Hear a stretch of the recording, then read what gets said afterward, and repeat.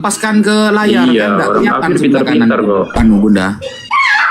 Ya Ustaz, Itu kan nggak kelihatan, yang pinggir kanan nggak kelihatan, pinggir kiri nggak kelihatan. dipanjangin Ustaz. Yuk, Bahasa Indonesianya aja Ustaz ya. lafadznya itu, lafadznya belum ada itu yang dimaksud Mas Wef itu. Coba ke bawahin. Ke bawahin. Se. Gimana ya, susah sih, saya nggak bawa HP 2 soalnya. Kalau enggak Bunda Rahma baca Arabnya, baca juga artinya. Ntar. Jangan Indonesianya Bun, Arabnya Bun.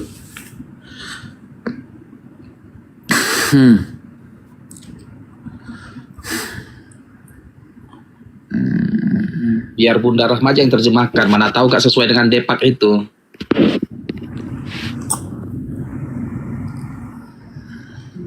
Susah. Anu udah kelihatan semua, yang pinggir udah kelihatan. Nggak bisa itu. Tapi itu gini, intinya itu gini. Intinya gini.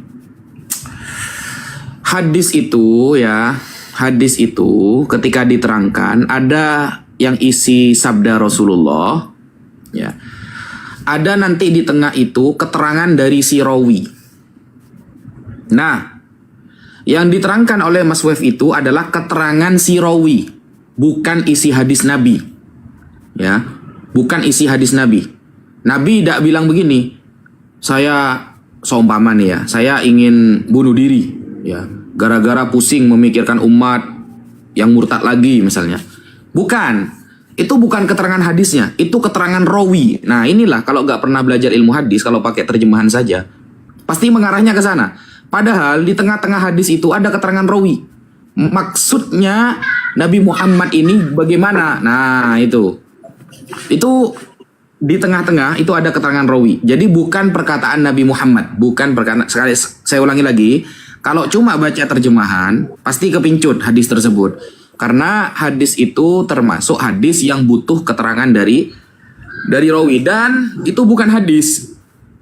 Itu bukan hadis. Gitu. Ya intinya itu kan sudah ada di dalam hadis Sahih Bukhari kan Sahih itu. Bukan Kan hadis sudah itu. intinya kan Makanya saya ada ulang di lagi, itu bukan dalam hadis, itu hadis keterangan rawi. Sahih Bukhari. Gitu Bang. Sampean tahu nggak hadis Sahih loh Bukhari itu. itu apa? Ya udah itu kan hadis kalian gitu kok. Nah, saya mau tanya ngeliat dulu, sana, ngeliat hadis sini, Sahih Bang. Bukhari Jangan itu ngeles-ngeles apa? gitu ah. Ya udah itu kan Nah, itu kan nggak orang paham, yang nggak bisa. menulis hadis kan Karena namanya kan Bukhari. cuma baca terjemahan dia, nggak bisa. Iya.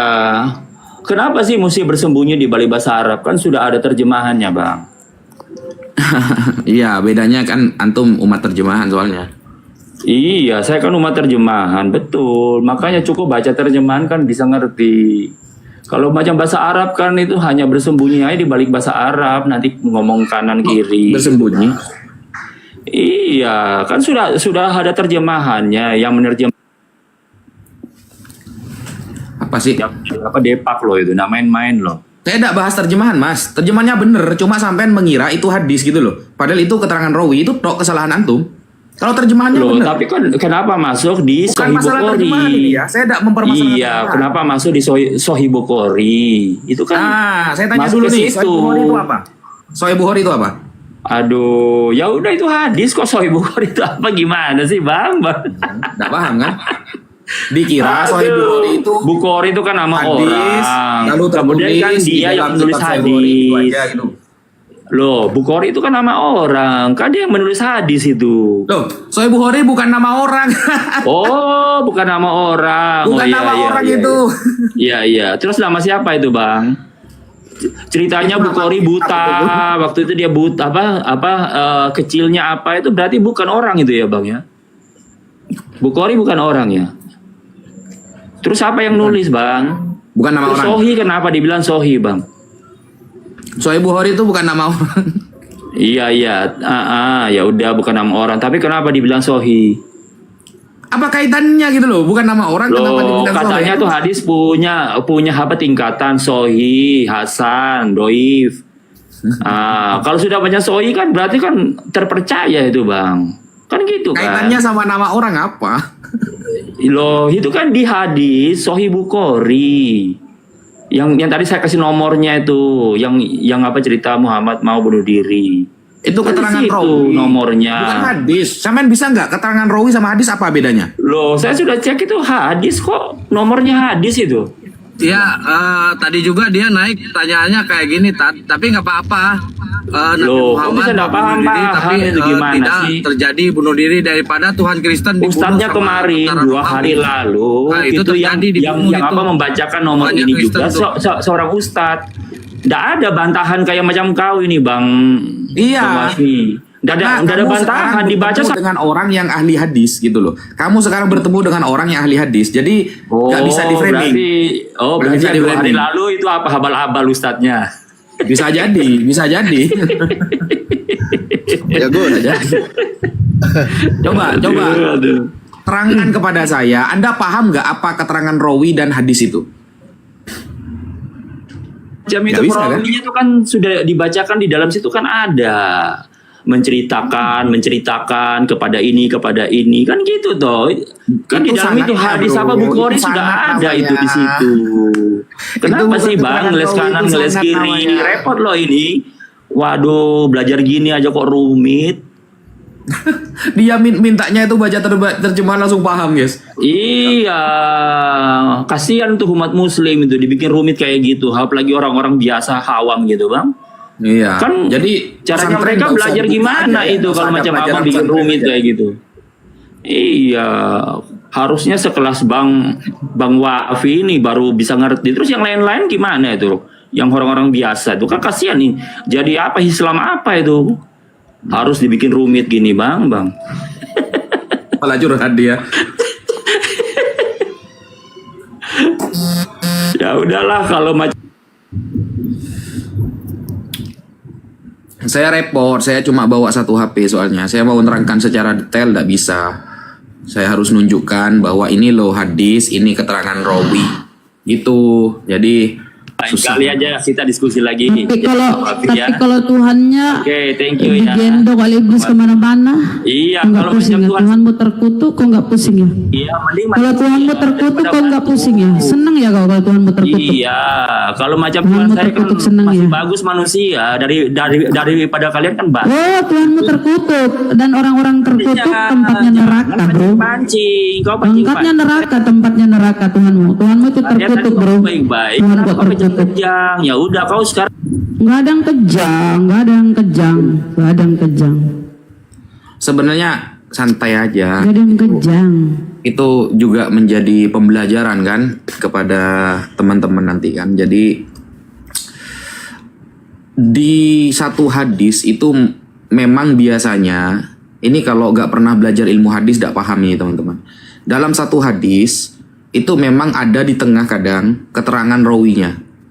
Qala itu ada keterangan rawinya, itu tidak masuk ke hadisnya, tidak masuk ke hadisnya. Dan keterangan rawi itu pribadi, ya nggak bisa dibenarkan, pribadi, pendapat pribadi gitu loh. Nah, Kristen tadi yang tadi itu mengira kalau sudah ada Arab di Sahih Bukhari itu langsung hadis semua dari Nabi semua. Enggak gitu guys, kayak gitu. Jadi ada hadis panjang nih, berarti itu semuanya hadis tertulis dalam Sahih Bukhari berarti hadis. Enggak gitu. Jadi ada kadang di tengah-tengah itu di sela-sela itu rawi, orang yang meriwayatkan hadis ini menerangkan maksudnya mungkin begini. Nah, itu pendapat pribadi itu. Nah, pendapat pribadi apa ya? Insting dari maksud dari hadis itu, dan itu bukan isinya hadis. Dan itu la yu'tabar, dak mu'tabar, gak bisa dianggap sebagai dalil itu. Contoh Bunda Rahma, saya menerangkan tentang Bunda Rahma ya. Bunda Rahma ke pasar beli tahu. Nah, lalu ada orang mengatakan ya mungkin maksudnya beli tahu 5.000. Nah, mungkin maksudnya beli tahu 5.000. Ya itu keterangan rawi namanya. Kristen mengira kalau sudah Arab semua dalam kitab Sahih Bukhari semuanya hadis gitu. Enggak gitu guys. Kalau nggak pernah belajar ilmu hadis tidak paham itu, dan Kristen cuma pakai terjemahan gitu, minta langsung paham, langsung ngerti semua, nggak bisa. Bukan footnote ya, bukan footnote. Kalau footnote kan di bawah. Itu di tengah-tengah sela-sela hadisnya itu. Ya, kalau footnote kan di bawah. Di catatan kaki itu biasanya di bawah. Itu enggak, memang di tengah-tengah hadisnya gitu loh. Jadi kalau nggak pernah tahu apa syakkur rawi, kadang ada syakkur rawi dengan menggunakan huruf atof au biasanya di tengah-tengah hadis itu. Syakkur rawi itu adalah ketika rawi meriwayatkan dia sedang ragu, maksudnya menggunakan lafadz ini atau lafadz yang ini. Nah gitu, namanya syakkur rawi. Di tengah-tengah hadis itu tertulis, dianggaplah satu baris dengan hadisnya itu. Kalau footnote kan di bawah. Itu loh, tapi kalau nggak pengen belajar ilmu hadis kayak Oten tadi, langsung pengen paham ya susah. Ya lanjut Mas Kores.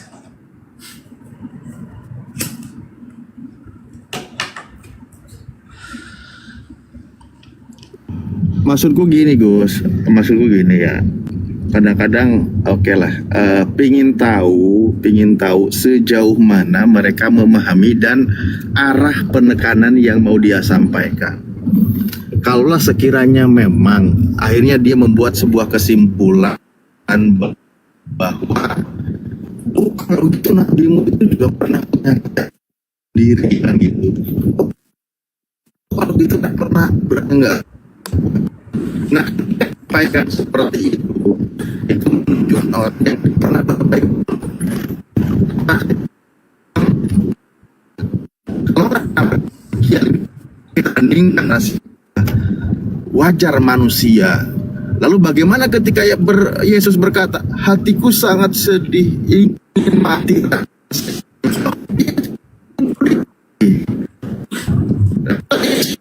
Like Ustaz, suaranya putus-putus.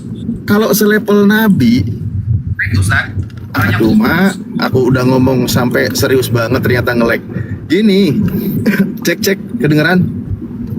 Ya, Halo, cek. ya kedengeran. Oke, baik.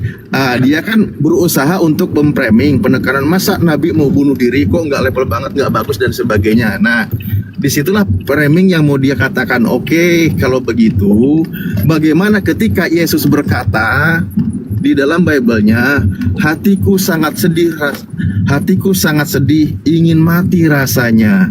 Lah, ini malah Tuhan loh mau mati, ingin bunuh diri, mau mati rasanya. Berjaga-jagalah kalian di sini, kan gitu. Loh coba, kalau kau katakan level Nabi tidak masuk akal, apalagi level Tuhan. Gitu loh.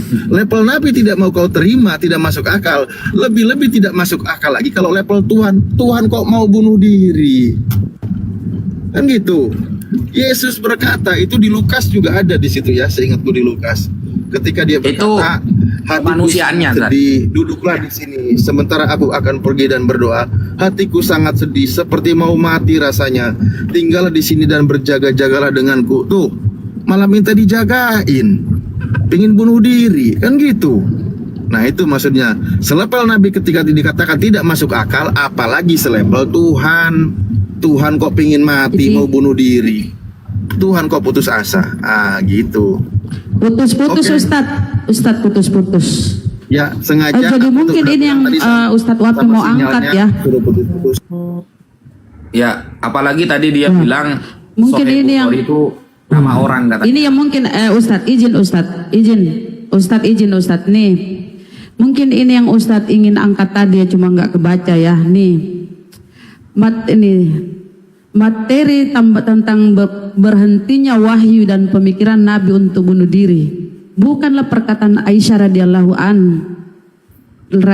anhu ya, melainkan perkataan Az-Zuhri ya. Az-Zuhri ini mungkin yang Ustaz ingin angkat ya. Az-Zuhri yang merupakan salah seorang tabi'in dan tidak sejaman dengan peristiwa itu. Jadi Az-Zuhri ini menceritakan. Jadi hadisnya ini apa ya? Ya, Hanya itu cerita namanya yang keterangan diceritakan ar-rawi. lagi, hadis yang Ya. diceritakan. Jadi gini Bun. Keterangan ar-rawi ya Ustaz ya. Ya, jadi begini Bun. Silakan, Hadis silakan. itu ketika disebutkan Imam Az-Zuhri ya, itu memberikan keterangan di tengah-tengah hadisnya itu. Nabi sampai ingin bunuh diri. Itu bukan perkataan Aisyah. Bukan, kalau jadi Sayyidah Aisyah kan isi hadisnya. Benar. Nah, Az-Zuhri ini tabi'in, tidak sezaman dengan Nabi, menambahkan keterangan bahwa Nabi sampai ingin bunuh diri itu. Nah, itu pendapat pribadi dia. Itu bukan isi hadisnya itu. Apalagi tadi Wafe Iya. mengatakan Sahih Bukhari itu nama orang. Wah, itu sudah ngawur itu. Sahih Bukhari nama orang katanya. Ngawur itu sudah. Berarti dia itu nol berarti kan. Ngelayani kayak gini rasanya. Jadi Az-Zuhri ini ya, Imam Az-Zuhri ya, ia tidak menyatakan bahwa ada seorang pun sahabat yang mengatakan hal itu kepadanya. Oleh karena itu ketika ia menyatakan hal itu dengan riwayat, ia mengawalinya dengan perkataan menurut riwayat yang telah sampai kepada kami. Assalamualaikum warahmatullahi wabarakatuh, Gurunda. Assalamualaikum Bang. Waalaikumsalam warahmatullahi wabarakatuh semuanya. Masya Allah. Assalamualaikum warahmatullahi wabarakatuh. Maaf ini saya telat. Maklumlah anak muda kan. Allahu Akbar, Masya Allah. Lagi mengatur rencana ya. Mengatur rencana. Iya. Apa kejadian ini? Ada gempa kah? Ada gempa. Kejadian 3.15. Aman Bang, aman. Masya Allah. Alhamdulillahirabbil. Gimana mau lanjut perdiskusian? Ibnu Hajar, saya lanjutkan sedikit. Iya. Oke, jadi ini diudahi aja ya Ustadz, diudahi aja atau gimana Ustadz? Ya, jadi Sedikit lagi Ustadz. saya kasih Ya. kesimpulan begini Bunda ya, sebelum ditutup diskusi tadi itu. Jadi jangan dikira teman-teman kalau tertulis dalam kitab Sahih Bukhari berarti itu hadis semua. Arab itu dari 1 sampai 5 paragraf hadis semua, nggak gitu. Kadang rawi yang meriwayatkan seperti Imam Zuhri ya, memahami hadis itu, dikasih keterangan di tengah-tengah. Nabi saking dari pusingnya sampai mau bunuh diri. Nah, dari hadis tadi itu tentang wahyu pertama itu, Nabi saking dari pusingnya memikirkan umat sampai mau bunuh diri. Nah, itu adalah keterangan rawinya, bukan isi hadisnya. Tapi memang itu ada di tengah-tengah lafaz hadis. Jadi kalau cuma modal terjemahan, gak bisa saudara, gak bisa. Dan itu berkali-kali, sering. Kadang ada istilahnya syakkur rawi. Yang meriwayatkan itu sedang ragu menggunakan lafal A atau B. Sehingga di tengah-tengah biasanya dikasih au. Au itu maknanya atau. Lafat ini atau lafat ini ketika meriwayatkan Sayyidah Aisyah. Nah itu ada di tengah-tengah hadis. Itu bukan hadis. Itu syakkur rawi namanya au itu. Nah, ada keterangan rawi yang di tengah-tengah hadis. Nah, kalau cuma baca terjemahan tidak bisa, saudara. Tidak bisa. Ya, mungkin itu kesimpulan dari saya. Lanjut, Bang Zuma. Ya, baik sahabat-sahabat sekalian. Ya, apa tadi ini? Nabi Muhammad dituduh bunuh diri itu, ingin bunuh diri. Ya, ketika tidak ada wahyu datang, katanya ingin bunuh diri. Padahal itu hanya ungkapan si Imam Az-Zuhri. Ya, kalau saya menurut saya itu riwayat yang tidak sahih malah. Kenapa? Karena ada tambahan redaksi yang termaktub dalam Sahih Bukhari yang kemudian jelas tidak memenuhi syarat yang ditetapkannya sendiri, sehingga tidak bisa disebut sebagai riwayat kitab sahih. Meskipun dia berada kemudian di Sahih Bukhari kan gitu ya. Betul ya, kata Bunda Rahma. Kan gitu. Betul. Karena kemudian itu ada bumbu-bumbu dari perkataan Az-Zuhri. Az-Zuhri ini bukan perawi lain yang merupakan berita yang sanadnya terputus dan tidak sahih. Jadi tidak perlu kemudian kita sikapi yang kayak gitu ya. Kita umat Islam itu sudah paham. Baginda Rasulullah Muhammad SAW tidak pernah sedikit pun meragukan status kenabiannya. Kenapa? Karena Allah Subhanahu Wa Taala telah menguatkan hatinya dengan wahyu. Dari wahyu-wahyu yang diterima kemudian justru wahyu itu menguatkan dirinya. Adapun rasa takut atau rasa cemas atau rasa was-was yang beliau rasakan ketika kemudian turun wahyu pertama kepada beliau, itu menunjukkan sisi kemanusiaan beliau, manusia biasa, ya, dan betapa beratnya memang menanggung resiko daripada menerima wahyu aturan Tuhan, di mana beliau adalah rasul dan penutup para nabi. Jangankan Nabi Muhammad yang manusia, alam semesta ini aja tidak sanggup menerima titah kenabian dan kerasulan tersebut, tidak sanggup membawa risalah kenabian itu. Berat sekali, ya. Bahkan Rasulullah Muhammad SAW itu merasakan sakit saat wahyu turun dalam beberapa cara lain kepada beliau. Nah, itu pun dirasakan oleh Yesus di dalam kitabnya saudara Kristen kita itu kan, misalnya dalam Lukas 22, ketika malaikat datang kemudian memberikan wahyu kepadanya, apa yang dirasakan oleh Yesus pada saat itu? Ketakutan, sampai keringatnya kemudian itu seperti titik-titik darah yang bertetesan ke tanah. Ada nggak manusia di atas muka bumi ini ketakutan sampai keringatnya seperti titik darah? Ada nggak? Nggak ada. Yesus pernah merasakan itu. Bahkan di dalam Ibrani 12:21 ya, Ibrani 12 nomor 21. Di situ juga Nabi Musa alaihissalam diceritakan, aku sangat ketakutan dan sangat gemetar. Artinya apa? Bahwa para nabi ketika menerima wahyu, karena mereka itu manusia biasa, menerima titah dari pencipta langit dan bumi, ya itu berat. Memang berat. Tapi Rasulullah bukan berarti dia itu pernah mengalami keadaan di mana seperti yang dituduhkan pingin bunuh diri. Itu nggak ada itu. Kita bisa kemudian uji, ya, ada di Nawawi. Silakan aja nanti tunggu waktu. Kita ulas sampai kepada akar-akarnya. Saya jamin, ya, saya jamin bahwa itu adalah riwayat yang kemudian apa bilangnya ya, itu tidak sahih lah, riwayat yang tidak sahih. Seperti itu dari saya. Silakan. Masya Allah, siap. Itu kesimpulan Ya, saya. Ustaz, Nanti Gurunda, diluruskan mata aja. rantainya terputus, betul. Mata Ya. rantai terputus. Pertama disapain dulu mungkin tamunya. Oke, Ales, Kristen Muslim, Gabriel, Kristen Muslim, Halo Bang, selamat malam. Alam, Sebentar ya Bang, saya siapin data dulu Bang. Sebentar. Lanjut dulu.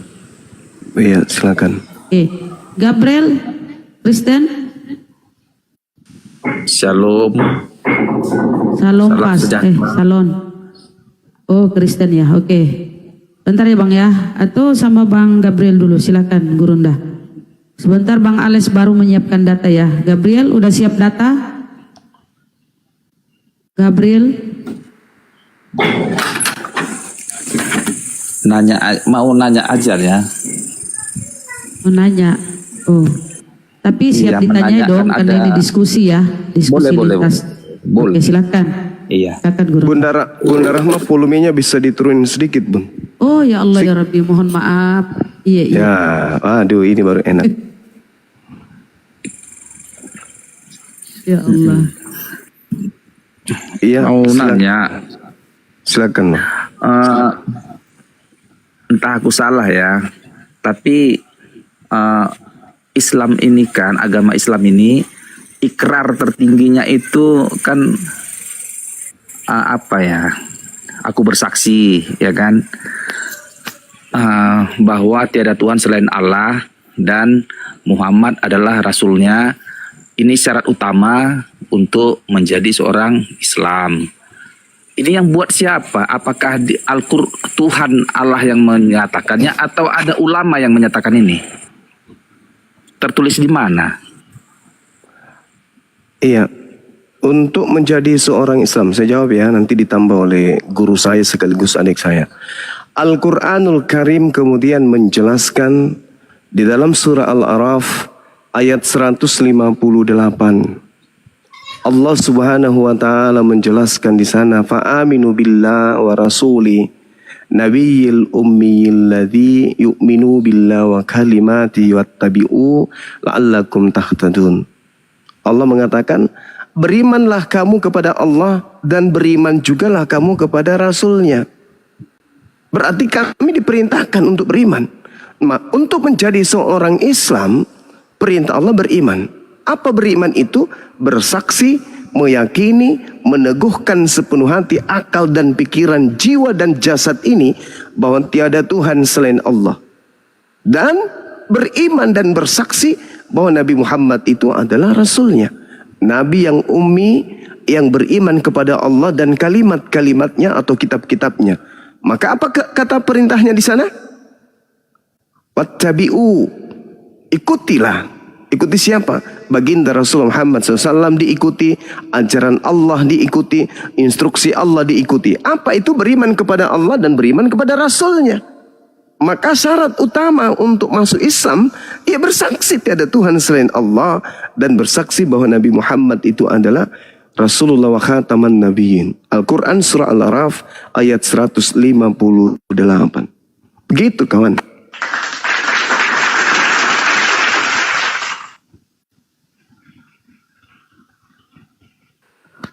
Bang Juma, surat Al-Araf ayat 158 itu cobalah dulu dibacakan bahasa Arabnya. Apakah memang dia asyhadu anna ilaha illallah sampai seterusnya itu?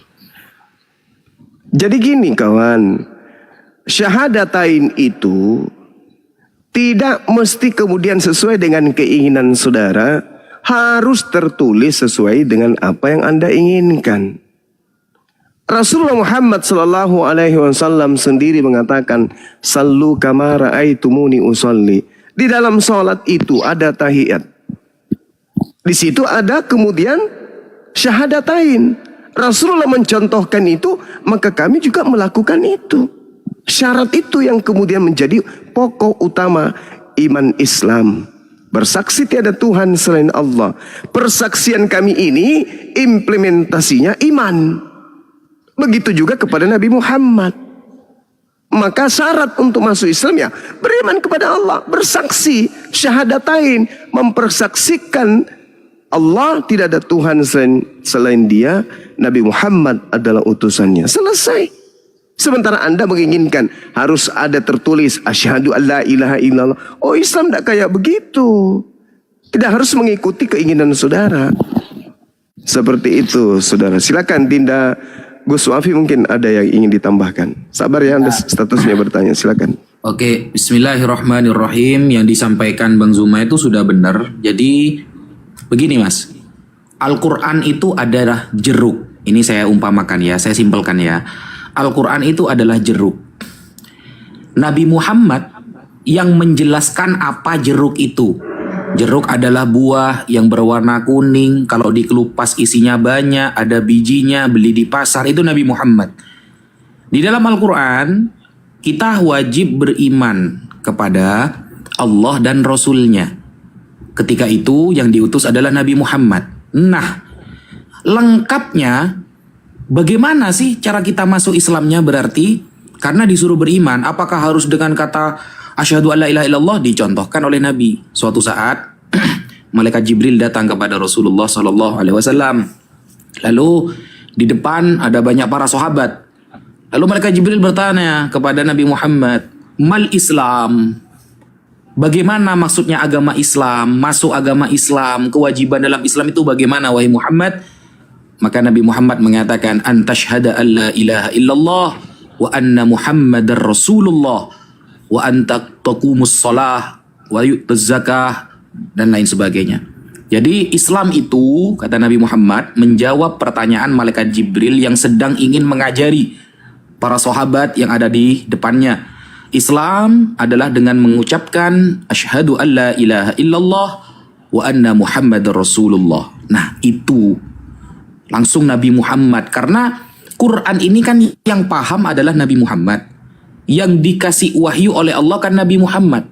Maka ketika Al-Quran menerangkan sesuai yang disampaikan Bang Zuma tadi, wajib beriman kepada Nabi Muhammad dan Allah. Maka diajari oleh Nabi Muhammad kepada para sahabat untuk mengatakan dua kalimat syahadat tersebut. Itu hadis sahih, riwayat Imam Bukhari dan Muslim. Sekian, lanjut. Masya Allah. Silakan Bang Jibril. Terima kasih Ustadz Wafi. Tadi kan Ustadz bilang bahwa malaikat Jibril mendatangi Nabi dan bertanya, bagaimana ketika Nabi bersama sahabat, bagaimana syaratnya agar masuk menjadi umatmu? Lalu muncullah kata-kata 2 kalimat syahadat tadi. Tertulis di mana, hadis nomor berapa itu ucapan itu, Ustadz Wafi? Oke, ini saya bukakan ya. Riwayatnya itu. Bentar.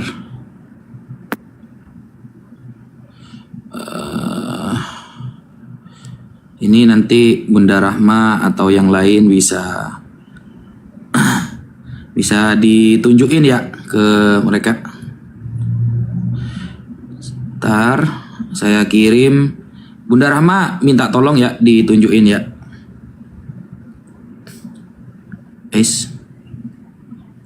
Saya kirim di grup Bunda Rahma.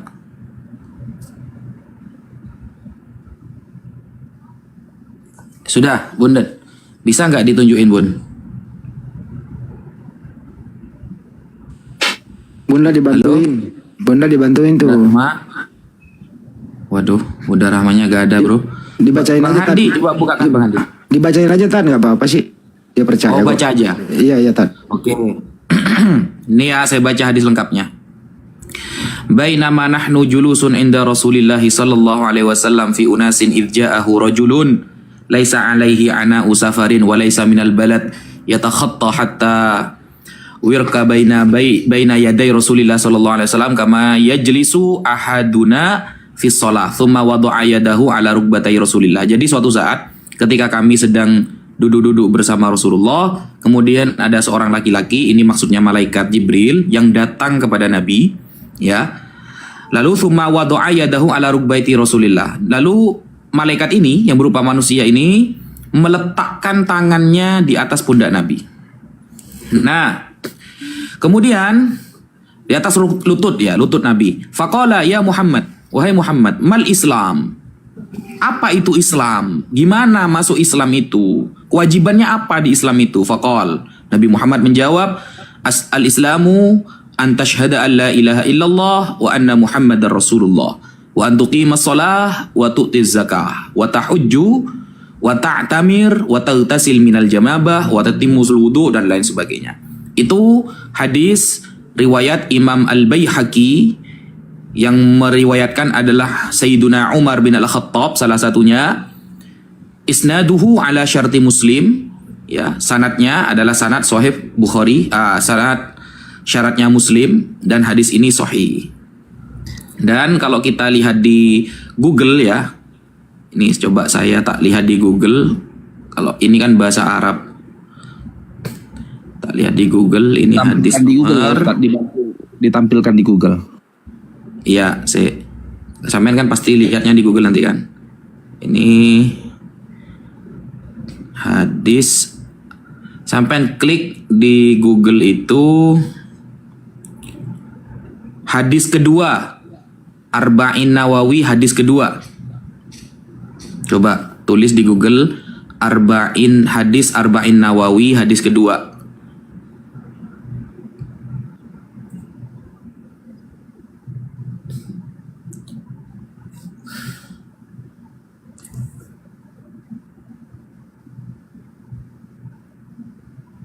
Sudah ya, lanjut Bang Zuma. Iya, baik. Jadi memang agak berat ya kalau seorang Kristen bertanya tentang Al-Quran. Karena itu sama halnya anak TK bertanya kepada seorang profesor terkait dengan buku kedokteran. Itu agak berat karena belum kaji Nggak tentang boleh Islam. gitu, jawabnya cuma nggak boleh gitu. Ketika saudara guru kami menjelaskan kepada Anda, apa yang Anda tangkap? Begini, seperti Yesus, aku bawa ke Yesus dulu ya, seperti memecah-mecah roti dan aku nggak mau juga hanya mana aja aku tanya. Enggak, saya nggak tanya itu. Yang saudara terima tadi dari penjelasan guru kami itu apa? yang bisa kuterima masih ngambang. Artinya Nah, itulah aku yang ku bilang. Itulah yang saya katakan. Anak Begini, TK Juma. kalau dijelaskan, sabar dulu. Nggak Sabar bisa dulu. kayak gitu. Sabar dulu. Kapasitas Iya. otakmu tidak sanggup menerima ilmu Islam. Nggak Loh, memang begitu faktanya. Kamu mengatakan ngambang. Coba. Ngambang katamu. Iya, karena kamu tidak bisa. Kamu itu anak TK bertanya tentang keilmuan yang sudah tinggi. Ilmu langit kamu tanya. Pengetahuanmu membedakan antara manusia saja dengan setan kamu nggak bisa. Jadi habis-habiskan waktu. Izinkan saya kemudian menjelaskan. Tidak usah banyak tanya lagi nanti. Nanti saya balik nanya, nanti nangis. Al-Quran mengatakan fa'aminu billah wa rasulih wan nuril ladzina anzalna wallahu bima ta'maluna khabir. Maka berimanlah kamu kepada Allah. Kami harus beriman kepada Allah. Dan iman kami itu harus kami persaksikan. Dan beriman jugalah kepada Rasulnya. Dan beriman jugalah kepada Al-Quran. Itu. Maka konsep iman dalam Islam itu kami harus mempersaksikan niat, lisan, perbuatan. Tuh yang dikatakan iman. Makanya di dalam Al-Quranul Karim perintahnya kemudian kepada baginda Rasulullah Muhammad SAW, inna arsalnaka syahida wa mubashshira wa nathira. Sungguh aku Allah mengutus engkau wahai Nabiku Muhammad sebagai saksi, membawa berita gembira dan peringatan. Itu. Kamu sebagai kuutus sebagai pembawa kabar gembira dan memberi peringatan kepada manusia sebagai saksi. Litu'minu billah wa rasuli. Agar kamu semua beriman kepada Allah dan Rasulnya. Maka kami umat Islam harus bersaksi tiada Tuhan selain Allah. Dan Nabi Muhammad itu adalah Rasulullah. Selesai bagi orang yang berakal. Ente muncul bertele-tele-tele. Ngambang. Kenapa ngambang? Tidak ada perangkat. Begini Juma, apa emang ulama yang merumuskan itu? Begitu maksudku. Lah, saya sudah menjelaskan Al-Quran. Tanpa ulama jelaskan pun orang berakal pasti sudah paham. Tadi kan Ngerti dari ente? hadis, berarti bukan perintah Ini Allah. dari Al-Quran. Hadis pula mau ku bahas. Hadis itu kitabnya bahasa Arab. Mana bisa kau mengerti? Kalau Al-Quran kan perintah Allah. Kalau hadis kan riwayat Nabi Muhammad. Apakah Al-Quran itu perintah itu Allah? sudah dijelaskan. Al-Quran itu pokok hukum-hukumnya. Untuk mengurainya maka Allah mengutus wakilnya yaitu Nabi Muhammad. Nabi Muhammadlah kemudian yang punya tugas menguraikan isi dalam Al-Quranul Karim. Bil bayyinati waz zubur wa anzalna ilaika dzikr litubayyina lin-nasi ma nuzzila ilaihim wa la'allahum yatafakkarun. Itu jelas itu. Nabi Muhammad punya legalitas untuk menjelaskan kalimatullah kepada seluruh umat manusia. Maka sudah diurai tadi. Nabi Muhammad mengajarkan, salatlah kalian sebagaimana aku salat. Apa bacaan salat diantaranya? Ada itu. Asyhadu an la ilaha illallah wa asyhadu anna Muhammadar Rasulullah. Petunjuk. Kami ikuti. Al-Quran juga membentengi kami dengan akidah itu, dengan ajaran itu. Tak ada masalah di sana. Nah sekarang Anda sok-sokan datang bertanya. Seakan-akan Anda itu santri yang sudah mondok bertanya kepada seorang ulama. Kan saya nggak tahu Juma, bertanya. Saya mengatakan kepada saudara kapasitas untuk menerima jawaban di otak Anda itu belum ada. Ketawa pula. Begini loh. Nah, sekarang begini aja deh. Sekarang begini. Saya boleh balik bertanya? Boleh. Oke. Tolong tunjukkan kepada saya di mana ajarannya. Kan Yesus nih bersaksi nih. Aku bersaksi bahwa semua mukjizat yang telah aku lakukan, mukjizat yang diperintahkan oleh Tuhan untuk aku kerjakan, mukjizat itu yang aku kerjakan sekarang, dan mukjizat itu yang bersaksi tentang aku bahwa aku adalah utusan Bapa. Itu kesaksian Yesus tuh. Ada Di mana kesaksianku. ayat itu? Nggak ada kayak gitu tertulis Juma. Yohanes 5 nomor 36. Inilah yang saya katakan kapasitas anak TK ingin Bukan, membahas tentang artinya Quran. ayat itu jangan kau tambah-tambahi. Ketinggian. Kamu ketinggian membahas Al-Quran. Belum bisa. Kamu loloskan dulu dirimu dari ajaranmu, baru kemudian masuk ke Quran. Patahkan dulu argumentasi kitabmu dengan akalmu, baru bisa Tunjukkan mendapatkan pakai cahaya kamera Al-Quran. lah. Aku handphoneku satu aja nih, pakai satu Yohanes 5 nomor 36, ada kesaksianku yang lebih penting dari kesaksian Yohanes Pembaptis, bahwa semua pekerjaan yang aku kerjakan, yang diperintahkan, pekerjaan itu juga yang aku kerjakan saat ini, dan pekerjaan itu yang bersaksi tentang aku, bahwa Bapa yang telah mengutus aku. Yesus membangkitkan orang mati, orang buta melihat, orang lumpuh berjalan, angin menjadi tenang, kemudian air menjadi anggur dan seterusnya. Itu untuk pembuktian kalau dia itu dipersaksikan oleh pekerjaan-pekerjaan tersebut. Pekerjaan-pekerjaan dahsyat yang Yesus lakukan di tengah-tengah Bani Israel bersaksi kalau Yesus itu adalah Rasulullah. Kata siapa? Kata Yesus. Tertulis di mana? Yohanes 5 nomor 36. Sekarang muncul pertanyaan. Tolong tunjukkan di mana kesaksian Yesus yang menyatakan, barang siapa yang menyembahku, beribadah kepadaku, maka dia akan selamat masuk surga. Ada kesaksian seperti itu? Silakan.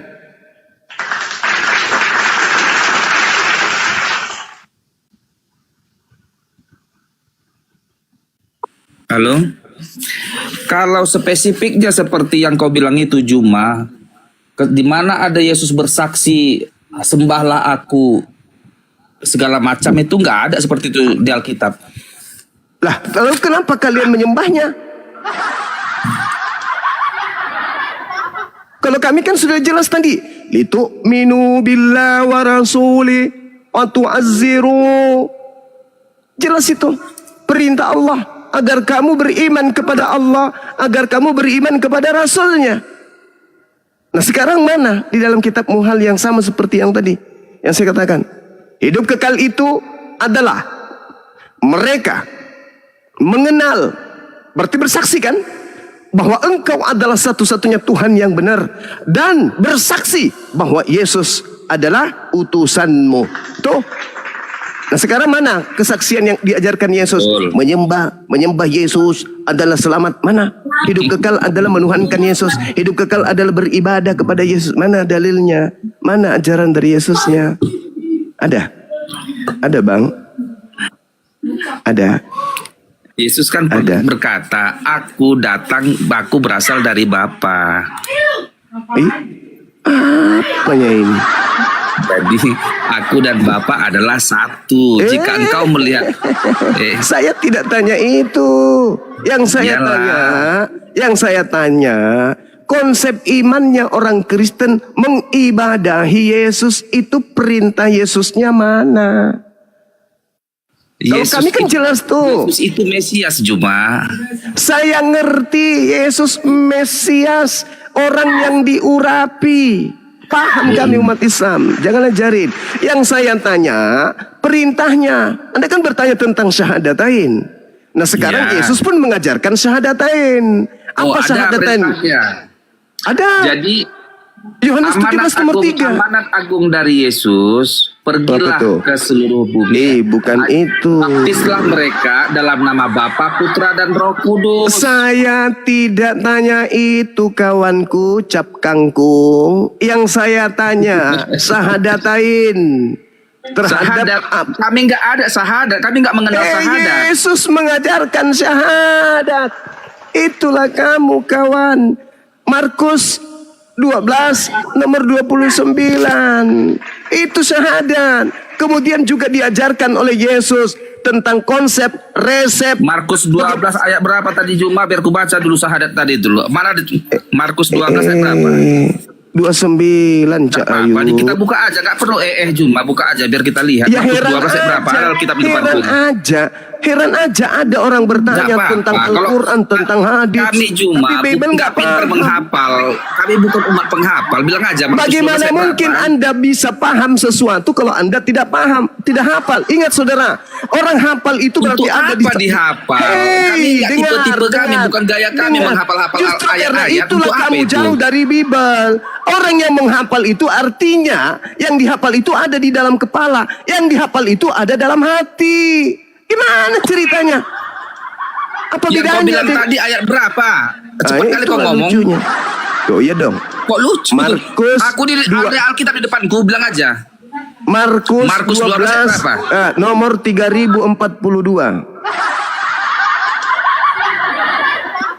Mau kiper. Masih mau kau datang besok.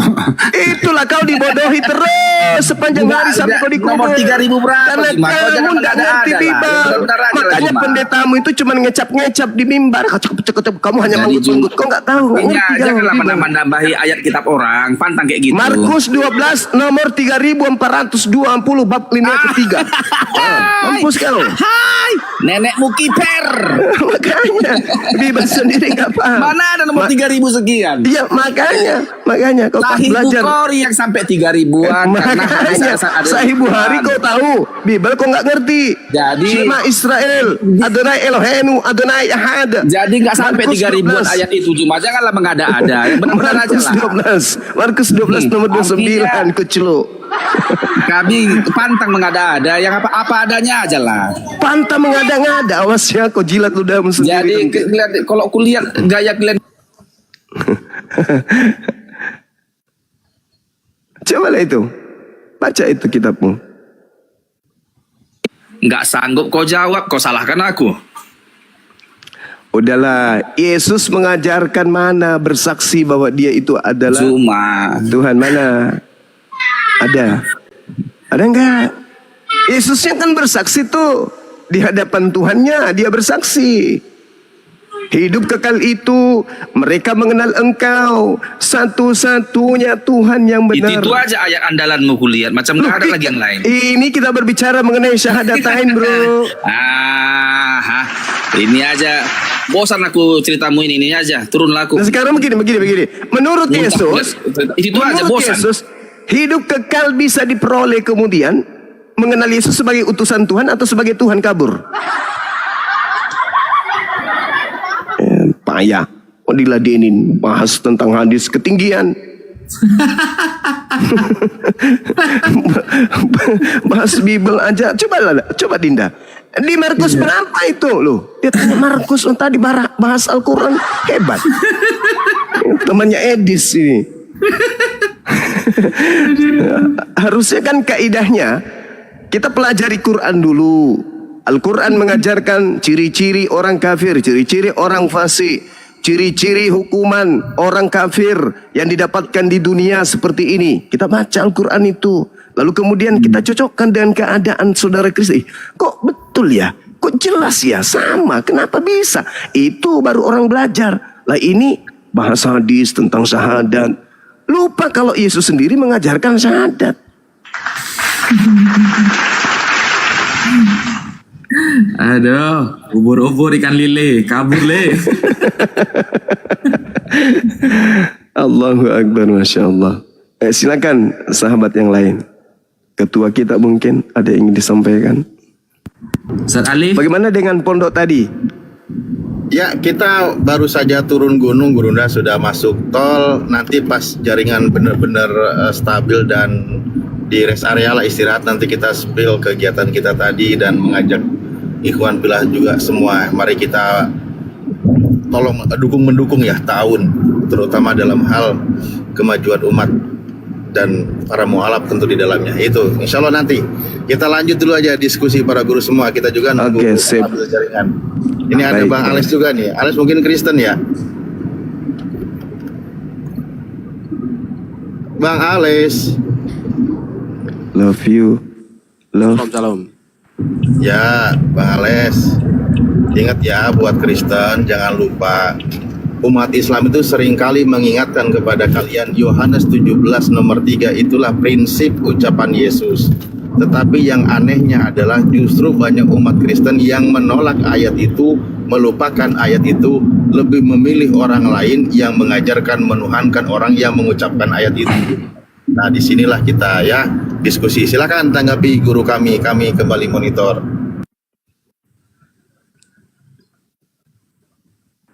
monggo Mas salam, Alex Bang. bertanya atau ditanya. Ini Bang, Dinda Maafi ini, Dinda Maafi yang bisa ini. Silakan. Ya silakan. saya bertanya, saya nggak mau debat sekarang, saudara. Nggak mau debat, nggak, pokoknya mau diskusi aja. Tapi tentang konsep ini, boleh nggak? Mumpung ada Ustadz Wafi di sini.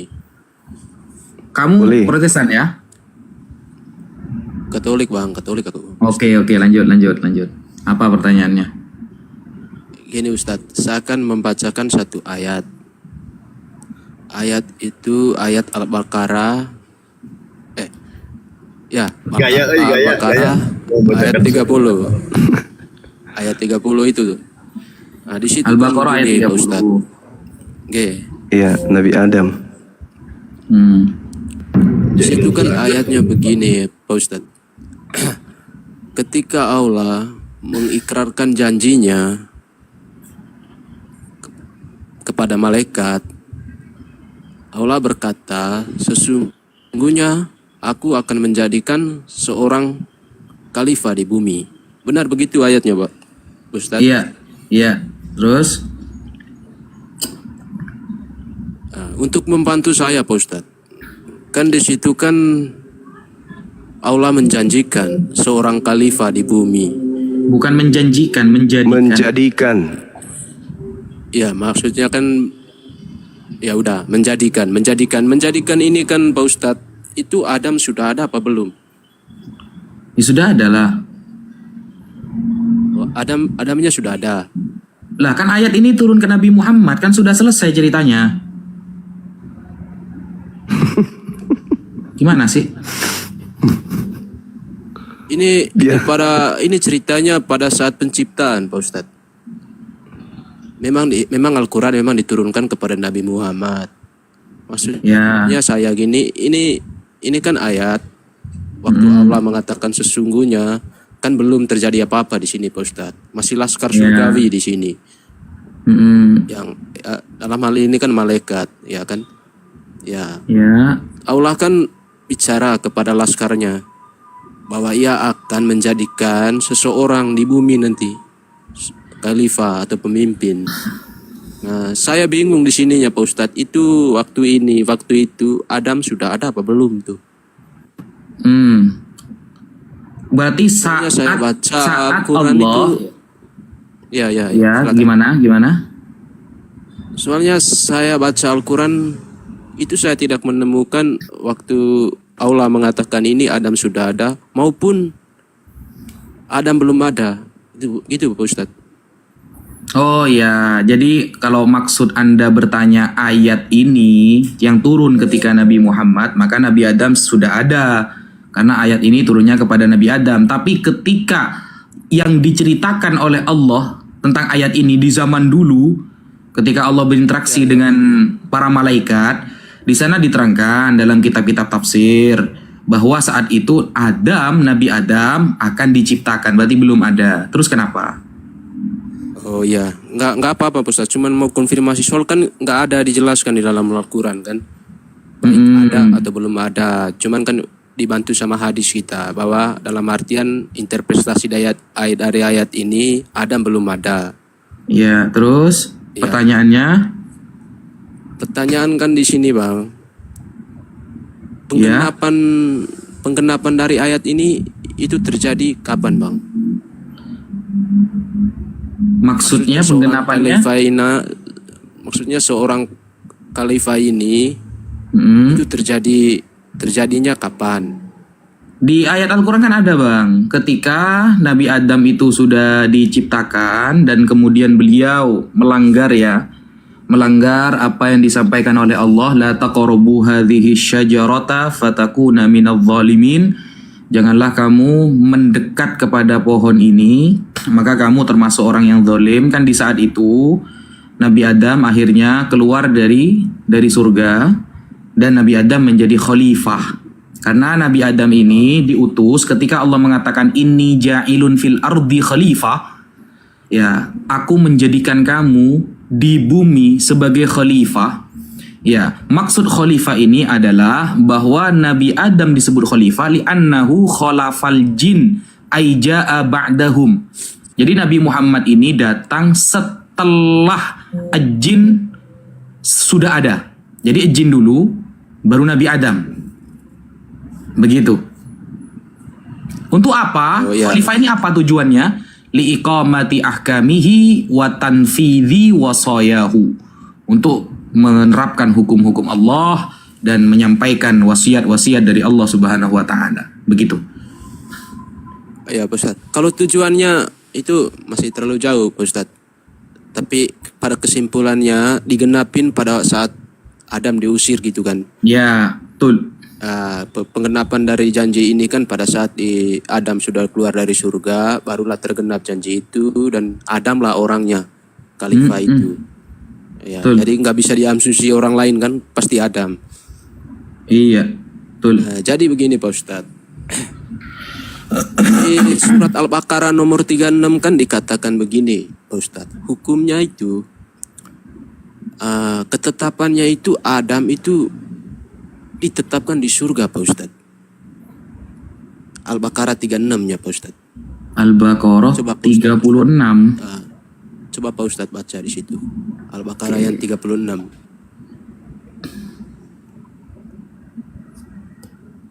Oke, terus? Di situ kan permulaan ciptaan Adam ini diciptakan untuk ditetapkan di surga kan Pak Ustadz. Ya. Begitu ya Pak Ustadz. Ya. Terus menyangkut dengan khalifah tadi, gini aja Pak Ustadz, saya juga bingung menguraikannya. Kalau misalnya ada ditetapkan di surga, itu ketetapan pada mulanya. Siapa yang membatalkan ketetapan ini untuk ada menjadi khalifah Pak Ustadz? Oh bukan, begini Mas, ini ya paham, ini sebenarnya pertanyaan sudah dari dulu ini ya.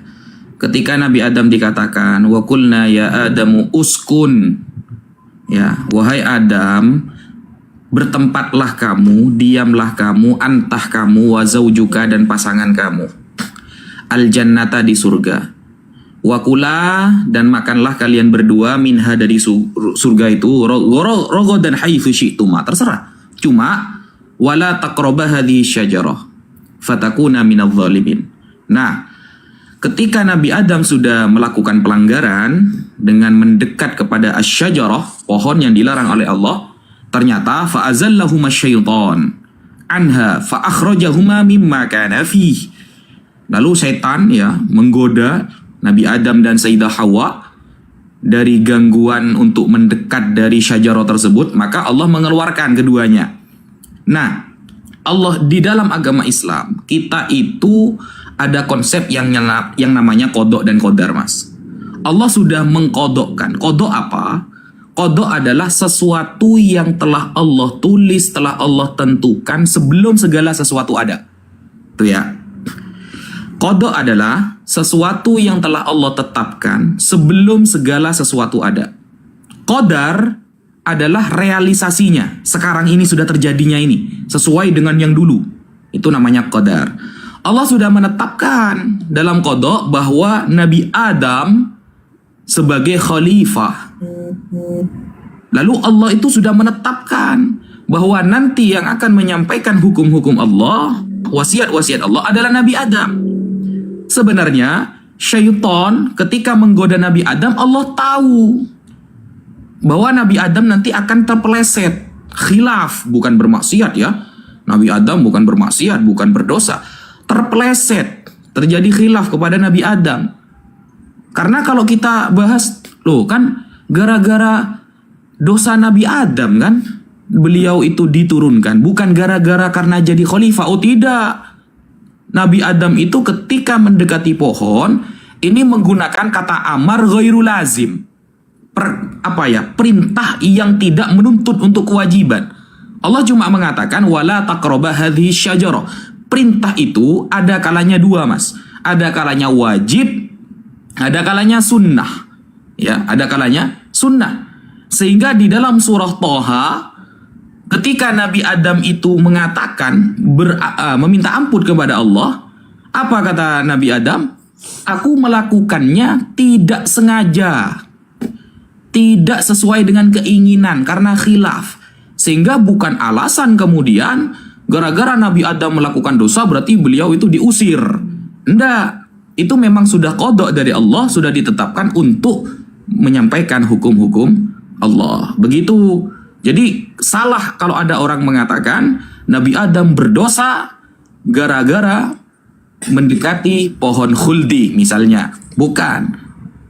Itu jawaban saya ini tertulis di dalam kitab Ismatul Anbiya yang ditulis oleh Al-Imam Fakhruddin Ar-Razi. Ya, begitu Mas. Baik Pak Ustadz, menarik penjelasannya tadi Pak Ustadz. Saya tangkapnya begini tadi, poinnya itu bahwa Allah akan menetapkan Adam ini menjadi khalifah di bumi. Begitu kan Pak Ustadz? Betul. Jadi dari sejak semula Allah udah tahu bahwa Adam itu ditetapkan untuk menjadi khalifah. Oke. Betul. Jadi di sini bisa nggak kalau kita fitnah bahwa Adam keluar dari surga itu karena kehendak Allah? Jika penarikan simpulannya begitu Pak Ustadz, coba uraikan ulang Pak Ustadz. Begini, berarti Anda gagal faham dalam hal kodoknya. Jadi begini Mas ya, Allah memberikan kita ikhtiar dan Allah yang akan menghendakinya. Contoh, saya kasih contoh gampang ya. Di depan saya ada masjid, ada gereja. Saya punya ikhtiar Mas. Saya bisa memilih akan kemana saya. Ke masjid atau ke gereja. Tetapi ketika saya sudah memilih, saya ke masjid. Di sana Allah akan memberikan kekuatan kita, akan menghendaki langkah saya, akan mentakdirkan saya akan pergi ke masjid. Jadi ikhtiar dari saya, kehendak dari Allah. Begitu ya. Saya ulangi, ikhtiar dari saya, kehendak terjadinya saya jalan ke masjid itu dari Allah. Nabi Adam ya, tahu bahwa beliau itu digoda oleh syaitan. Ternyata beliau terjadi khilaf, bukan melarang melanggar perintah Allah, tidak. Dan Allah tahu bahwa Nabi Adam akan khilaf. Kenapa? Karena Allah sudah akan menjadikan beliau sebagai khalifah di bumi, sebagai orang yang menyampaikan hukum Allah. Jadi kalau dikatakan kehendak Allah, iya, tapi ikhtiar siapa? Ikhtiar dari syaitan dan Nabi Adam. Tapi apakah berdosa? Oh tidak. Nabi Adam di dalam Al-Quran, di dalam surah Toha, ini ya saya bacakan ya. Kalau nggak salah surah Toha ya. Surah Toha. Sebentar.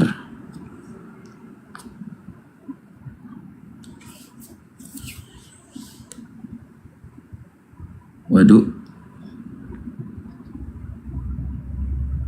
Ada. Waduh, tar ya.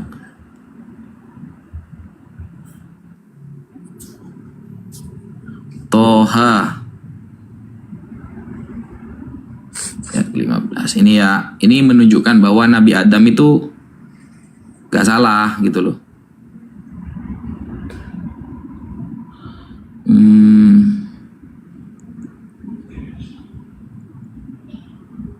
Bukan ternyata, bukan Toha.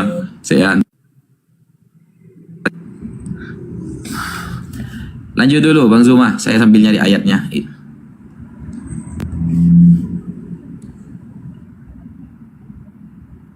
Ini repot kalau pakai HP 1 guys. Assalamualaikum warahmatullahi wabarakatuh. Waalaikumsalam warahmatullahi wabarakatuh. Ya, gimana Bang Alex? Sudah paham? Atau sambil saya tanggapi Bang Ustadz? Saya pakai HP 1 soalnya, jadi saya nyari anunya dulu ya. Saya ketik di layar satunya ini. Oke, siap. Saya bacakan Al-Quranul Karim, surah Al-Baqarah. A'udzubillahi minasyaitonirrajim. Fatalaqqa Adamu min rabbih kalimatin fataba alaihi innahu huwat tawwabur rahim. Kemudian Adam menerima beberapa kalimat dari Tuhannya, lalu dia pun menerima tobatnya. Allah menerima taubat dari Nabi Adam alaihissalam. Artinya Nabi Adam tidak ada dosa. Selesai perkara. Lanjutkan Dinda. Silakan. Iya, sebentar ya. Lanjut dulu teman-teman, saya sambil nyari ayatnya. Soalnya saya nyari di layar satunya ini, agak macet kalau di layar satunya.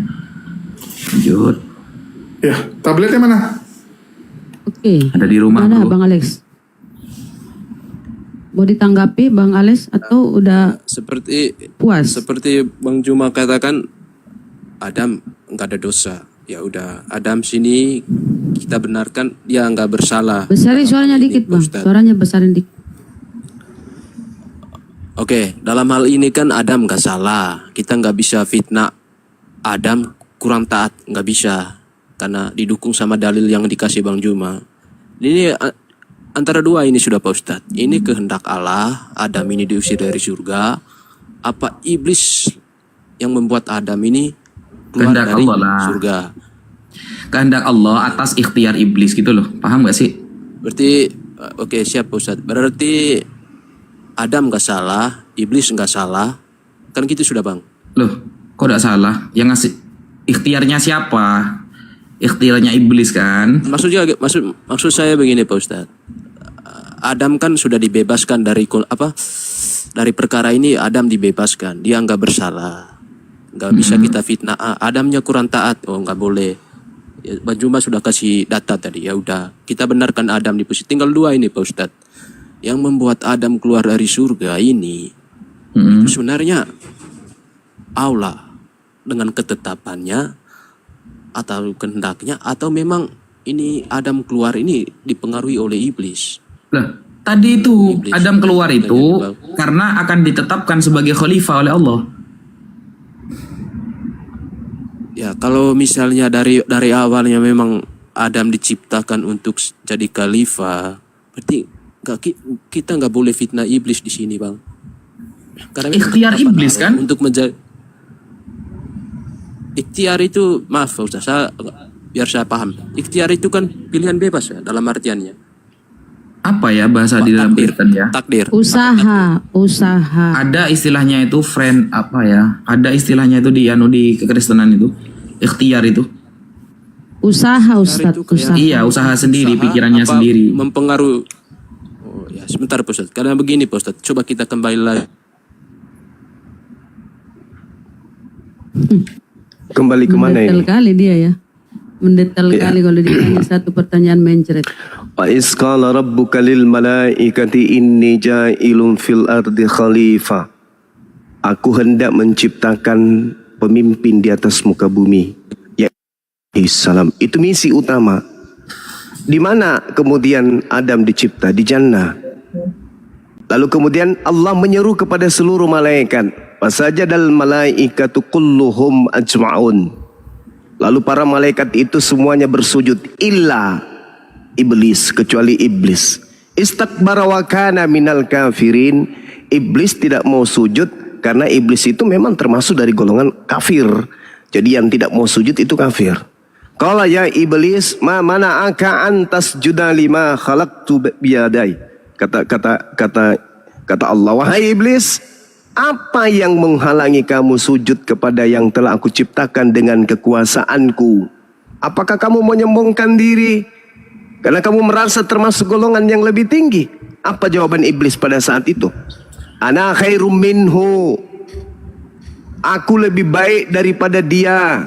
Aku ini, kata iblis, lebih baik daripada Adam. Karena engkau menciptakan aku dari api, sedangkan Adam engkau ciptakan dari tanah. Apa kata Allah kemudian? Keluarlah engkau dari surga ini. Keluarlah engkau dari taman ini. Fa innaka rajim. Sesungguhnya kamu adalah makhluk yang terkutuk. Karena diperintahkan sujud, tidak mau sujud. Allah kemudian mengutuk iblis itu dan memerintahkan kemudian keluar dari jannah. Itu perintah. Lalu ada kemudian persetujuan di sana. Wa inna alaika la'nati ila yaumiddin, dan sungguh kutukanku tetap atasmu sampai hari pembalasan, kata Allah. Apa kata iblis? Rabbi fa'anzirni ila yaumi yub'atsun. Ya Tuhanku, tangguhkanlah aku sampai pada hari mereka dibangkitkan. Allah mengatakan, sesungguhnya kamu termasuk. Aku tangguhkan. Aku penuhi keinginanmu kemudian. Ila yaumi waqtil maklum, sampai pada hari yang telah ditentukan waktunya. Lalu apa kata iblis? Fabi izzatika la uqwiyannahum ajma'in. Demi kemuliaanmu, maka aku pasti akan menyesatkan mereka semuanya. Illa ibadaka minhumul mukhlasin, kecuali hamba-hambamu yang terpilih di antara mereka. Maka apa kata Allah? Ya, maka yang benar adalah sumpahku, dan hanya kebenaran itulah yang aku katakan. Jadi iblis yang menginginkan, kemudian iblisnya yang mau. Karena iblis itu merasa lebih tinggi derajatnya daripada Adam. Dia mau menerima itu. Dia mau ikhlas iblis itu menerima kutukan. Yang penting Allah menangguhkan, memanjangkan usianya. Sepakat waktu itu. Iblis mengatakan, oke. Tapi saya akan menyesatkan mereka. Aku Tuhan, aku wahai Tuhanku akan membuktikan bahwa aku lebih baik daripada iblis. Aku lebih baik daripada Adam. Iblisnya berkata begitu. Aku buktikan. Tengok aja nanti ya Rabb. Mereka semuanya akan lebih rendah daripada aku. Terbukti hari ini kan. Banyak yang terpedaya dengan iblis. Banyak yang menyembah setan. Itu buktinya. Bahwa yang dinarasikan Al-Quran itu fakta real. Ketika Allah bertanya, iblis. Ayatnya Bang. Gimana dek? Silakan. Ketemu ayatnya. Jadi Alhamdulillah. Lanjut. ini Allah ya, Allah itu sudah mengatakan Nabi Adam itu tidak salah. Bukan gara-gara buah khuldi dia itu dikeluarkan dari surga. Betul kata Bang Suma tadi. Ya setan yang salah karena ikhtiarnya dia gitu loh. Asli pendapat dari setan. Nah ini ya, ternyata surat Toha ayat 115, bukan ayat 15 ya, kurang 100 tadi. Karena ayat ini sudah dulu saya catat, ini baru ketemu ya. Saya bacakan. Bismillahirrahmanirrahim. Walaqad ahidna ila Adam min qablu. Dan sungguh kami telah berpesan kepada Nabi Adam dahulu, Sudah dipesan oleh Allah bahwa jangan sampai tergoda oleh syaitan. Nah, fanasiyah. Tapi Adam lupa. Ini Allah yang menarasikan ya. Tapi Nabi Adam lupa. Walam najid lahu azma. Dan kami tidak mendapati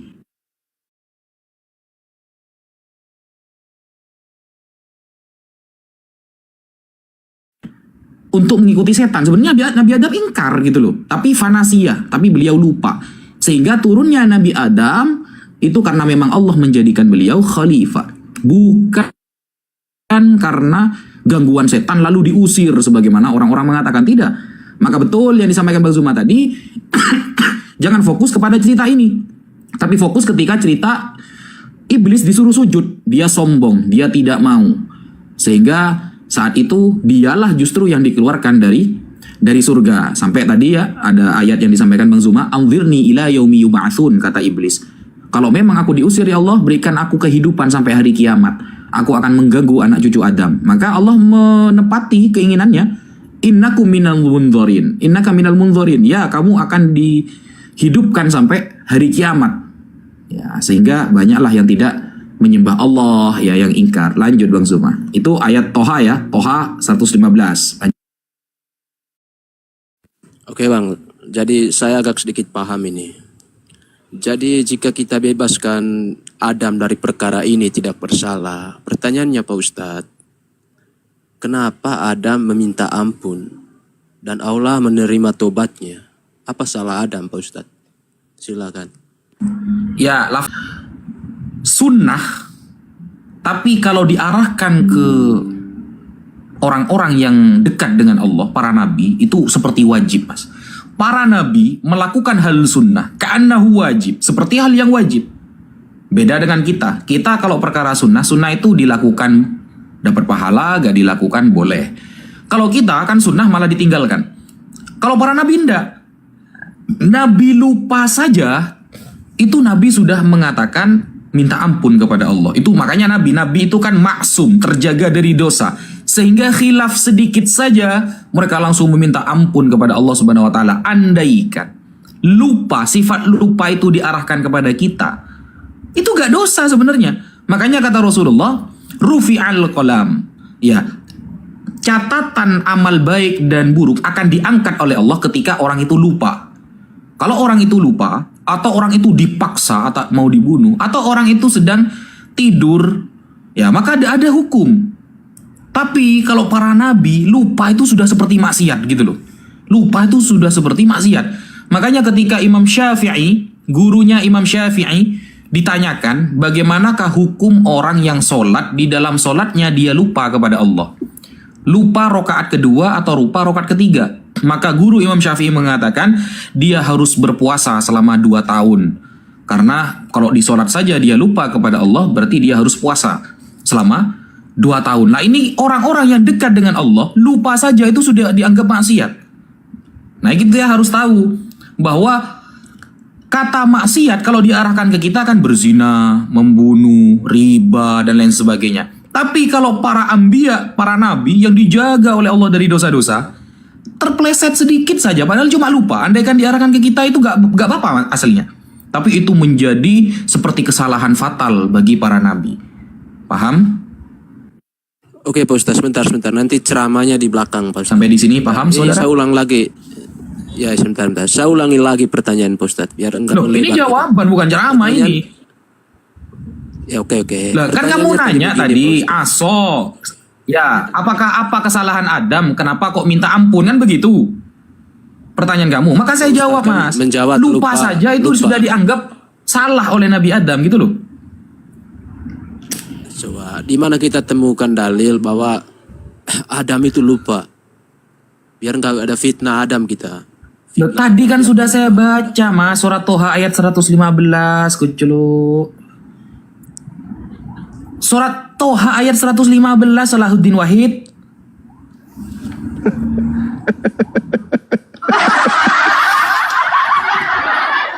Nabi Coba Adam baca itu, tidak, sorry, sedikit aja. Ya. Nabi Adam itu sudah diingatkan oleh Allah sebelum kemudian dijatuhkan oleh iblis. Wala taqraba hadhihi syajarata fatakuna minaz zalimin.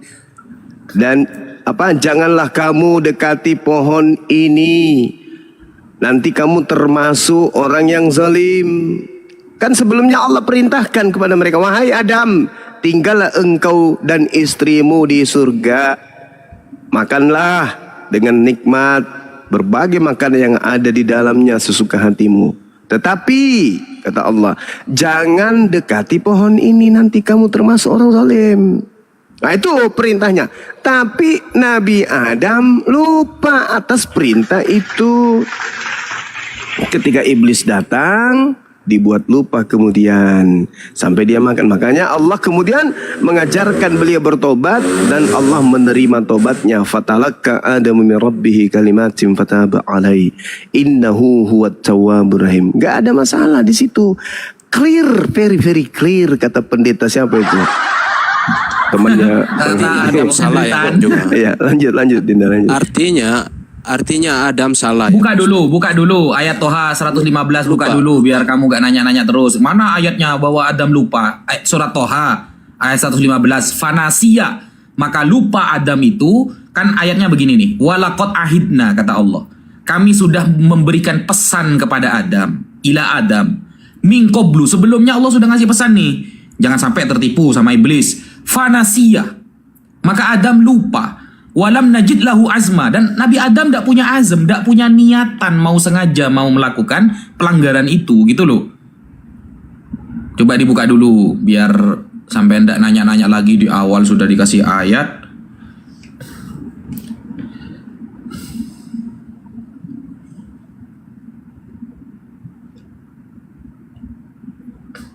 Yang susah itu, Mas, ada Rasa Tuhan. udah cukup Ya, jelas ada ya Tuhan. penjelasannya ya. Tunggu dulu Bunda Rahma. Cukup jelas. Tunggu dulu Bunda.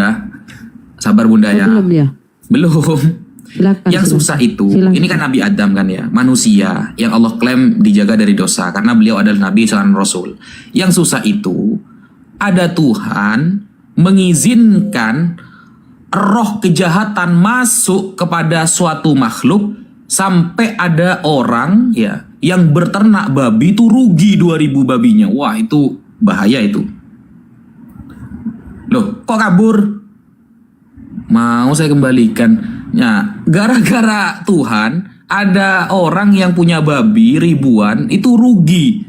Danaunya langsung mati, tewas babinya itu. Wah, itu harus diganti itu. Tuhan punya utang itu sama ternak babi itu.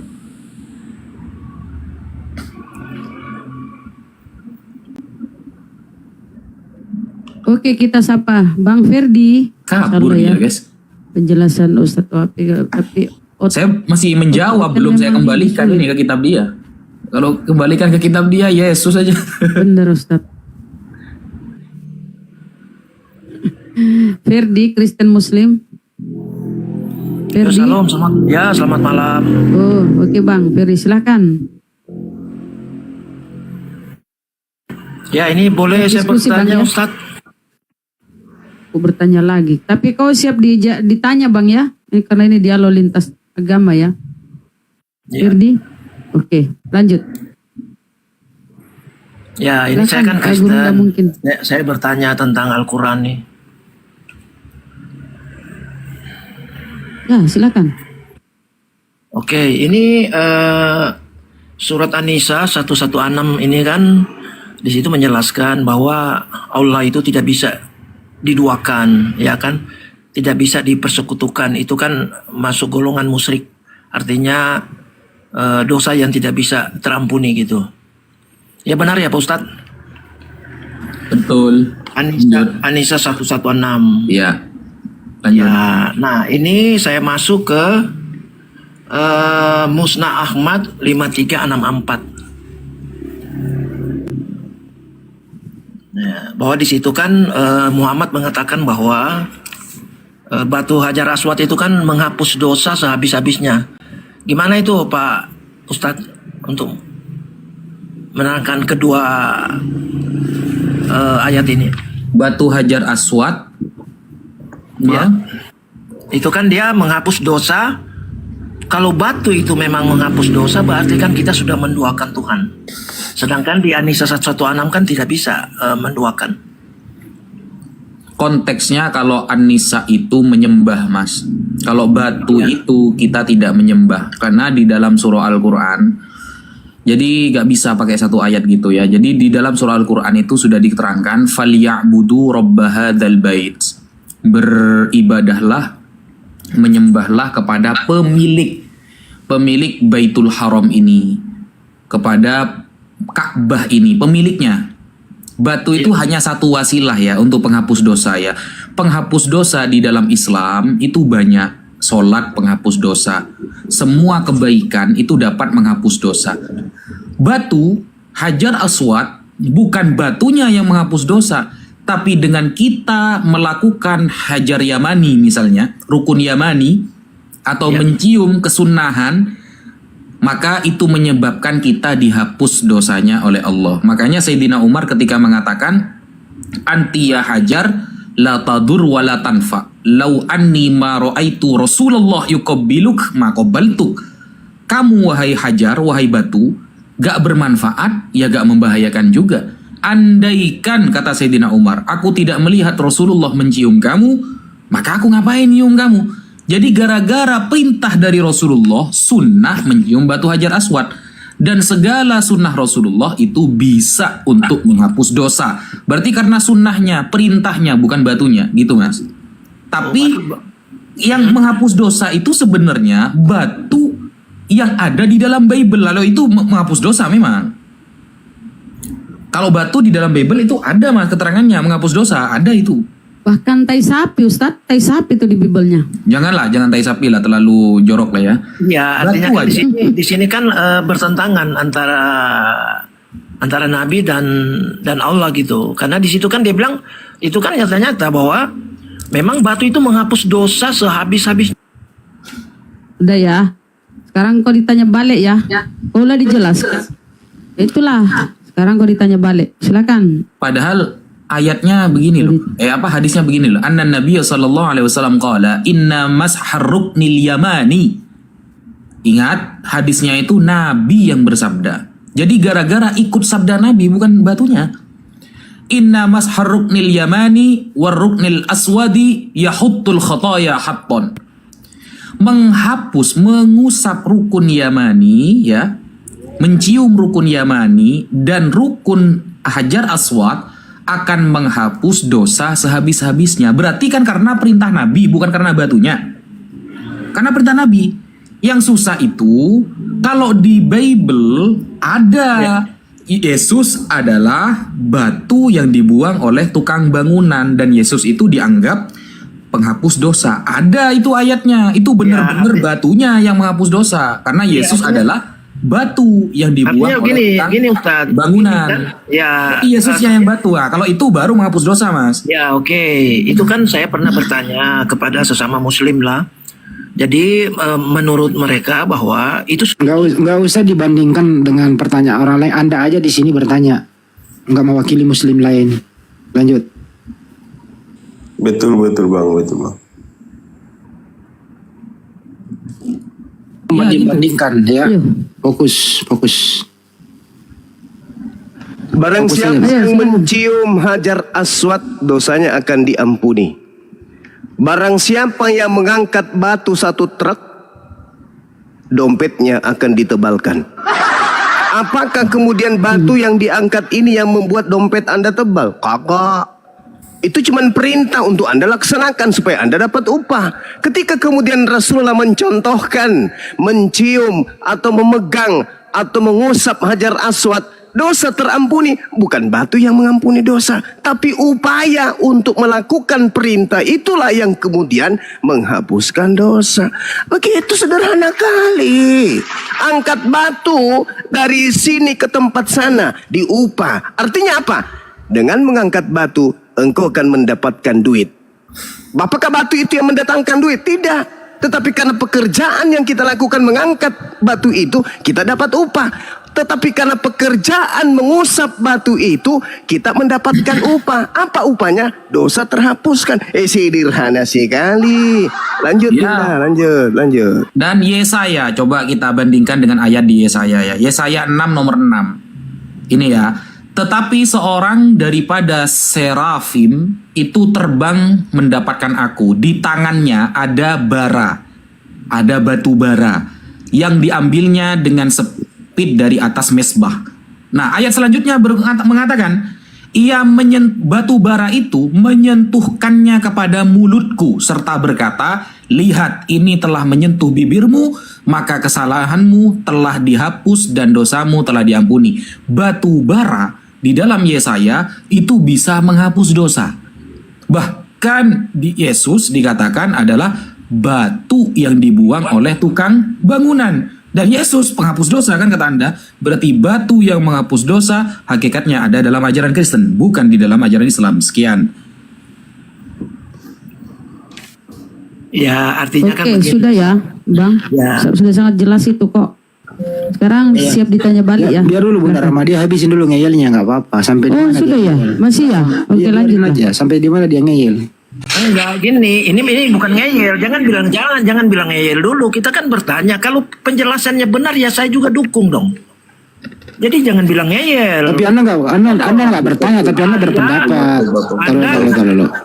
Narasi Anda ini Anda tidak bertanya, tapi Anda berpendapat. Itu maksudnya. Kalau Anda bertanya 1000 pertanyaan, tapi jangan berpendapat.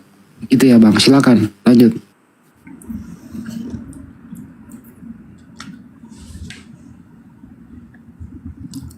Mic-nya dibuka Bang Ferdi. Oke, justru itu Anda harus berterima kasih saya bahwa saya tidak membantah apa Ustadz ngomong. Berarti kan saya sopan gitu loh. Ya kan? Terus gimana itu?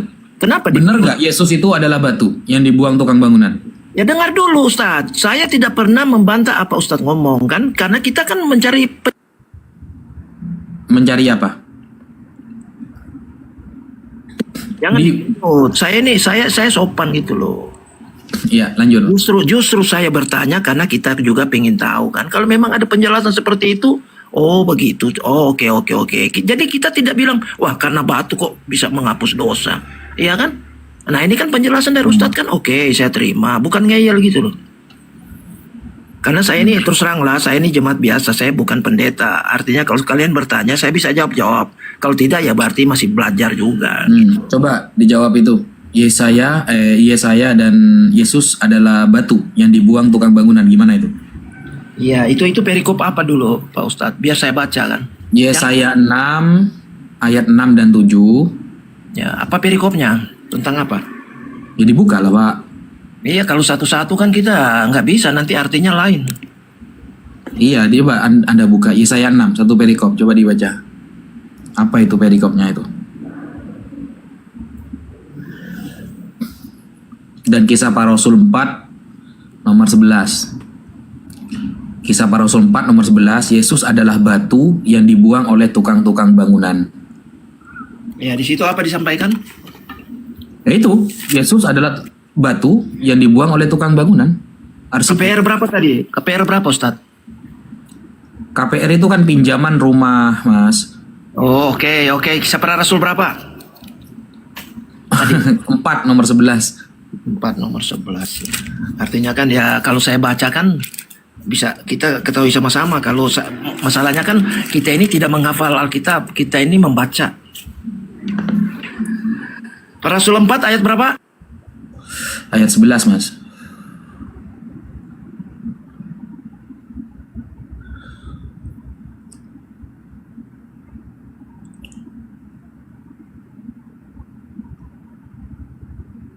Tiga jam kemudian, Buka minnya, Bang Ferdi. 40 hari kemudian.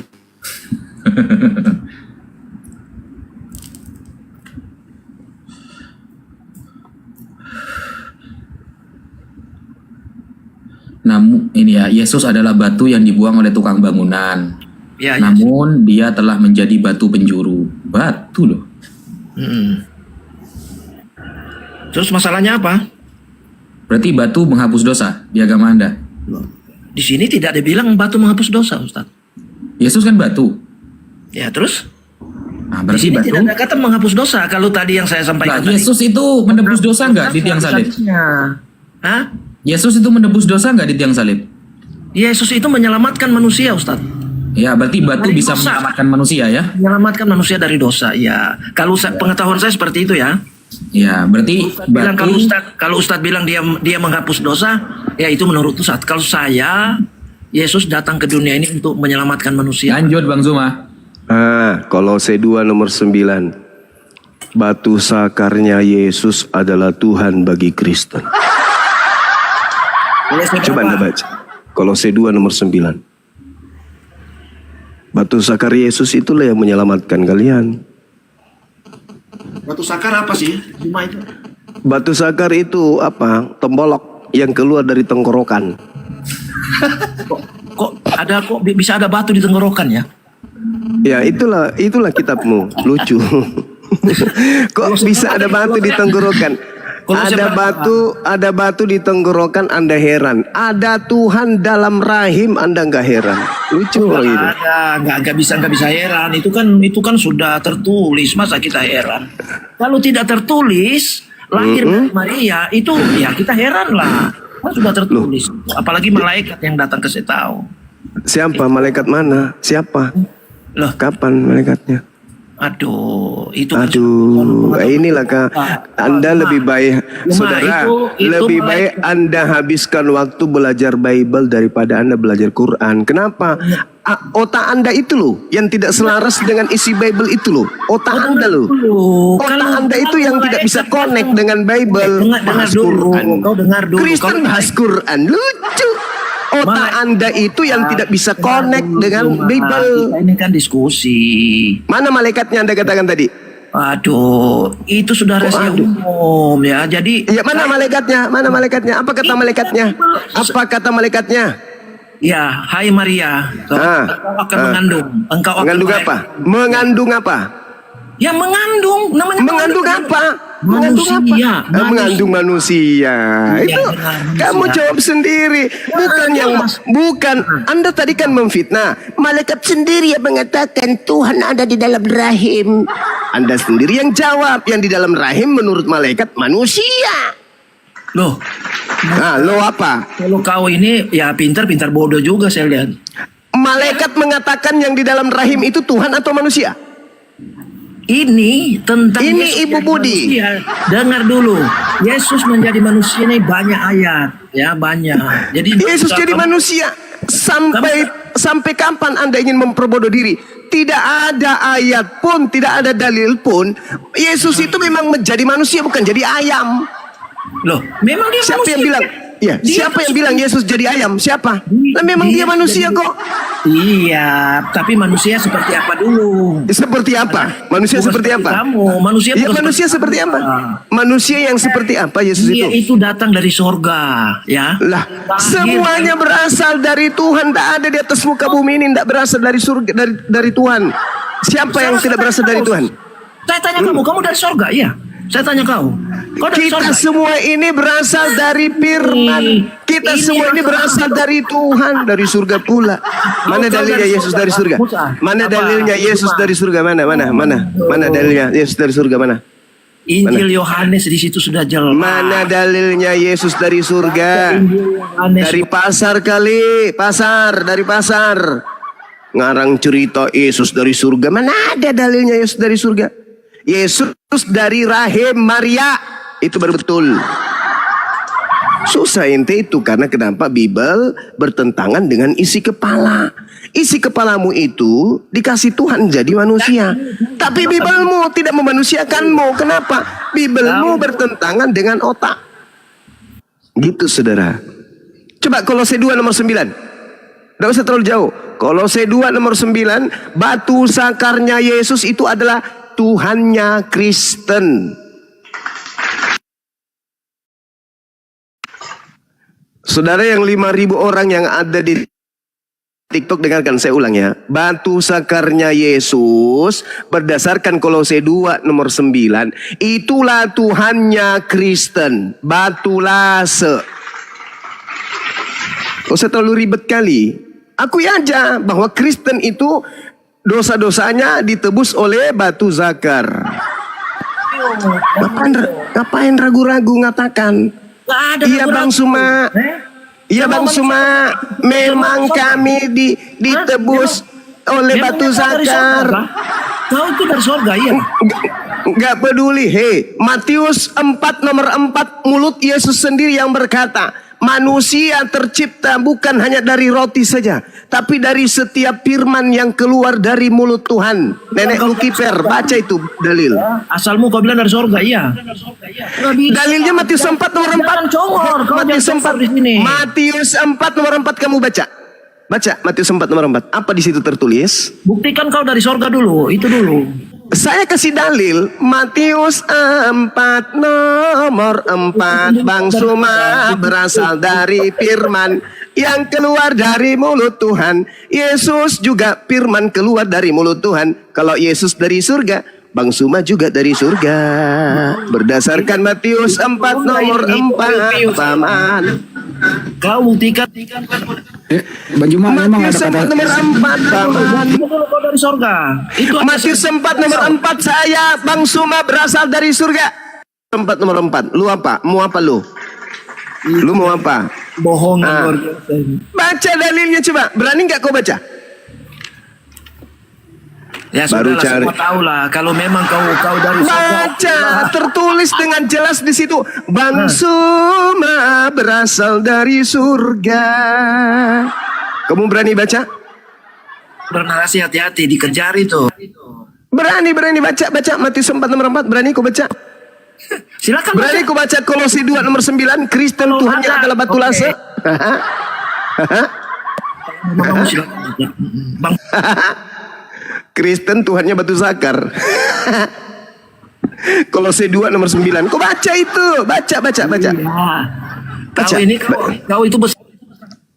Tadi kamu mengatakan batu kan menebus dosa kami umat Islam menyamakan kemudian Tuhan kami dengan Hajar Aswad kan? Buktikan dulu. Kamu menuduh kami menyamakan. Iya, kami katakan, saya katakan, kamu bukan menyamakan lagi. Memang betul 100% Kristen Tuhannya batlas. Batu zakar. Jangan batu saja. zakar. Santai aja kita. Iya. Iya santai. Makanya saya bilang kalau saya bisa jawab, saya jawab. Ya, gitu dong. Artinya kamu statusmu belajar. Hei saudara Iya, Ferdi, saya catat di belajar. dalam Kolose. Saudara, Kolose 1, Kolose 2 nomor 9. Kristen itu Tuhannya berasal dari batu zakar. Oke. Kemudian Filipi 2 nomor 6, nomor 7, nomor 8. Tuhanmu itu menjadi batu zakar. Dia batu itu. cuma kenapa dia perintah malaikat kalau dia batu? Oke. Justru karena dia Tuhan. Di mana dalilnya dia memerintah malaikat? Tunjukkan. Tunjukkan dalilnya. Tunjukkan kemana. Di mana dalilnya Yesus memerintah malaikat? Mana? Karena dia memerintah malaikat. Sampai kau katakan dia Tuhan gitu. Oh, bahaya ini. Justru malaikat yang memberi dia kekuatan kok. Bahaya ini. Bahaya ini. Kalau Yesus yang asli, malaikat memberikan kekuatan kepadanya. Malaikat yang memberikan perintah kepadanya. Yohanes 1 nomor 51. Tetapi kalau Yesus yang Kristus yang palsu, ya dia yang memiliki malaikat-malaikat. Dulu Beda. Wahyu 22:16. Nah, itu bukan Yesus anak Maria, itu Cahayu. Coba baca dulu, baca. Saya ngerti. Itu adalah pasukan-pasukan yang dilawan oleh malaikat Mikail di surga. Saya ngerti. Itu bukan Yesus Kristus, tapi itu adalah di sini ayat ini aku Yesus mengutus malaikat. Kenapa kau bilang bukan Yesus? Ah ini. Oke, saya tanya samamu. Saya tanya samamu. Kapan Yesus terakhir berfirman? Aduh, jangan lari ke sana dulu. Akui dulu ini. Kan kamu menuduh kitab Wahyu itu ditulis tahun berapa? Lihat, jangan tanya Wahyu. Jangan lagi kau menipu Kau bilang kan tunjukkan. Saya tunjukkan kau Yesus, dengar. Yesus itu dengar dulu juga. Terakhir menyampaikan firman di tahun 33 Masehi. Sedangkan Wahyu dikarang tahun 100. Itu bukan Yesus, Cahayu. Yang ngarang siapa? Yang datang di Pulau Patmos itu siapa?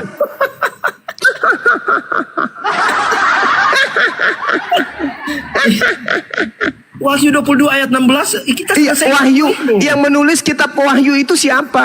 Wahyu kau bilang kan cari ayatnya, buktikan ayatnya dulu. Sekarang saya bertanya tentang ucapan Yesus. Kau merembet ke tempat lain, kau merembet. Saudara, saya minta dalilnya Yesus.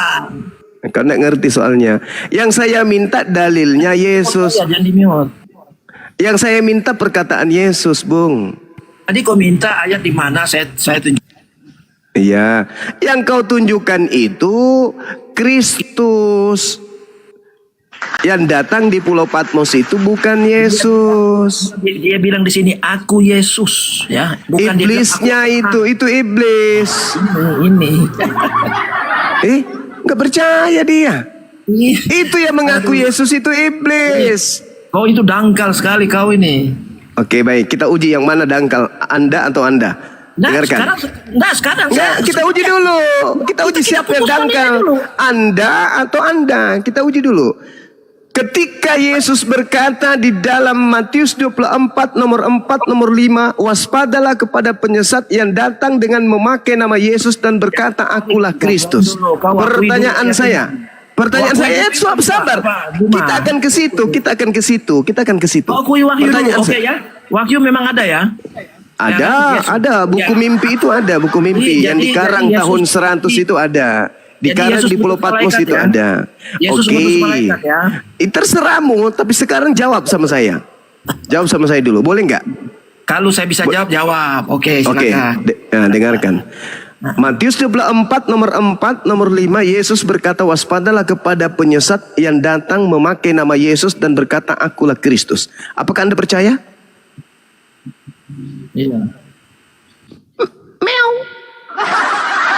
Ya, apa yang Yesus benar kan? Itu waspada. Oke. Iya, memang benar. Waspada karena waspada banyak orang kepada penyesat. Oke, waspada kepada penyesat yang mengaku Kristus, betul? Betul?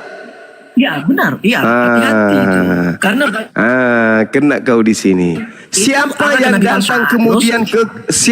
datang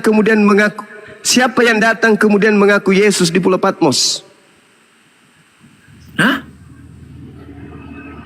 Siapa yang datang mengaku Yesus di Pulau Patmos? Iya, di Pulau Patmos. Ke pengarang buku Wahyu. Siapa itu? Akulah Yesus, Alfa dan Omega. Itu siapa? Nah, berarti kau lari ke arah penglihatan ya, ke arah penglihatan di Pulau Patmos. Itu siapa?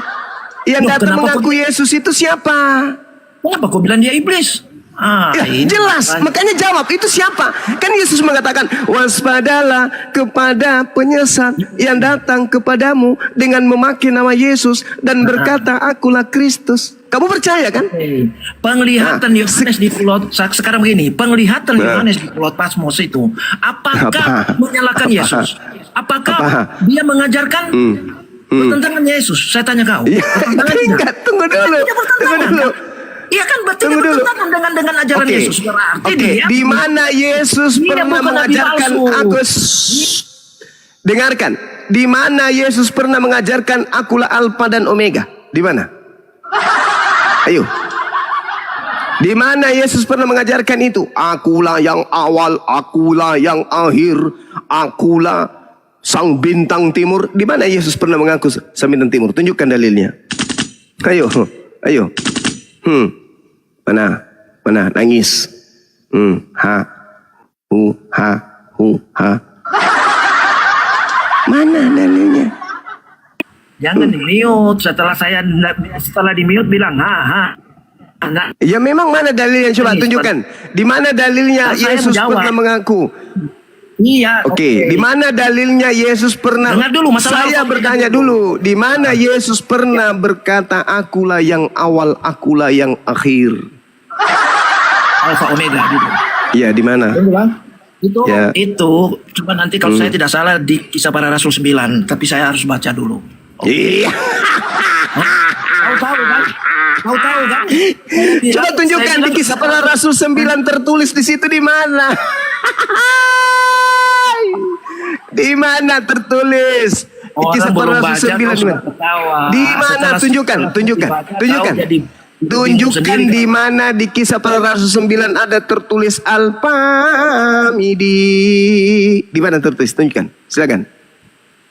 Jadi kalau kita dialog, kalau belum selesai jangan pindah-pindah dulu. Cuma nanti Anda kan berkata, saya sudah jawab, nanti kau lari ke tempat lain. Itu kau cari kemenangan, tidak bisa dong gitu. Kau cari Ya kemenangan. sudah, yang mana yang ingin kau bahas? Tadi masih mau kembali ke batu.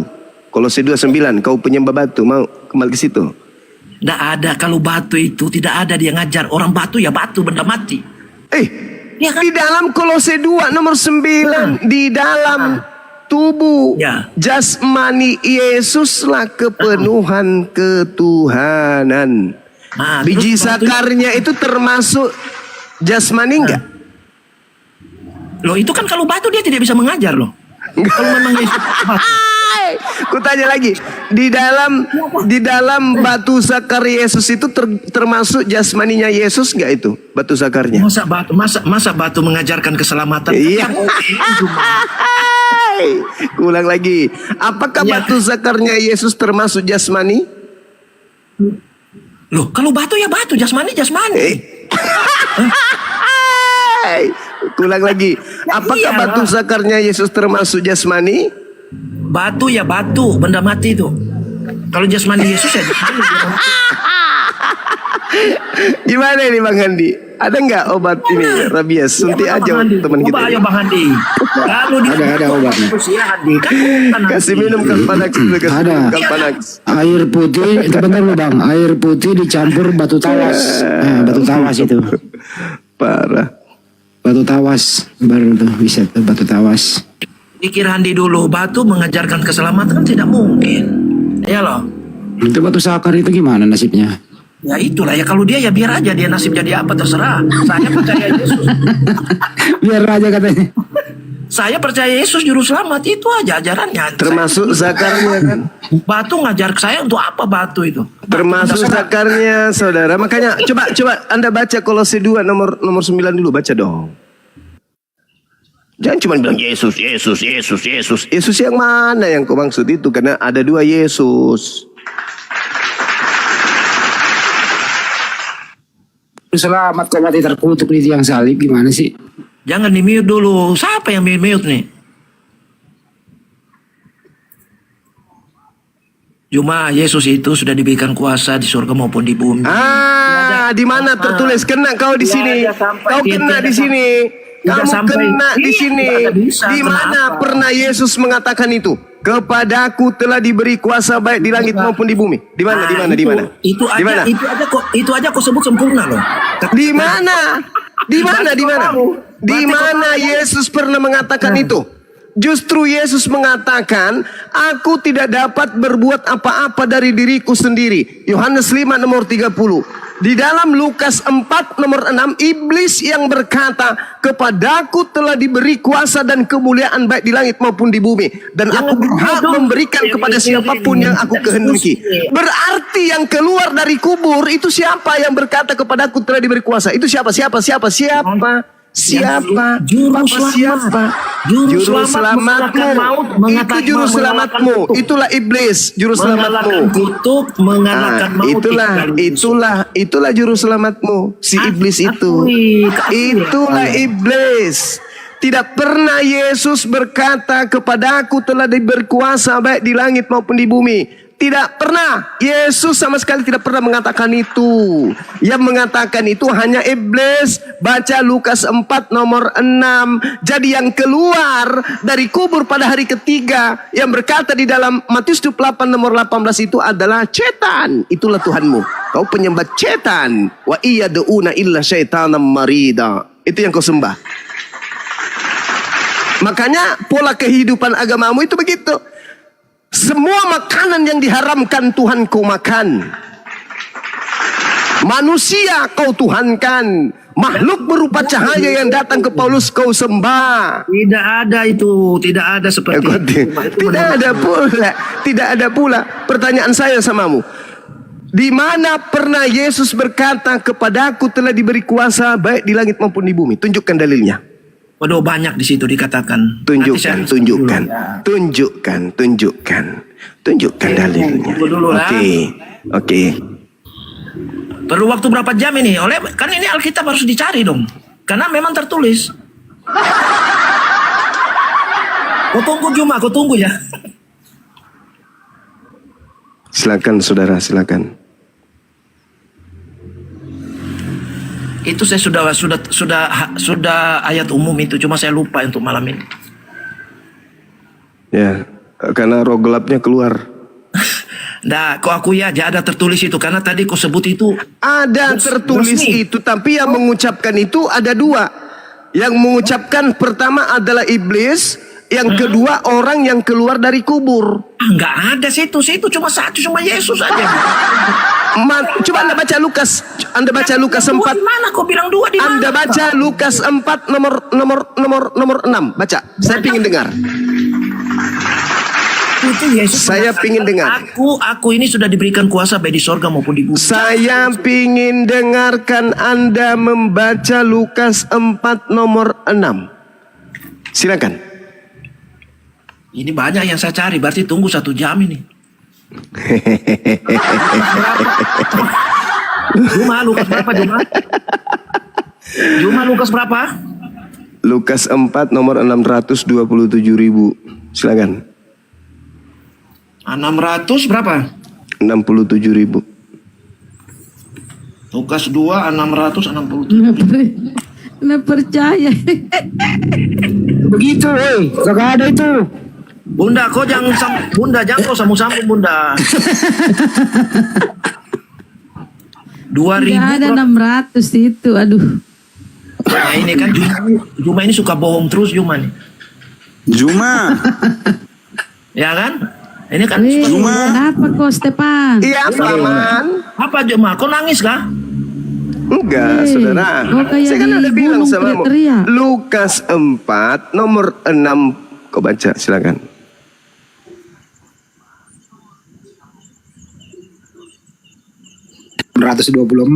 Itu namanya lu ditabok, diuji lu nangkap apa enggak?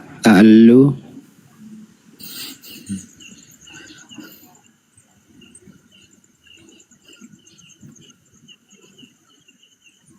Mereka nyari data di mana nih? Masa bebas taruh di dapur? Bingung sama kitabnya sendiri itu. Ini iblis bekerja lagi sama Juma nih. Allahu Akbar. Coba baca. Lukas 4 nomor 6, coba Anda baca. 2 ayat 6, ya kan? Itu kan Maria bersalin. Lukas 4. Oh, Lukas 4. Aduh, saudara ininya. Kenapa pula kemudian Paulus bersalin? Bersalin gimana sih?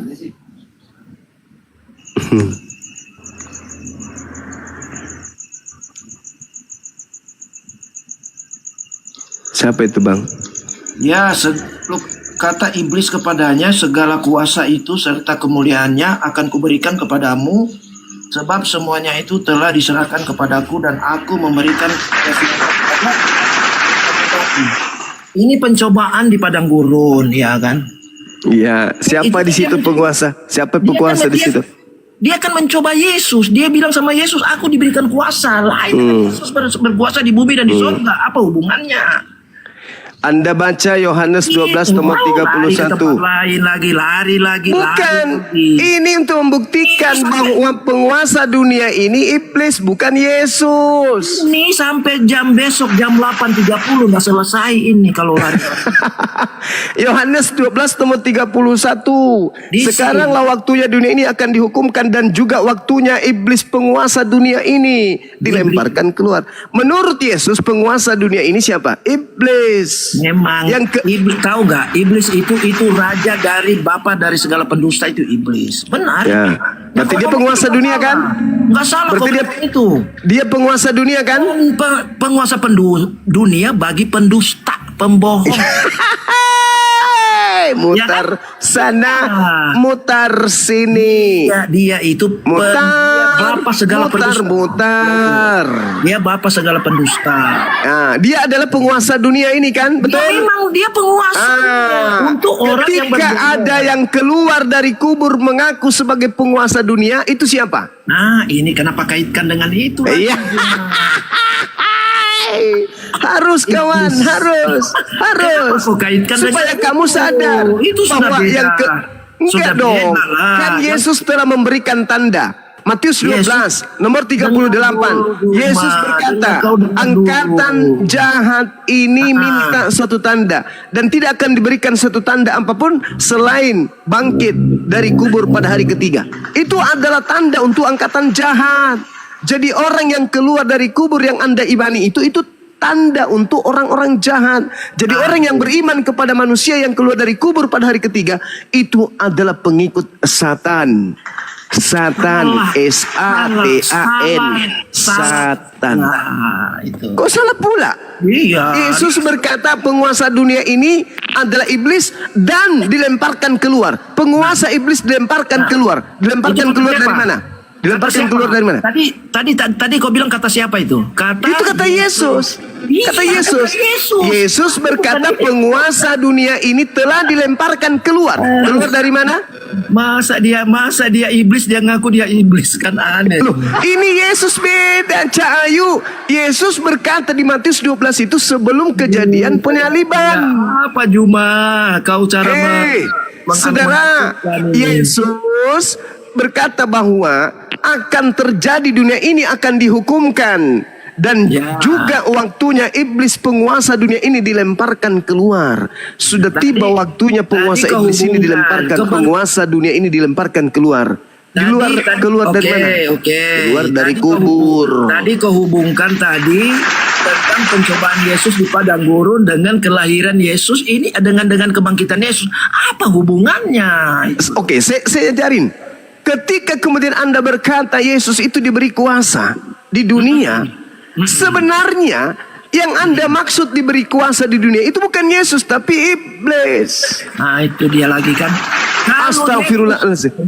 Hei saudara, Yesus yang berkata demikian, Yohanes 12:31.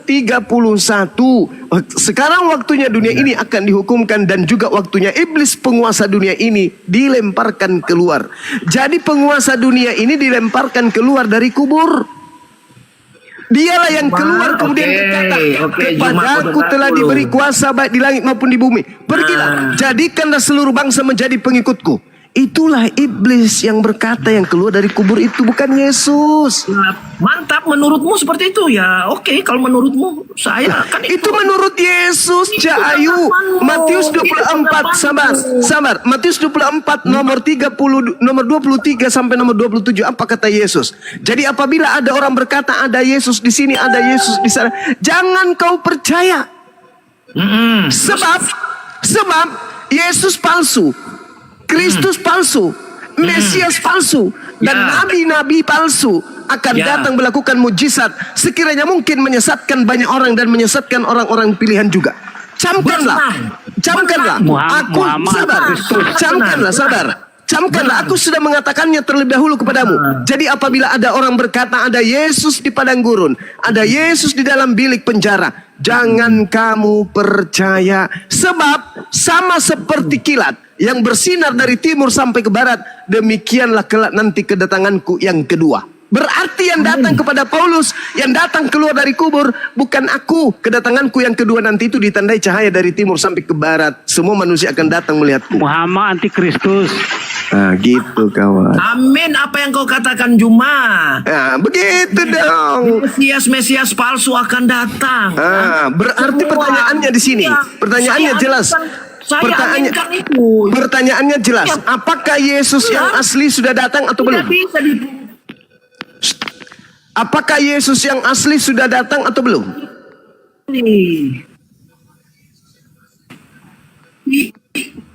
Hah? Berdak, ya, dia akan datang yang kedua. Dia akan datang angkat kamu. Pertanyaan saya, apakah Dia tahu Yesus kamu. sudah datang atau belum? Dia tahu. Belum. Belum. Oke, Berarti yang datang karena kepada dia- Paulus ya. itu siapa? Nah, itu dia bicara ini datang kedua kali. Apa tujuan dia Juma? Kau tahu? Yesus datang kedua kali menghakimi, memisahkan. Pertanyaan saya, apakah Yesus sudah datang atau belum? Muhammad antikristus. Oh, dia itu datang menghakimi, datang kedua kali. Yang dia menampakkan datang kedua kali diri kepada Paulus untuk yang ke Damsik itu apakah dia sudah datang untuk yang kedua kalinya atau belum? Kamu tahu? Dengar dulu, Paulus itu kan penjahat. Dia datang ke Damsik, dia akan membunuh murid Yesus di sana. Terkait nubuatan Paulus itu, baca Matius 12 nomor 43 sampai 45. Dengar, iya, kau dengar dulu saya lah. Dengar saya dulu, nanti dengar kamu. Dengar saya dulu. Jadi, Paulus datang ke Damsik itu apa tujuannya? Membunuh semua murid-murid, semua pengikut Yesus. Karena apa? Pengikut-pengikut Paulus ini sudah banyak mengikut Yesus. Sehingga dia datang membunuh Yesus. Ini kan Tuhan, dia tahu di mana kau Paulus. Oh, kau di Damsik, saya kecegat. Muhammad 100% antikristus. Cuma kau akui Jumalah. Jadi dia datang, dia menghalangi. Dan apa terjadi sama Saulus? Apa terjadi dalam Kisah Para Rasul 9? Diceritakan di situ semua sampai akhir. Dia bertemu dengan? Dia bilang apa? Kamu ke Damsik, ke kota sana. Ya, itu siapa yang datang kepadanya itu siapa? Ada tugas yang saya yang datang kepada Paulus itu siapa? Yesus lah, Yesus berkata. Itu kedatangannya yang keberapa? Itu kedatangannya yang keberapa? Tidak ada. Jangan kau sebut Paulus kedatangan. Dia belum datang. Siapakah engkau, Tompel? Kan ditanya begitu. Siapakah engkau, Tuhan? Akulah Yesus yang kau niaya. Itu kedatangannya yang keberapa? Dia belum datang. Kalau dia bilang, thank you, terima kasih. Kalau dia bilang, kalau dia bilang begini, belum datang, berarti yang datang itu bukan Yesus. Jadi merinding aku sendiri. Yang datang mengaku Yesus. Siapakah engkau, Tuhan? Yesus sudah bilang, akulah Yesus yang kau aniaya. Ini masalahnya. Itu kedatangan keberapa? Kau minum obat dulu, Juma. Itu kedatangan yang keberapa? Dia datang itu ke Paulus. Kalau dia datang itu kedatangannya yang keberapa? Dia datang ke itu kedatangannya yang keberapa? Tadi kamu mengatakan Cuma dia datang dari ujung bumi ke ujung bumi, itu datang kedua. Kalau cuma datang ke Saulus berarti kedatangannya yang kedua seperti yang tadi. Malaikat juga berkata dalam Kisah Para Rasul 1 nomor 11, Yesus yang kau lihat terangkat ke langit akan datang kedua kalinya sama seperti engkau melihat dia terangkat ke langit. Kamu tahu yang dia Apa? datang kedua itu apa dulu yang dia datang? Dia datang Saya menghakimi. tidak mau tahu Untuk kedatangannya seluruh. yang kedua kali mau datang jualan es cendol Kalau kau ke, bilang kau tidak mau mau datang tahu, jualan kalau kau sendal tidak ke, mau tahu, mau di situ datang kebodohanmu. kemudian lelang tanah Kenapa kau kampling tidak ke, mau tahu? nggak urus yang saya tanya. Itu dia kebodohanmu di situ. Kedatangan kepada Paulus itu kedatangan yang keberapa? Nah, itu kebodohanmu di situ cuma. Kedatangan yang ke Paulus itu kedatangan yang keberapa? Tidak ada kedatangan itu dia menjaga. Jadi yang datang kepada Paulus bukan Yesus. Siapa? Siapa? Loh, tadi Cuma? Anda mengatakan tidak ada kedatangan. Ya, siapa? Dan Paulus juga berkata, saudara, Paulus juga berkata di dalam Galatia 1 nomor 11, aku menerima Injil bukan dari manusia. Bukan manusia yang mengajarkan aku Injil, tapi Kristus. Kristus itu siapa? Kristus itu siapa? Kristus itu iblis. Hati-hati ketawa. Hati-hati. Iya, aku ketawa kamu ini. Oke, kamu baca Matius 24 nomor 4 sampai nomor 5. Silakan, saya tunggu. Apa? Baca apa? Matius 24 nomor 4 sampai nomor 5. Nah, kau suruh baca supaya kau minum dulu lah. Kau ambil tenaga dulu. Silakan. Silakan saudara. Matius berapa? Matius 24 nomor 5400,3 FM. Ini Matius nggak sampai 24 ini. Matius. Matius 24 kawan. Mualaf aja, mualaf Dino aja paham. Matius 24, 23 sampai 27. Andi jangkau samu-samu Andi. Kau lapar kan Andi? Matius 24 nomor 4 sampai nomor 5. Baca. 24 lah. Ayat 4 dan 5. 4 dan 5. 24. Iya. 4 dan 5. Waspadalah. Jawab. Banyak orang yang akan datang memakai namaku. Sudah, apa artinya ini? Baca. Sudah saya baca karena kau nyanyi makanya kau tidak dengar. Ya udah, baca. Oh, ya oke. Jawab Yesus. Pak Nyuak nyanyi. Waspadalah supaya jangan ada orang yang menyesatkan kamu. Sebab banyak orang akan datang dengan memakai namaku dan berkata, akulah Mesias. Mereka akan menyesatkan banyak orang. Oke. Jadi mereka memakai nama Mesias di sini. Hati-hati seperti kau kan. Kau itu bisa datang ke tetangga kamu. Berarti kawan, Yesus mengatakan akan ada penyesat mengaku Kristus, betul? Ya, terus? Bagus. Jadi ada hati, makanya hati-hati. Hati-hati sebab akan ada penyesat datang kepadamu mengaku Kristus, betul? Iya, benar. Itu benar. Mana penyesat? Contohnya begini, kantormu didatang KPK, padahal KPK palsu tapi mengaku KPK. Ya kan? Nah, itu seperti itu. Contohnya yang datang kepada Paulus mengaku Kristus tapi bukan Kristus. Iya, itu makanya hati-hati. Anda sudah akui kan? Ya. Berarti yang datang kepada Paulus itu siapa? Jadi sepakat. Ya, sepakat kita. Yang datang kepada Paulus itu siapa? Loh, itu dia bilang aku Yesus kok, gimana sih? Lah, kan tadi Yesus mengatakan penyesatnya datang mengaku Yesus dan berkata akulah Kristus. Tapi karena orang membunuh murid Yesus di sana, makanya Yesus datang. Kalau bukan Yesus dia biarin, kalau bukan Yesus dia biarin. Kalau bukan Yesus, Paulus bunuh semua pengikut Yesus di Damsik. Allahu Akbar, Masya Allah, Masya Allah. Tujuan dengan Allahu Akbar, Allahu Akbar, tujuan Allahu Paulus Akbar. itu ke Damsik Allahu akan Akbar. meratakan, akan membunuh pengikut Yesus, tapi Nabi akan Allahu Akbar, Masya Allah, Yesus Masya datang Allah. menghalangi dia. Jadi Yesus. Jadi bagaimana Anda bisa membedakan antara makhluk yang datang kepada Paulus dengan penyesat yang ngaku Kristus? Bagaimana cara Anda membedakan? Saya bedakan begini. Karena Paulus ini kan, Paulus kan datang ke Damsik tujuannya apa? Satu-satunya hanya untuk membumi ratakan pengikut Yesus. Karena apa? Paulus sudah tahu bahwa pengikut Baik. Paulus waktu itu sudah Baik. mengikut Yesus. Oke. Jadi kalau ada Oke. penampakan kepada Paulus di tengah jalan, itu Yesus lah. Menjaga.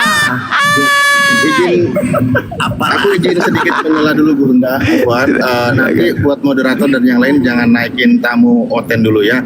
Kita nanti mau kasih info Juma sedikit. gitu Juma. Ya, katakan dulu sama Tapi kan Ferdinya. Yesus, tidak mungkin orang lain. Yang datang. Gitu, Handi. Dengarkan saya. Lukas 21 nomor 8. Waspadalah supaya kamu jangan disesatkan. Sebab Iya. banyak orang akan datang dengan memakai namaku dan berkata, akulah dia. Dan saatnya Benar. sudah dekat, janganlah kamu mengikuti mereka. Tetapi, kata Yesus, sebelum semua itu terjadi, kamu terlebih dahulu akan ditangkap dan dianiaya. Kamu akan diserahkan ke rumah-rumah ibadat dan penjara-penjara, dan kamu akan dihadapkan kepada raja-raja dan penguasa oleh karena namaku. Ya, benar Apakah itu. murid Pak Yesus ini mengalami hal ini? Ya, karena murid Yesus ini kan dia kan membela kebenaran waktu itu. Iya, Dibunuh saya mereka. ulang. Apakah murid-murid Yesus mengalami hal ini?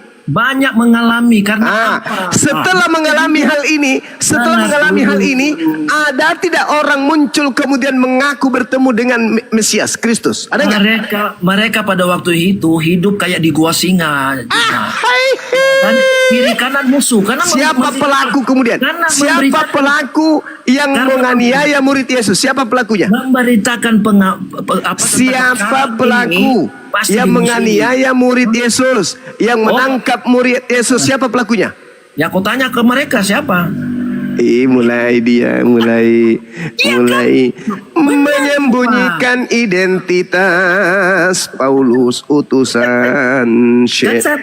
Nggak salah Juma nggak salah kalau saya bilang tanya ke mereka, itu nggak salah.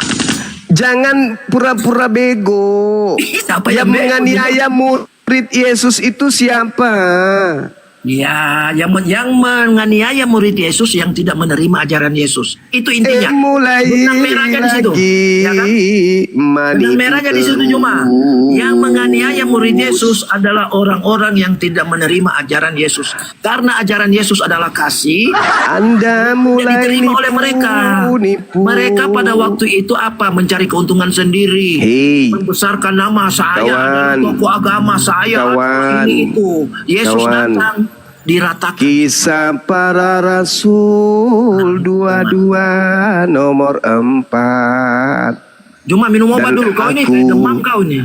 Telah menganiaya pengikut-pengikut jalan Tuhan. Sampai mereka mati. Saya tadi lapar saya. Ini hilang saya lapar.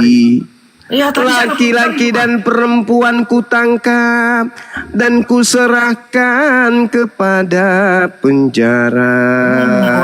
Kau ini turunan orang Jawa Tengah berarti kau lah. Aku Paulus telah menganiaya laki-laki maupun perempuan kubunuh, kutangkap dan kuserahkan ke dalam penjara. Jadi sebelum kemudian penyesat itu datang, mengaku bertemu dengan Kristus, mengaku bertemu dengan aku, terlebih dahulu dia menganiaya kamu. Siapa penganiaya murid Yesus? Kisah para Rasul 22 nomor 4. Aku Yesus, aku Paulus, Paulus menganiaya pengikut-pengikut Yesus sampai mereka mati. Laki-laki dan perempuan kutangkap dan kuserahkan ke dalam penjara. Jelas kebenaran ini. Siapa pelakunya? Siapa ini penyesat ini? Siapa penyesat ini? Di Indonesia ini Juma kalau orang jujur dibantai, tahu nggak? Kok lari ke Indonesia? Itu saya parodi. Sebenarnya Anda itu tahu. Sebenarnya Anda itu paham. Tapi Al-Quran saya mengatakan, yukhadi'una Allah walladina amanu wa ma yakhda'una illa anfusahum wa ma yash'urun fi qulubihim maradun fazadahumullahu marada. Mereka ingin menipu Allah, mereka ingin menipu orang-orang Islam, tapi sesungguhnya mereka hanya menipu diri mereka sendiri. Disebabkan karena di dalam hati mereka itu ada penyakit. maka Allah semakin menambahkan penyakit itu. Anda tahu kok, Ya, ketika itu- dikatakan dalam kitab saudara, waspadalah supaya kamu jangan Ya. disesatkan, sebab Ya, banyak Tuhan. orang yang akan datang dengan memakai namaku dan berkata, akulah dia, dan saatnya sudah dekat, janganlah kamu mengikuti mereka. Tetapi Ya, sebelum semua itu terjadi, kamu akan ditangkap, dianiaya, kamu akan diserahkan ke dalam rumah-rumah ibadat, dipenjara, dan kamu dihadapkan kepada raja-raja. Pelakunya siapa? Paulus. Kamu tahu itu. Saudara ngerti siapa yang dimaksud di situ. Dan jelas sekali dikatakan oleh Paulus sendiri, aku menerima Injil bukan dari manusia. Sekali lagi, aku menerima Injil bukan dari manusia, tetapi dari Kristus. Ayo. Jadi ada Kristus yang bukan manusia, sedangkan Yesus manusia. Siapa, Iblis bukan manusia. Yang datang kepada Paulus bukan manusia. Yesus mengatakan waspadalah kepada Kristus palsu yang penyesat. Dia akan menyesatkan banyak orang. Dan yang terjadi sekarang ini, Paulus mengaku bertemu dengan Kristus dan pengikutnya itu disebut Kristen. Artinya pengikut Kristus. Ayo. Ayo, silakan Dinda. Baik. Mana Kristennya? Di bawah sama Kristus. Ini Gus, Afwan, semuanya juga izin menyampaikan. Kita jeda dulu sejenak. Bismillahirrahmanirrahim. Ikhwan fillah semuanya, sedikit saya sampaikan. Ini bagian dari dakwah kita. Ingat, kita menyampaikan informasi bahwa dinullah memanggil ya. Dinullah memanggil, mari kita jaga saudara-saudari kita dari bahayanya pemurtadan, dari bahayanya, dari bahayanya pendangkalan akidah. Mohon izin menyampaikan dulu Gurunda dan Gus Wafi, nanti lengkapi dan genapi semua.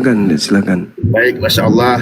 Iwan Villa semuanya, kebetulan kami lagi di perjalanan ini dari satu tempat di wilayah Lebak, Banten, tepatnya di Lewi Damar, di mana di lokasi itu juga terdapat pesantren ya, pesantren para mu'alaf, karena di situ terkenal kampung mu'alaf. Jadi satu kampung itu isinya para mu'alaf ya. Beliau satu kampung, mereka semua satu kampung, alhamdulillah menjadi muslim gitu kan. Nah di situ ada pesantren. Nah disinilah agama Allah memanggil, bentuk semangat kita syiar Islam di sana.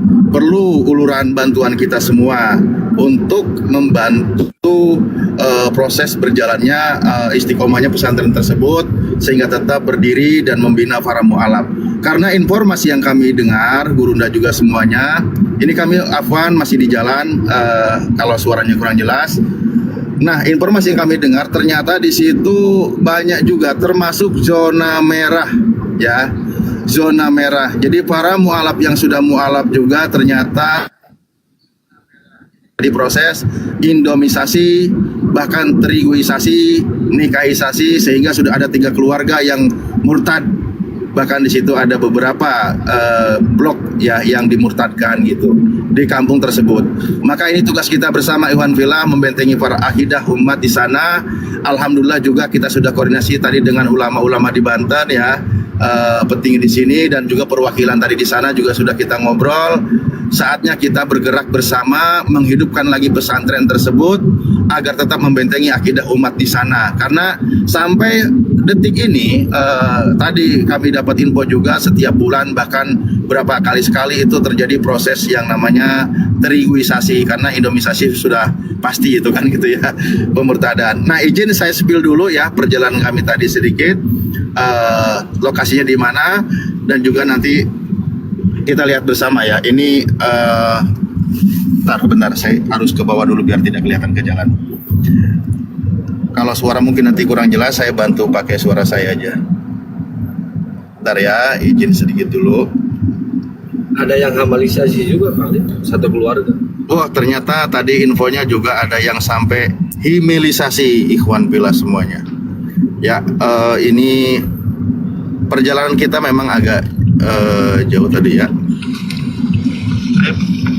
Nah ini perjalanan kita masuk keluar dari jalur utama, masuk ke jalan seperti ini. Kita diparkir Mobil kita tidak bisa meneruskan. pinggir jalan ini dititipkan di warga dan kita akan melanjutkan perjalanan naik motor. Perjalanan menuju ke pesantren. Dah.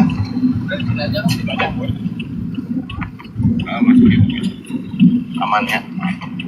Perjalanan kurang lebih 1 kilo lagi. Ayah? Oh, nepi.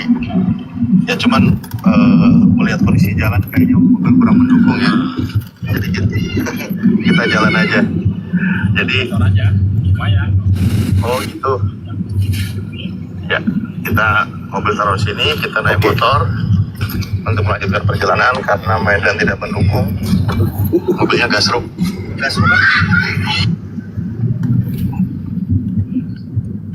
Sebentar. Itu mobilnya gasruk kita tunjukkan karena videonya saya bikin beberapa part ya. Nah ini akses ke lokasi. Jalannya cukup lumayan. Oh iya, nggak sanggup ini mobilnya. Sudah dekat padahal ya. Jadi ada kampung agama sebelah di sini.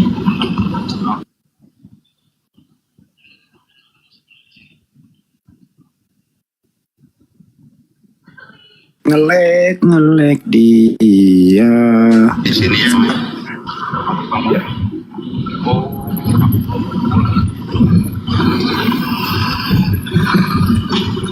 Wah, nggak sanggup ini mobilnya kalau ke sini. Ini aksesnya. Ini ya. Nah di sini ada satu kampung juga yang dimurtadkan di sini. Ada beberapa keluarga, bahkan di situ ada pendetanya. Nah, ini dan konon katanya juga karena ada yang terhimpit ekonomi. Ini kampung Baduy ini. Tapi Baduy luar ya, bukan dalam. Aduh. Kerujuk. Mantap. Iya. Nggak sanggup itu dari mobil. Waduh. Cilik.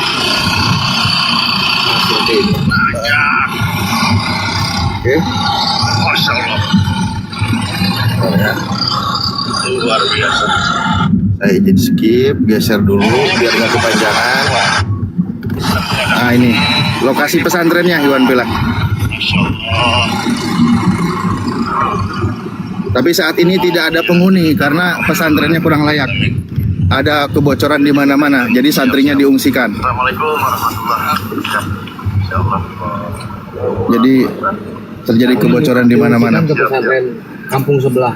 Santri diungsikan di pesantren kampung sebelah. Siapa-siapa? Nah ini lokasi pesantrennya. Alhamdulillah disebut sama para kiai di sana. Kebetulan juga utusan dari salah satu kiai yang berpengaruh di Kota Banten ya. Ini apa namanya? Kalau saya Alif, temennya Gus Robi. Gitu. Sama aja lah kami mah. Tadi ngobrol bareng beliau kan lagi posisi di ini juga di sana. Oke, pas lagi saya di izin. Bogor. Saya dipinta. Sebentar ya, saya ini nggak perlu saya satu. Sebentar saya sedikit dulu. Begitu saya. Nah ini informasi umumnya. Jadi kalau pengumuman ininya saya rasa tahu lah ya. Saya izin geser. Aduh. Bentar saya geser dulu videonya biar nggak kelamaan. Untuk nyepil keadaan. Untuk mengajak ikhwan kelas semuanya sama-sama kita sisihkan sampah kita. Bentar ya. Aduh. Sebentar kita lihat lingkungan di sekitar. Sayang sekali.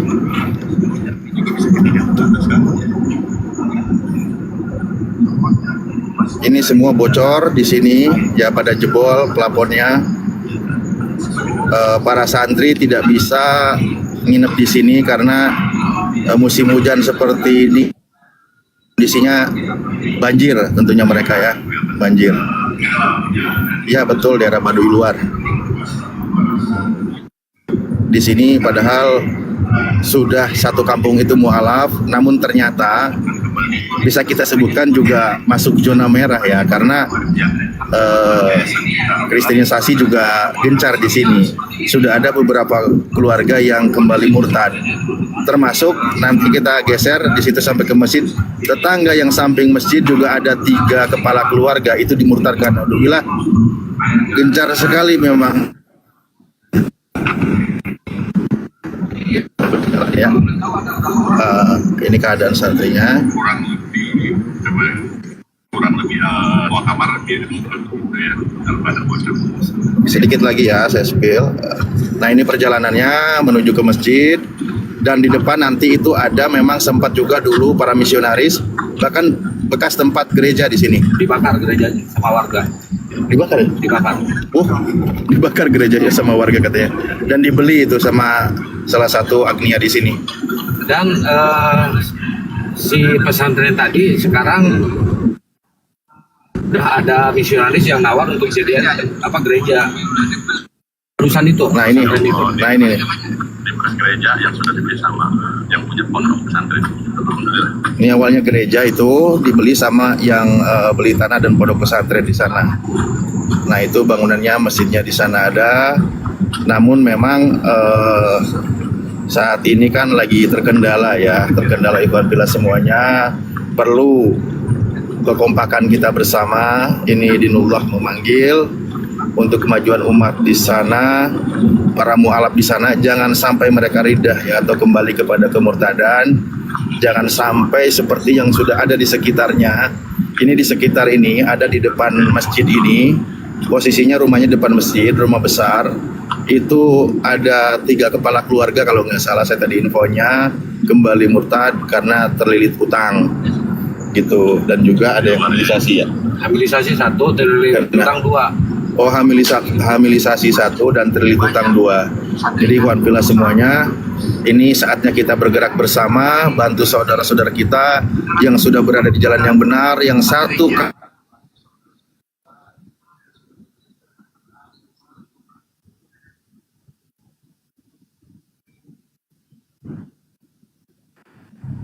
Aduh, nge-lag ya. kampung akidah.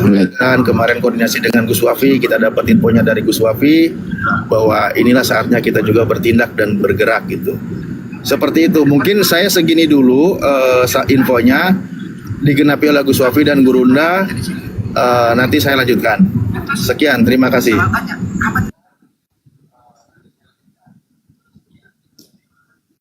Ya baik, sahabat-sahabat sekalian, Masya Allah. Ini sifatnya himbauan aja sih kepada teman-teman sekalian. Sekaligus salah satu misi dari lahirnya api adalah bagaimana membentengi akidah umat Islam dari gerakan-gerakan pemurtadan. Jadi bukan hanya sekedar berdebat, berdialog, berdiskusi, tetapi juga terjun di lapangan. Nah ini salah satu keadaan yang miris bagi kita semuanya pada saat kemudian misionaris menjadikan satu lahan sebagai objek sasaran pemurtadan. Siapa yang akan membangkitkan kemudian semangat Islam di wilayah tersebut kalau bukan kita? Nah di sana sahabat-sahabat, di tempat misionaris ini kemudian mencari mangsa, ada pondok pesantren. Ya, di mana pondok pesantren ini kemudian membutuhkan uluran tangan umat. Dan menurut informasi pesantren itu nanti akan lebih konsentrasi untuk pembinaan kepada para mu'alaf. Nah, sehingga SDM-nya yang mungkin akan kita gunakan di sana itu berasal dari Apologet Islam Indonesia bekerja sama dengan para pembina atau pengurus-pengurus yang lebih dulu. Untuk itu, mari jangan kita mau dikalah oleh gerakan kristenisasi yang ada di sana.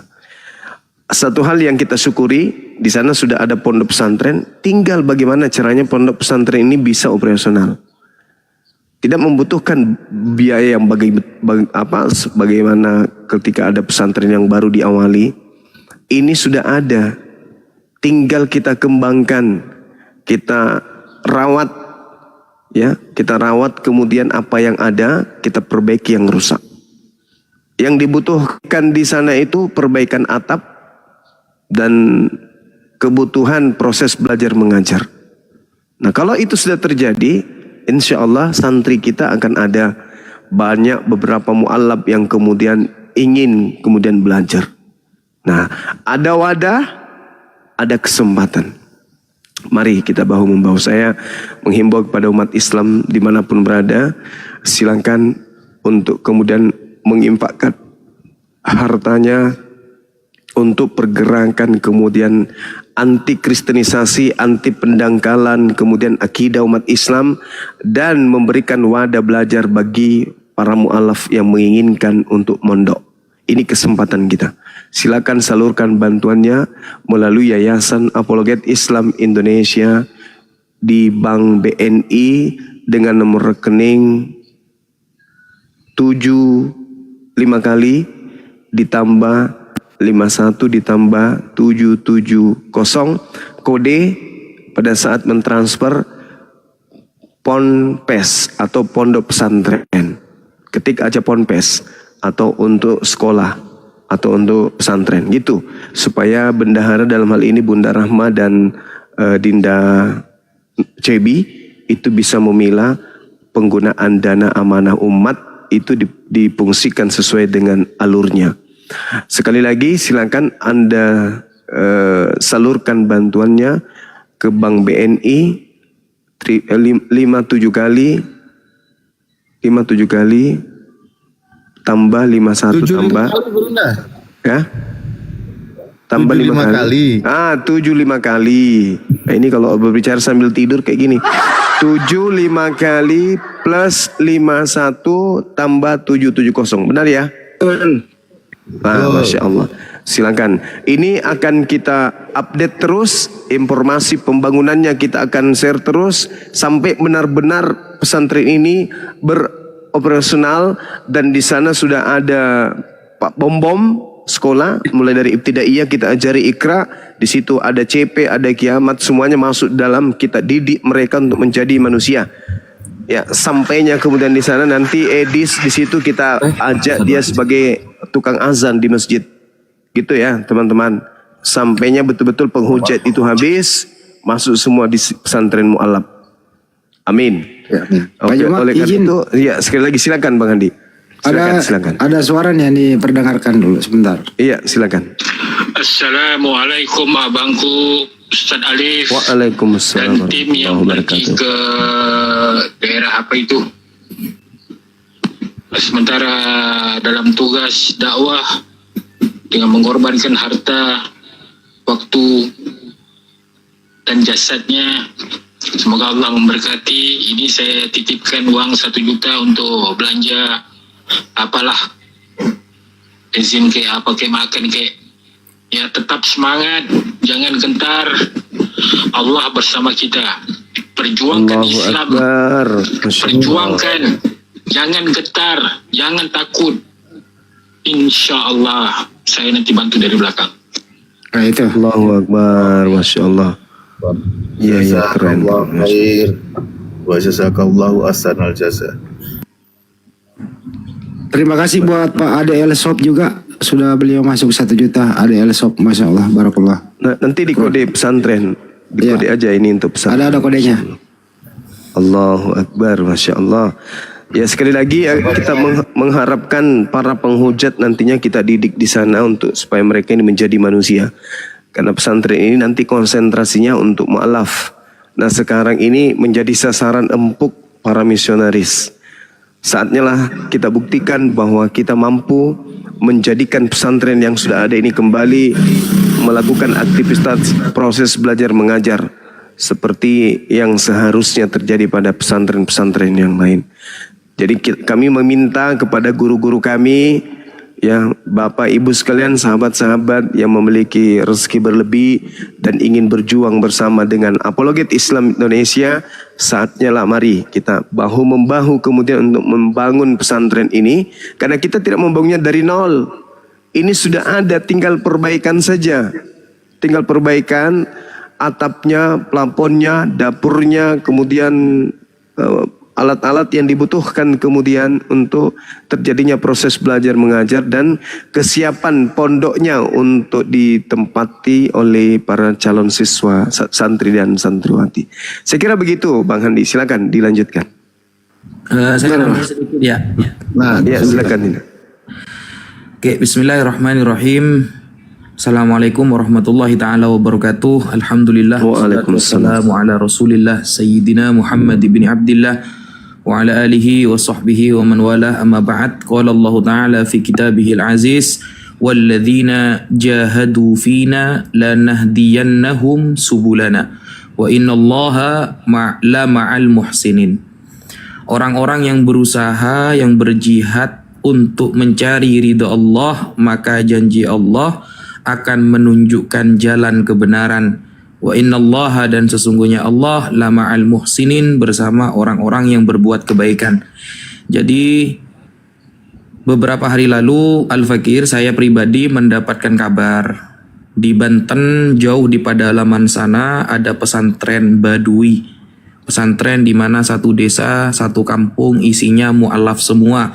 Tetapi kemudian banyak sumbangan-sumbangan yang datang dari tangan-tangan orang kafir sehingga menyebabkan sebagian mereka ada yang murtad kembali ke agama yang awal. Yang awalnya sudah Islam lalu murtad lagi sebab indomisasi, sampai ada hamilisasi, sampai ada seperti pernikahan dan sasi-sasi yang lain. Dan nantinya sesuai kabar dari kiai yang ada di sana, para kiai yang berpengaruh, dan pengaruhnya ini bukan hanya di desa itu tapi kiai yang sangat berpengaruh di Banten, beliau nanti ingin mengutus dari salah satu pejuang apologet Islam Indonesia, API, untuk mengajar tentang kristologi dan pemahaman lintas agama untuk para santri. Jadi nanti mungkin ada beberapa perwakilan, 1 bulan berapa kali kita akan masuk kepada pedalaman itu untuk mengajar tentang agama Islam, kebenaran agama Islam, dan kesesatan-kesesatan agama di luar Islam. Jadi karena pesantrennya belum bisa ditempati, atapnya banyak yang bocor, itulah sebabnya para santri di sana memanggil kita untuk mengulurkan tangan kita untuk saling membantu. Dan insya Allah nanti kita akan selalu update, insya Allah, untuk update terus bagaimana nanti para santri mengaji kristologi, mengaji lintas agama, mengerti tentang Islam, bahkan Al-Quran. Dan kita juga akan update insya Allah setelah dan sebelum pemasangan atap dan lain sebagainya. Jadi teman-teman minta kekompakannya. Kalau kita kompak, insya Allah akan ada kemudahan. Mungkin itu dulu yang bisa Al-Fakir sampaikan, Bang Zuma, Ustaz Alif, Bang Handi, dan teman-teman. Sekian, terima kasih. Siap, jazakallah khair, Gus. Selanjutnya mungkin Bang Handi tadi. Gimana Bang Handi, lanjut? Lagi ngetik dulu bentar. Oh iya, siap. Yang transfer teman-teman jangan lupa kasih kode ya, Ponpes Banten gitu, gak apa-apa. Ponpes gitu aja gak apa-apa. Biar bisa dibedain mana yang untuk pesantren mualaf, mana yang bukan, begitu teman-teman. Masya Allah. Ya, tadi sempat dibahas juga sih, tadi kan kita ngobrol karena santrinya itu ada, cuma saat ini diungsikan ke pondok sebelah karena di situ mereka kurang layak, karena kan bahkan bukan hanya mereka itu mendidik ya, dan itu semua santrinya para mualaf ternyata. Para mualaf bukan hanya mendidik tapi juga bagaimana memikirkan keadaan mereka, makan, tidur dan sebagainya gitu. Itu pengorbanan kiai luar biasa di sana. Bahkan tadi kami sempat sampaikan, Kiai, bagaimana kalau ada nanti yang mualaf ke sini diajarin? Insya Allah siap, dari hijaiyah pun siap, dari alif batasa juga siap. Memang mereka sudah menginfakkan jiwa raganya untuk di jalan Allah gitu. Inilah kenapa kita juga merasa terpanggil dan saatnya memang kita menunjukkan kepedulian kita kepada generasi umat dan benteng akidah untuk saudara kita di sana. Kebetulan juga masuk kategori zona merah. Tadi sempat dibahas ya, memang estimasinya perlu kita sebutin nggak sih? Nggak ya? itu memang agak cukup Ya. lumayan gitu biayanya gitu. Agak cukup lumayan kan, karena asrama itu ada berapa puluh kamar ya tadi? 14 ya. 14 kamar dan juga Satu kamarnya gede-gede bisa muat 15 orang. banyak juga tuh. Iya, bisa muat 15 orang, paling 10 itu. Siap. Masalah. Ya, mungkin itu dulu ya, nanti dilanjut Bang Hadi dan lain semuanya ya. Insyaallah ini juga tadi komitmen bismillah dari API, dari atas nama API sendiri juga kita harus siap menyisikan, saya bilang gitu kan, dari atas nama API, dan juga kita mengajak umat gitu kan untuk sama-sama kita meringankan beban saudara kita, yaitu tempat para santri mualaf, agar layak mereka tinggal di sana, mereka bisa nyaman di sana, karena memang itu adalah kampung mualaf kita sebutnya ya, karena satu kampung mereka semuanya mualaf di situ.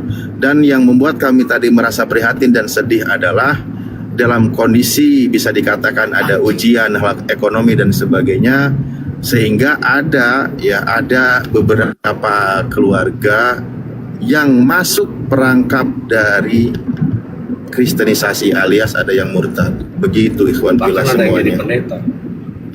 Ada yang jadi pendeta. Aduh. Tadi kata pakai Itu ada yang bertanya Ustadz Alif, untuk apa donasinya? Untuk pesantrennya atau gimana itu? Mungkin bisa dijelaskan lagi Ustadz. Ya, seperti yang tadi saya tunjukkan, sebenarnya sudah ada video yang satunya ya, aku lupa. Untuk pesantren, jadi kan begini ikhwan fillah ya. Pesantren itu kan tempat tinggalnya para santri yang mualaf gitu kan, dari beberapa titik dan sebagainya, di situ tempat mereka tinggal. Nah, saat ini pesantrennya itu tidak bisa mereka tinggal. Memang dulu dibangun oleh salah satu orang yang alus sodaqoh gitu kan. Namun mungkin kondisi beliau saat ini lagi kurang mendukung, sehingga tidak bisa dalam maintenance pesantren tersebut. Terjadilah kebocoran di mana-mana, plafon copot di mana-mana, air, lampu, listrik dan sebagainya gitu, sehingga yang ngaji di situ akhirnya diungsikan ke kampung sebelah gitu, ke kampung sebelah. Nah, di situ jadi sepi tempat ngaji. Nah, sudah hampir 2 tahun ini, khawatirnya adalah terjadi juga informasi ada satu keluarga karena sepi kegiatan para santri di situ, ada satu keluarga yang kembali murtad. Karena afwan ya, memang infonya kami dapat karena Indomisasi bergerak gencar di sana gitu. yang satu terlilit utang. Yang satu karena terlilit utang, diberikan solusi, bantu ditebus kali utangnya. Iya, itu. Selain diiming-imingi ditebus dosa, mungkin ditebusin utangnya juga gitulah ya, sehingga kembali murtad. Begitu Gus. Oke, siap. Untuk nomor rekeningnya teman-teman sesuai yang di typingan. Nah, itu teman-teman kan ada yang typing itu Bank BNI 75 kali 51 kemudian 770. Itu atas nama Yayasan Apologet Islam Indonesia. Banknya Bank BNI 75 kali 51 kemudian 770. Itu ya. Sesuai yang di typingan itu teman-teman. Lanjut Bang. Ustaz Ali tolong dibaca WA-nya Ustaz. Siap Bang Andi, Masya Allah, siap.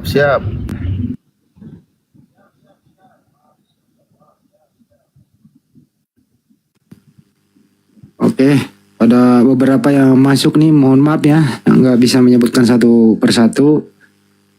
Insya Allah Bunda Rama, Nona Cebi akan menghitung. Jadi semua yang saya terima bukti transfernya itu ada keterangannya buat Ponpes. Jadi mudah untuk dihitung. Ini barusan lagi pada masuk dari Pak Eugene sebanyak berapa nih?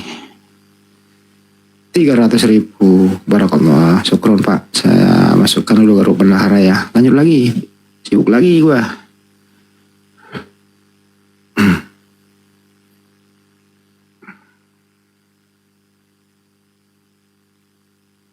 Bunda Rama kok diam aja?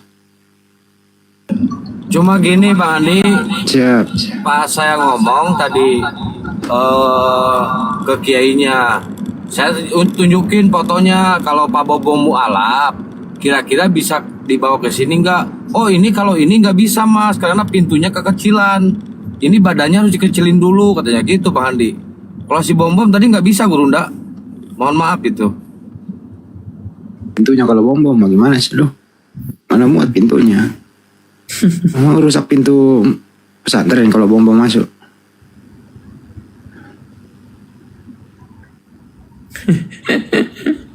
Ya.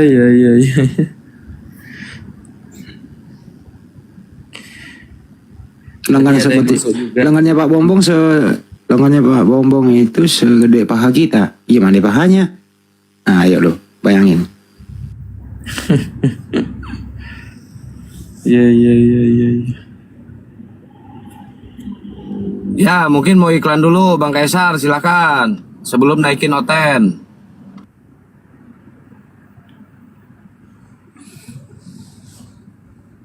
Assalamualaikum warahmatullahi wabarakatuh. Assalamualaikum.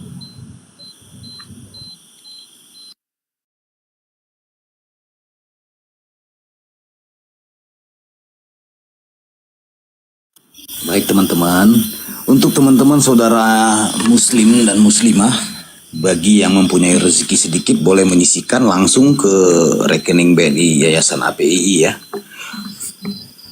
Ada tertulis di KPR, kisah para reporter, kejadian kedatangan makhluk halus ngaku Tuhan, bilangan menyesatkan, pasal 1 pendustaan, butir 2 sales jualan. Inilah cerita penyesat kaum Farisi di balik penjara menulis bait puisi, berbekal dusta ilusi dongeng inspirasi, dengan cerita skenario penuh kisi-kisi.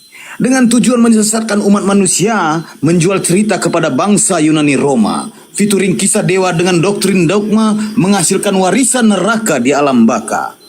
Kafir sesat saat ini jadi pewaris, menjajahkan ajaran perkataan iblis, mencoba merayu dengan optimis, tawarkan bantuan sembako ekonomis, karena tipu menipu tujuan misionaris. Dengan hadirnya kami, semoga berguna, mensiarkan tauhid perkuat akidah, mencerdaskan SDM generasi muda, memperkuat keimanan Islamiyah. 1000 macam godaan setan merobohkan kau punya iman. Seringlah membaca Al-Quran, jadikan engkau sebagai pedoman menuju surga yang Allah janjikan. Tujuan APII memberi edukasi ukhuwah Islamiyah, memerangi kaum kafir, gibah dan fitnah. Dengan hinaan dan hujatan kafir sumpah serapah, kami perangi dengan risalah jejak Rasulullah. Allah memberikan lisan untuk kita menyampaikan dari segala larangan dan untuk keselamatan. Rasulullah selalu dan sering kali berpesan, sampaikan risalahku kepada kafir yang menyesatkan. Tidak ada satupun insan yang bisa melarang kami mensiarkan. Sekian, stay tune. Iya. Saudara Untuk kita ini Bang Andi, izin ya. bukti TF-nya mau dikirim kemana katanya? Ke saya aja 0813. Teman-teman bisa DM ya, DM TikToknya Bang Handi, bukti. Jangan DM Ustaz. TF-nya. No, langsung ke WA aja Ustaz. Ribet kalau DM. Nomor saya, teman-teman di bawah nomor saya diketik dong. Ini ada Ustaz Wafi sama Pak Juma dan Ustaz Alif semuanya. Begitu ada tadi penonton juga, setelah dia berdonasi, beliau juga melihat di situ banyak rumputnya, beliau menyumbangkan 1 mesin rumput untuk membersihkan halaman. Oh, Masya Allah, Alhamdulillah. Nanti koordinasi sama tim di belakang ya Bang ya, gitu loh. Oh, lanjut lagi. Nomor WA-nya disebutin katanya Bang. Saya ketik aja ya. Dilihat di typingan ya teman-teman ya, itu diketik. Assalamualaikum warahmatullahi wabarakatuh. Waalaikumsalam warahmatullahi wabarakatuh.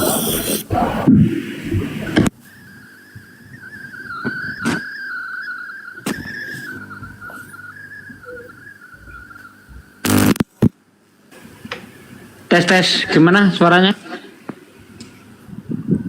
Bagus, lancar Pak De. Mantap.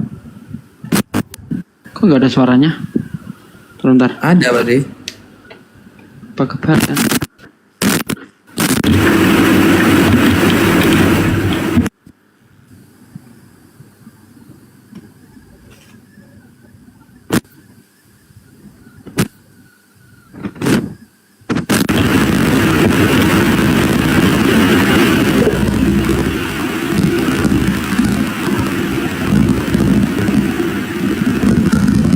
Ini Pak. Buset, kegedean Pak De itunya, kegedean.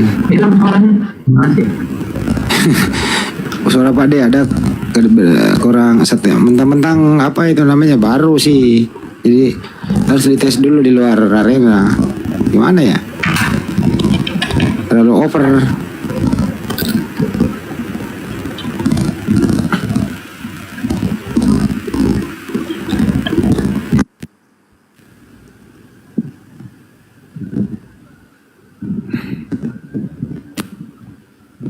Bang Handi, nomornya yang di belakangnya 800 ini ya? Siap, betul. Oke. Tolong jangan telepon dulu ya teman-teman, ini lagi dipakai teleponnya ya, ngedit-ngedit nih. Saya asisten bendahara. Humas. Asisten bendahara nggak apa-apa malam ini. Seharusnya Bunda Rahma ini. Tapi nggak apa-apa. Saya memang udah terbiasa begini. Aku udah tahu salahnya, Ustaz.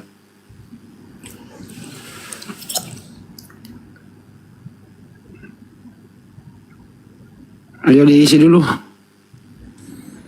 Saya harus laporkan masuk.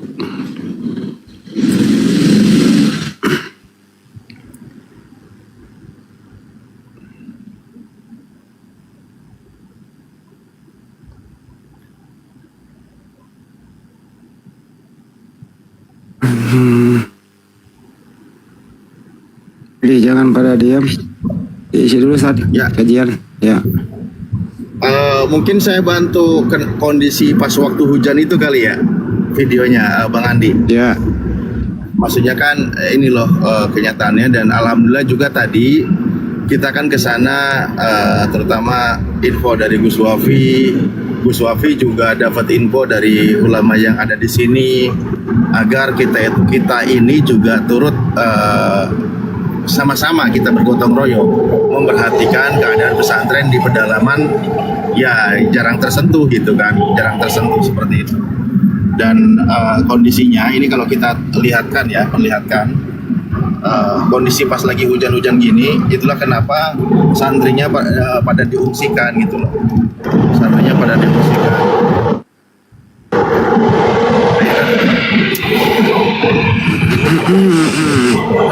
Nomornya Bang Handi yang belakangnya 800 teman-teman ya, jangan yang lain. Ada 2 Bang Handi. Yang 800 lebih cepat. Kalau yang 44499 punya antum juga? Iya, tapi itu agak 2 kali pindah gua. Kalau itu nggak masuk grup, gua 2 kali pindah. Oke. Lanjut Ustaz Alif. Dibesarkan aja nih Ustaz Alif ini. Ya ini kondisi di area ini kan asrama ya, kondisi di area kamar mandi istilahnya kan ya, tempat MCK-nya. Nah ini video kiriman. Kalau ini bukan rekaman kita ya, dan kan ada beberapa asrama di sana itu. Nah ini tuh. Kayu. Tuh. Kanan kiri pokok seluruhan. Oh ya. Sementara kurang. Jadi musim hujan seperti ini air itu pada masuk semua gitu. Saya ulang lagi ya. Ini kesekitarnya. Nah ini. Banjir di dalam banjir. Motor. Hujan di dalam. Kami sekarang lagi meriksa. Mana motor, cangceng. Tuh, dan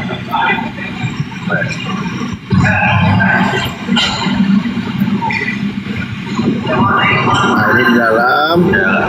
Nah itu di luarnya. Ini kayu aja. Nah yang tadi kita itu ya, kita spill tadi. Galar 200 meter. Dua kanan kiri pokok. Oke, gitu.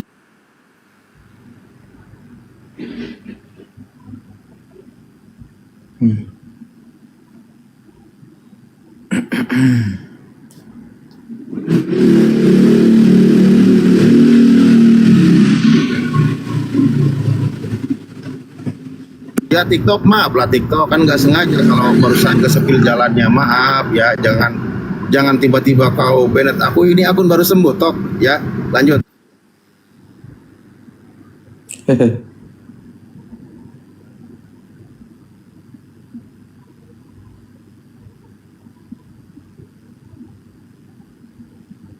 Oke, mungkin lanjut diskusi atau menyampaikan apa aja ini. Silakan, mana tadi Bunda naikkan konten Bunda.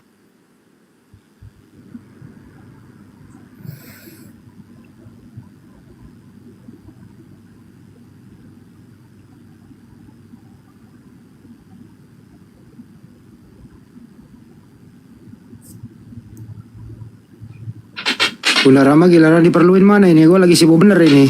Lagi. Halo. Ngedit. Ya, biar saya kan. Ya, silakan Ustaz. Juga. Oke. Mak Len.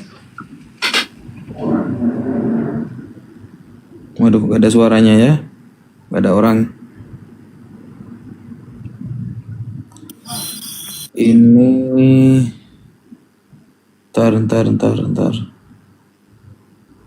Banyak kali yang mau naik ini, weh.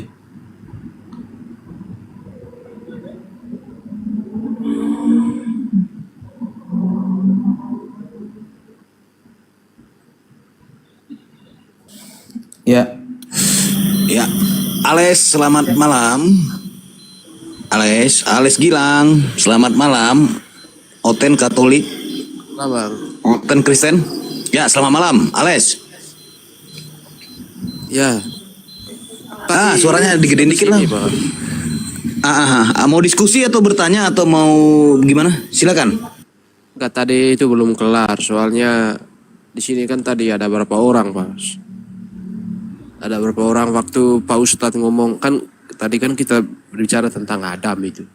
Waktu Pak Ustadz ngomong Adam orang lupa ya, memang ada dalilnya. Nah ini semua teman-teman di sini kan ketawa, makanya saya turun aja waktu itu. Nggak kondusif kalau saya buka moodnya. Gitu Pak Ustadz. Memang ada dalilnya Pak Ustadz, kalau Adam itu lupa. Orang-orang sini kan ketawa dengar pernyataan itu Pak Ustadz. Ketawa, makanya saya turun, nggak pamitan itu. Kenapa kalian ketawa, ini masih diskusi. Cuman kan sekarang udah posisinya sendiri Pak Ustadz gitu loh.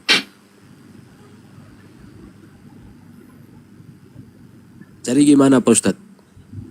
Tadi tentang Adam yang lupa, apakah keselamatan itu didapat dari lupa gitu loh? Itu Pak Ustadz, silakan. Apanya keselamatan dapat dari lupa itu loh? Banjuma ada kak? Banjuma monitor. Gimana kalau gantian sekarang? Saya yang nanya kitab Anda. Lupa, maksudnya gini Pak Ustadz. Saya ngomong pernyataan keselamatan dapat dari lupa. Karena kan Adam itu lupa sama janji Allahnya. Tapi apanya Adam lupa sama janji Allah? Mana saya menarasikan lupa dengan janji Allah? Di surat Taha 115 kan di situ dikatakan Adam lupa sama janji Allah. Bukan janji Allah itu. Jadi Allah pernah bilang kalau jangan tergoda oleh iblis. Kan manusia lupa, kan biasa kan ada manusia punya sifat lupa. Kalau Tuhan lupa, itu yang bahaya. Yesus, ya, apakah pernah lupa? Kan, Adam lupa. Ya, manusiawi itu, namanya juga manusia ada lupa. Tapi kalau Tuhan lupa, itu yang bermasalah, Mas. Oke, terus kalau Adam lupa itu kenapa dia mengaku dosa, Pak? Kan sudah saya jelaskan. Saya malas mau menjelaskan sesuatu yang sudah saya jelaskan secara panjang lebar. Sekarang begini aja. Gimana kalau sekarang gantian saya bertanya kepada Katolik Anda? Siap, silakan. Ya, saya sekarang bertanya kepada Anda. Di dalam Katolik itu ada ajaran namanya beribadah Jumat Agung, mencium patung Yesus. Itu di mana perintah Yesus seperti itu? Itu tidak ada di Bible itu. Tidak ada di Bible. Berarti ajaran bidat. Bukan ajaran bidat. Kan dalam kekristenan itu kan ada beribadah, Mas. Kristen saja menentang mencium patung Yesus itu. Kristen aja menentang, Protestan. Kenapa Katolik mengadakan ibadah Jumat Agung mencium patung Yesus, ajarannya mengambil dari ayat yang mana itu Mas? Pernah nggak Yesus ngajari seperti itu? Soalnya kalau secara kan nggak ada dalil kan? Gak ada dalil. Terus solusinya gimana? Secara simboliknya itu memang karena kan segala kuasa kan di bawah kakinya Yesus. Itu Segala kuasa di bawah kaki Yesus. Iya, segala kuasa. Patungnya. Kaki yang disimbolis di paku itu, Mas. Gitu. Ketika di kaki itu juga, mohon maaf, ada alat kelamin Yesus, apakah itu juga bagian dari Tuhan? Di kaki nggak ada kelamin, Mas. Nah, di sampingnya paha. Yesus tidak punya alat. Kalau Yesus memang Terus gunanya alat apa? Masa cuma buat aksesoris saja? Terus harusnya gimana? Ya enggak, gini loh. Di dalam Islam, sholat 5 waktu seumpama. Di hadis, di Al-Quran ada ajarannya. Sekarang gini, ketika Katolik mengadakan sebuah ibadah Jumat Agung dengan cara sampai mencium patung, itu ketika tidak diajarkan. Itu kan namanya ajaran bidat, Mas. Berarti Katolik mengajarkan ajaran bidat. Apakah seperti itu? Terus kalau memang tidak bidat, dalil atas pengesahan sebuah ibadah itu dari mana? Dalilnya? Kan saya udah jawab. Kalau ibadah seperti simbolik-simbolik itu memang nggak ada dalilnya, Mas, di Bible. Kan ibadah simbolis. Nah, kalau terus? misalnya Pak Ustadz bilang kalau di Islam itu diajarkan sholat, kan pernah dikatakan sama Allah, sholat kan 50 kali ketetapan dari Allah. Jangan kembali ke Islam 5 kali dulu. itu kan dibatalkan 5 kali itu kan itu karena Muhammad, kan begitu Pak Ustadz? Itu jangan kembali ke Islam dulu, fokus kepada ajaran antum dulu. Tadi antum kan bertanya, saya menjawab dari A sampai Z. Saya tidak mengembalikan kepada pemahaman Anda. Sekarang hanya saya bertanya satu kali, ketika ada sebuah ajaran yang tak tertulis di dalam Bible, lalu bagaimana cara Anda membenarkan ajaran itu, ibadah itu, padahal gak ada ajarannya? Gimana itu cara membenarkannya? Kalau ibadah simbolis memang tidak tertulis secara eksplisit di dalam Bible, tapi semua simbolis peribadahan itu sebenarnya ada dalilnya sih. Misalnya apa dalilnya? segala kuasa yang ditakluk di bawah kakinya itu kan. Itu makanya kan ambil dari keterangan, Mas, percikan ya makanya saya bilang Ustadz, kalau Pak Ustadz minta secara eksplisit memang nggak ada Pak Ustadz. Cuman ibadah simbolik itu kan, ibadah sakral kan memang ada Pak Ustadz. Cuman ibadah simbolik itu kan tetap. Berarti nggak ada yang ngajari ya, itu ya? Di latar belakangi dengan. Ya berarti nggak ada yang ngajari ya? Ayat-ayat Bible. Bukan Yesus, bukan murid Yesus juga berarti yang ngajari. Nah, sekarang saya tanya gini. Bukankah di dalam 10 hukum Taurat dilarang beribadah kepada patung? Berarti Anda sedang menentang hukum Taurat, Mas. Di dalam Keluaran 20 misalnya, ayat ke-5, ke-6 dan selanjutnya. Janganlah membuat patung. 1, buat aja gak boleh. 2, yang menyerupai di atas langit dan di bawah bumi sekalipun. Janganlah kamu beribadah menyembah kepadanya. Maksudnya kepada patung. Itu jelas hukum Taurat. Nah, berarti Katolik menyalahi ketentuan Taurat. Apakah begitu? Kalau bicara Taurat, Pak Ustadz, gini aja. Pada prinsipnya Taurat itu seperti apa sih Pak Ustadz? Menurut Pak Ustadz, menurut kajian Pak Ustadz yang Pak Ustadz ketahui, pada prinsipnya Taurat itu seperti apa? Loh, Taurat itu disebutkan di dalam Mazmur 19 nomor 7. Hukum Taurat Tuhan itu sempurna, menyegarkan jiwa dan memberikan pemahaman kepada orang yang tak berpengalaman, saudara. Jadi, ketika Tuhan mengatakan hukum Taurat adalah hukum sempurna, maka lucu ketika ada salah satu ajaran Katolik yang kitab sucinya menempelkan paham itu kepada perjanjian baru, tapi malah tidak diikuti. Kan Yesus sendiri diutus bukan untuk menghapus dosa Taurat. Bukan untuk menghapus kitab Taurat, tetapi untuk menyempurnakannya. Kan seperti itu. Gini Pak Ustadz, memang ada dalil. Gus, kita 3 menit lagi nyampe Gus. Di mana? Ke tempat siap. Ya. Gini Pak Ustadz, memang ada dalil di Kisah Para Rasul itu. Rasul Paulus itu sekiranya diinterpretasikan bahwa dia sedang membatalkan hukum Taurat. Kan ada begitu kan Pak Ustadz? Iya, terus? Karena pada prinsipnya Taurat itu, Mas, ditetapkan hukum-hukumnya hanya untuk Israel saja. Atau kalau kita ibaratkan kepada binatang, hanya untuk domba, bukan untuk anjing, bukan untuk serigala, hanya untuk domba saja. Hukum Taurat hanya untuk domba saja? Iya, ketetapannya itu, segala hukumnya itu ditetapkan kepada bangsa Israel, tidak berlaku di bangsa lain, Bang. Loh, bukannya Yesus dilambangkan sebagai domba? Kalau Yesus memang dia tidak mungkin membatalkan hukum Taurat untuk Yahudi, dan dia tidak mengajarkan hukum Taurat untuk anjing. Gitu loh, Mas. Enggak, Yesus kan dilambangkan sebagai domba. Sedangkan Taurat kata Yesus Anda memang untuk para domba. Ya, domba kan Israel, Bang. Yesus kan domba. Ya kan. Domba apa Yesus? Iya. Kalau Yesus memang di lain cerita dia kan dia kan anak domba Allah. Maksudnya domba-domba yang saya maksud ini, domba-domba itu kan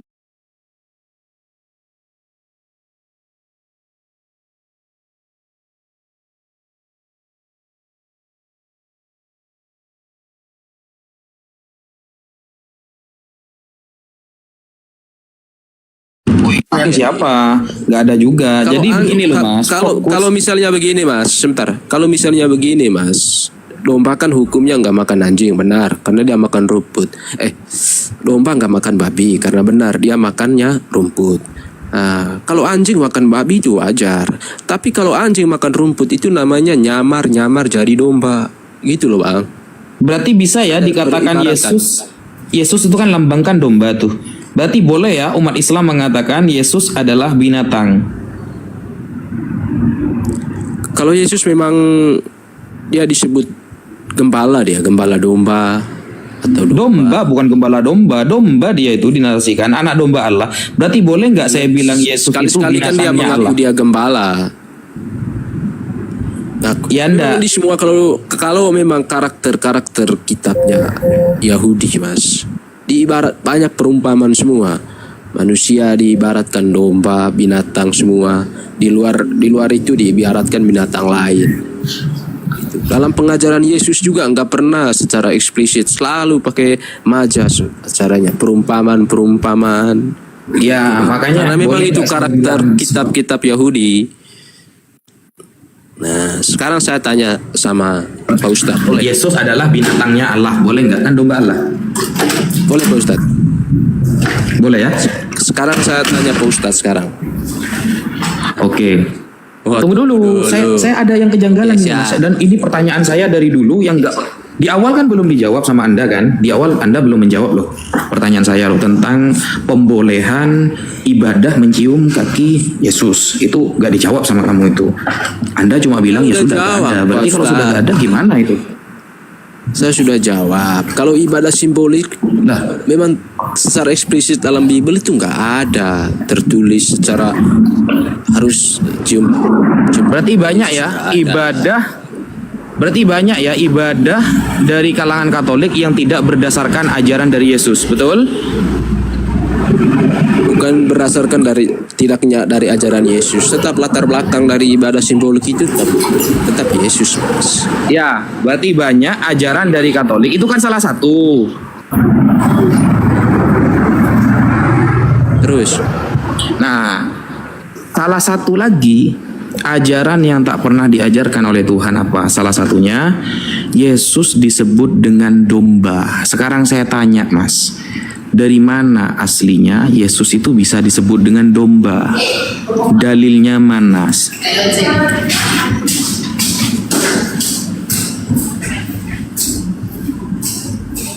Gimana Mas? Kalau domba ini ya, Pak Ustadz kan sebutnya anak domba apa domba ini? Ya kalau disebut anak domba berarti Bapak Allah domba juga. Keduanya binatang juga kan berarti. Kalau disebut domba ya terserah, berarti Yesusnya yang binatang kan begitu. Maksud saya istilah. Kalau kita menggunakan istilah, gak apa-apa kalau kita sebut. Iya, istilah itu kan mesti ada rujukannya Mas. Mesti ada dalilnya kan istilah itu kan. Di mana dalilnya? Yesus kok bisa oleh Yohanes Pembaptis disebut domba? Apa kaitannya gitu? Bentar, saya carikan dulu dalil tentang domba itu. Oke, saya tunggu sampai Mas Dajjal keluar. Monggo. Sebenarnya gini Ustaz Rafi, kalau cocokologi saya kan ex ya.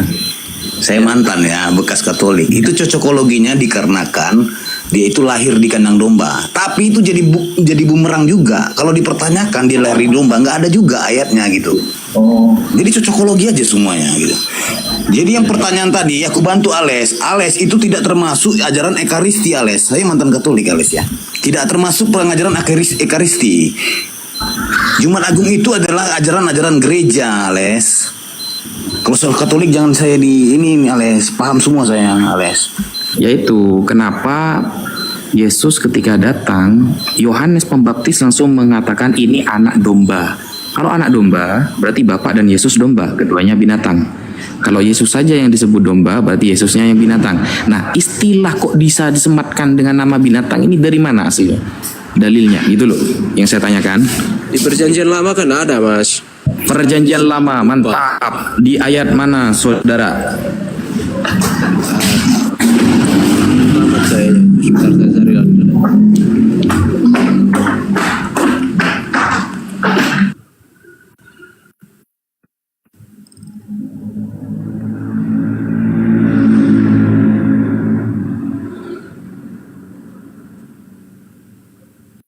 Kenapa Yesus disebut dengan domba?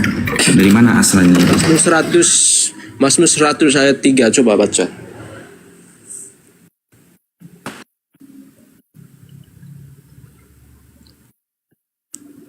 Kalau domba itu memang dari sana ya. Disematkan kepada bangsa. Kalau menggunakan istilah itu memang sudah dari perjanjian lamanya itu. Yaitu ayatnya yang mana yang dijadikan dalil kenapa Yesus disebut domba gitu loh. Karena di perjanjian lama dombanya itu domba beneran. Gitu loh, untuk penebusan dosa itu domba beneran. Kenapa di perjanjian baru malah Tuhan yang dijadikan korban gitu loh. Jadi korban penebusan dosa kalau di dalam perjanjian lama itu dombanya domba beneran. Jadi kalau dulu ada orang Bani Israel berdosa yang disembelih domba. Nah ini kok yang disembelih Tuhan gitu loh. Kok pas beda level gitu. Yesus di perjanjian baru mengaku gembala, Mas. Bukan mengaku. Oh berarti salah berarti Yohanes Pembaptis ketika mengatakan dia domba. Dia anak domba kan anak bapa dia, Mas. Yang bilang anaknya pohon pinang siapa? Ya iya maksudnya itu. Iya. Istilah domba. Dinarasikan. Istilah dombanya saya itu bilang, dari ayat saya mana? bilang begini Pak Ustadz. Masanya saya bilang begini Pak Ustadz. Umatnya Tuhan itu kan sering dinarasikan dalam perjanjian lama. Tuhan Allah. Umatnya itu sering diibaratkan seperti domba. Gembalanya itu bapaknya. Makanya dikatakan Yesus kan menjadi anak ini, jadi domba. Makanya dikatakan anak domba. Tapi pada saat dia di tengah-tengah Israel, kata saja ya. Saya dia mengaku gembala. Transfer aja guys. Oke.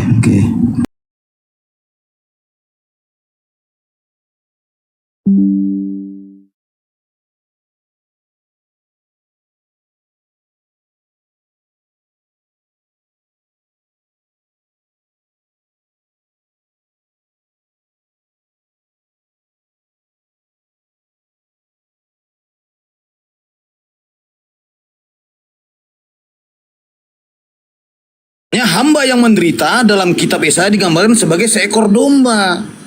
Jadi itu cocokologinya. Karena bangsa Israel itu, dengar dulu, karena bangsa Israel itu untuk menebus dosa itu bahwasanya mengorbankan domba untuk menghapus dosa-dosa mereka, dosa kecil mereka. Cuman di sini ada konsep dari tua-tua, dari cerita yang lainnya, bahwasanya ia akan memberikan dirinya sebagai korban penebusan bagi dosa-dosa dunia.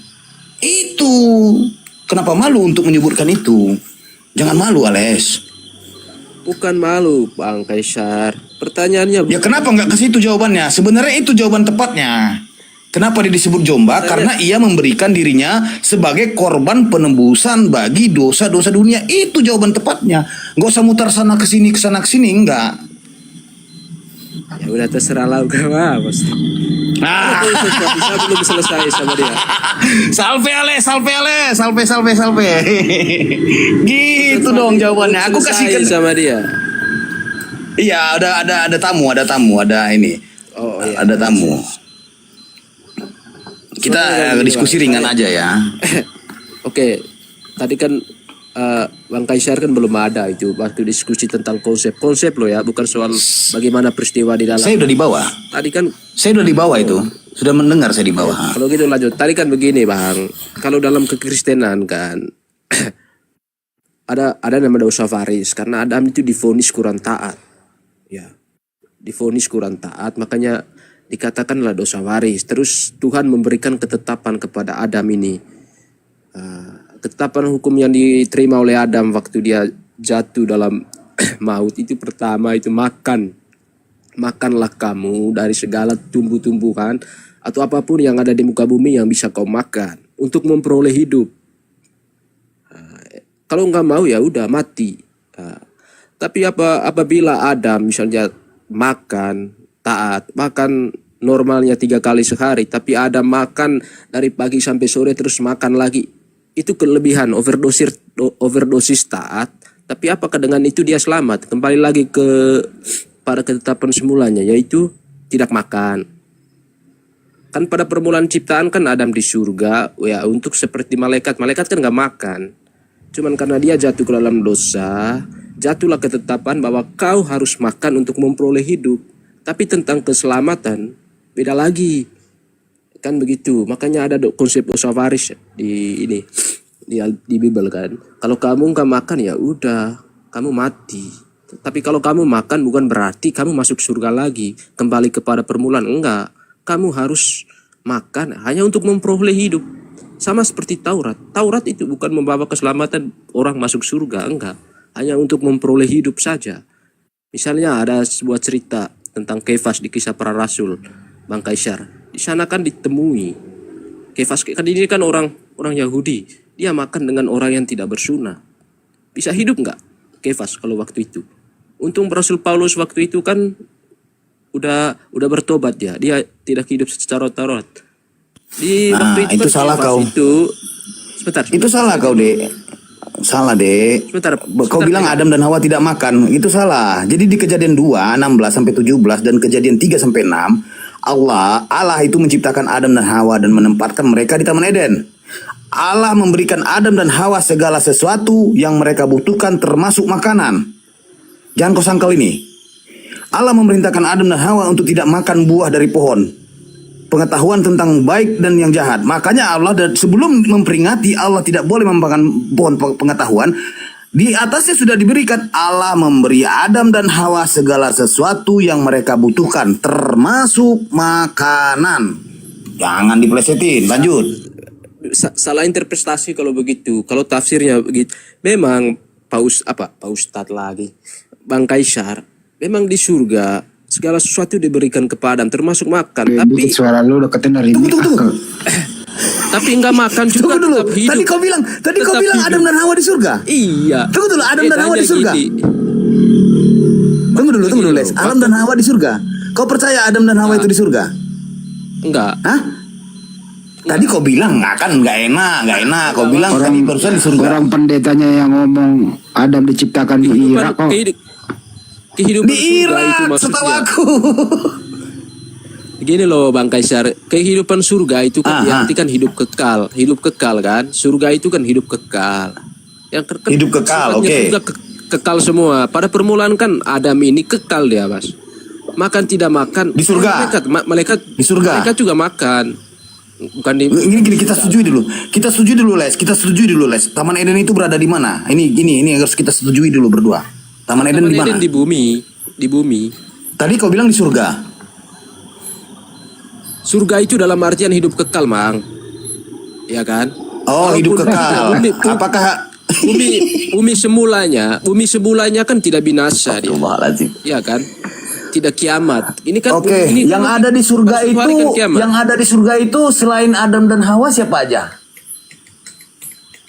Surga itu misalnya surga itu saya ibaratkan kehidupan kekal. Semua yang bersifat kekal itu disebut surga lah.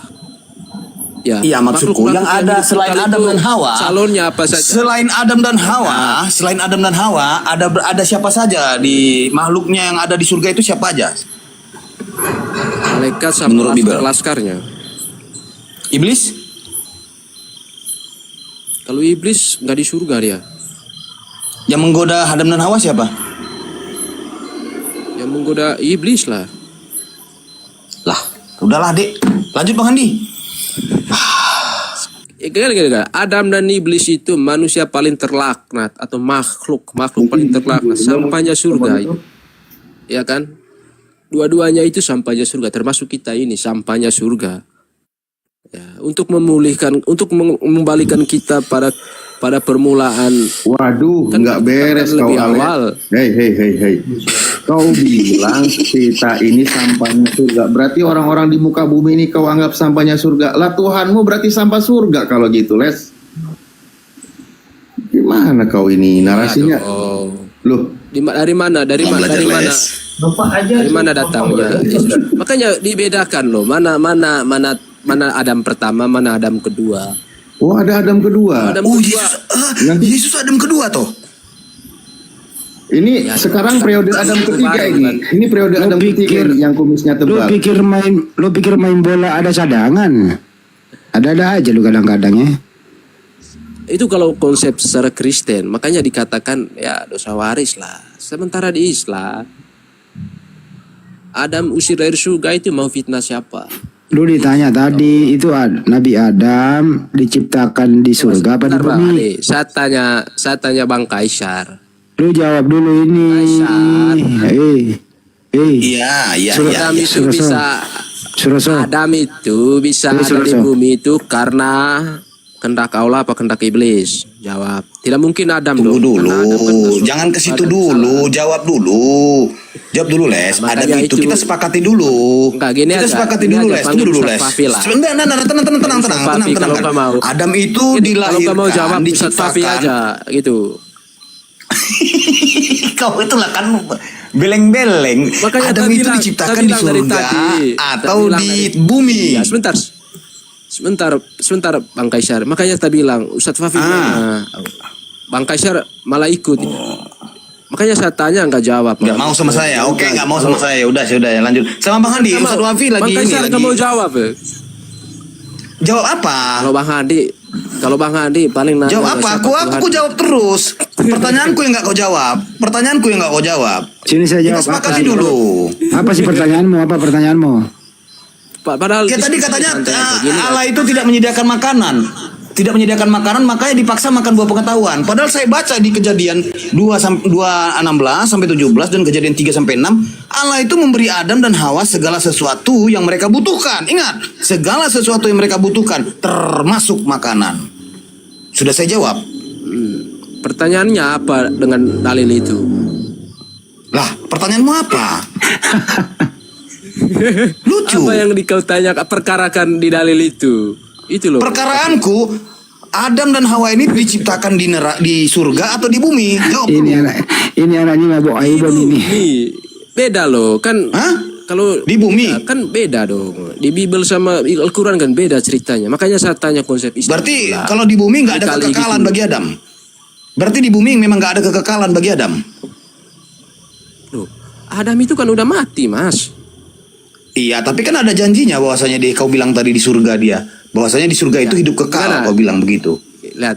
Mana? Kau muter-muter loh. Di mana Putar sana kayak gasing, kayak tutupan toples kau loh. Adam Di mana Adam kembali? Nah, sekarang pertanyaanku, di bumi itu di mana? Taman Eden itu di mana sekarang? Oke, di bumi. Kuikuti kau. Di bumi di mana itu? Kalau itu nggak tahu di buminya di mana itu. Nama dari bumi Kenapa itu ada. kok Imani yang nggak tahu? Kenapa kok Imani yang nggak tahu? Ales jawab. Di Burundi, bilang di Burundi gitu loh, Burundi. Kalau asumsi kan lebih liar lagi, tapi namanya Ya di Burundi itu, di Burundi. itu kan Taman Eden. Terus ditanya di mana Taman Eden, ya itu nggak jelas di Bible, itu nggak ditulis kan. Ya kalau mau pakai asumsi boleh lah. Irak atau Kenapa kau imani? Aku tanya sama kamu. Kenapa kau imani? Gini. Penciptaan pertama manusia saja kau sudah beleng-beleng, tidak tahu menguasainya. Emang dengar dulu. Kenapa itu kau imani? Kenapa kau imani? Itu pertanyaanku. Kenapa kau imani? Bang Kaisar, bang ya udah, namanya iman kan. Saya imani, nggak apa-apa lah. Terus Bang Kaisar tahu di mana surga? Pertanyaannya sekarang kau bilang di bumi. Sekarang di bumi itu di daerah mana? Negara ini luas nih, belahan dunia ini. Di mana? Coba tunjukkan satu. Ku kejar ini. Saya jawab di Taman Eden. Taman Eden itu berada di mana? Di negara mana? Benua apa? Coba. Kalau itu aku nggak tahu. RT berapa? Di RT berapa?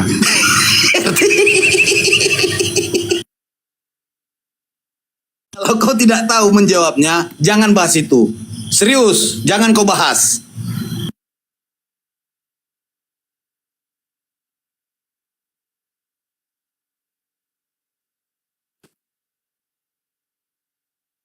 Les, dulu waktu kau jatuh dari pohon, kamu nggak berobat ya? Ya Les.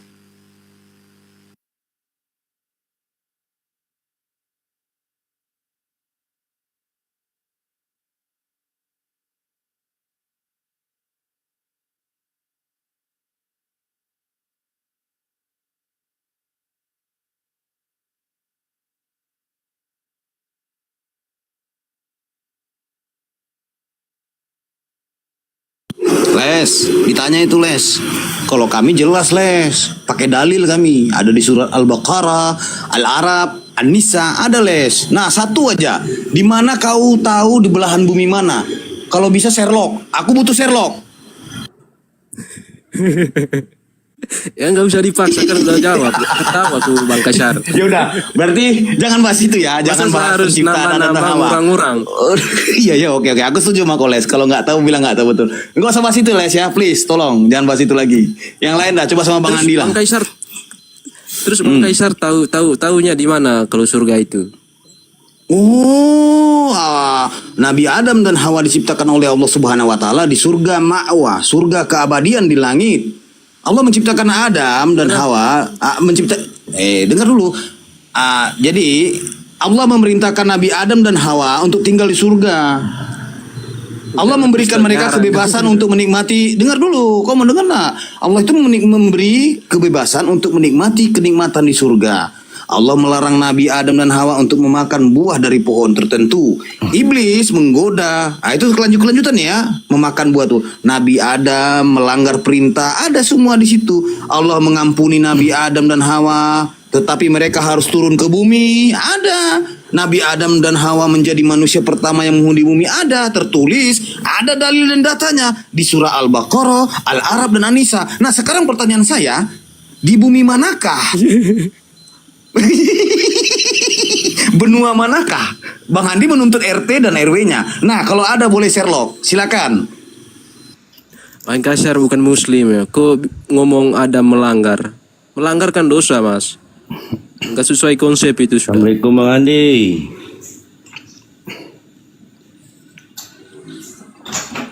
Ya lanjutlah. Assalamualaikum. Waalaikumsalam warahmatullahi wabarakatuh. Abang udah peta lampu. Yang lain aja Les, nggak usah bahas Adam dan Hawa. Serius, karena kau tidak tahu di mana mereka diciptakan. Jadinya cerita dongeng kartun kita ini. Serius, aku berbicara serius ini. Lanjut yang lain pembahasannya. Boleh sama Ustaz Alif lagi. Ustaz Alif tuh lagi on fire tuh. Silakan Ustaz Alif, kesayanganku. Ya, aku baru nyampe aja, kebetulan nyusul Gus Wafi ke tempatnya. Alhamdulillah sudah nyampe. Dan kalau Gurunda sudah monitor nanti langsung nyambung aja Gurunda.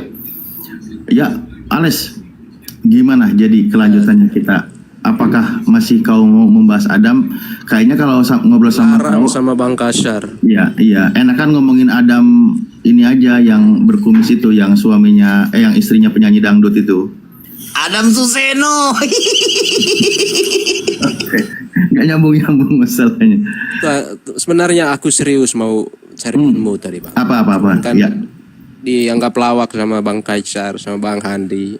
Tadi itu serius aku nanya. Kan Ustadz Fafi kan ada di sini tadi. Udah mumpung naik tanya ini. Ya, Ada di sama sini. Bang Juma debat aja. Ada di sini beliau. Ya, apalagi yang belum dimengerti apa? Soalnya kan saya kan mau membawa iman saya, bahwa saya mau mengatakan bahwa itu Adam bersalah, biar membenarkan kitab saya loh, dosa waris itu.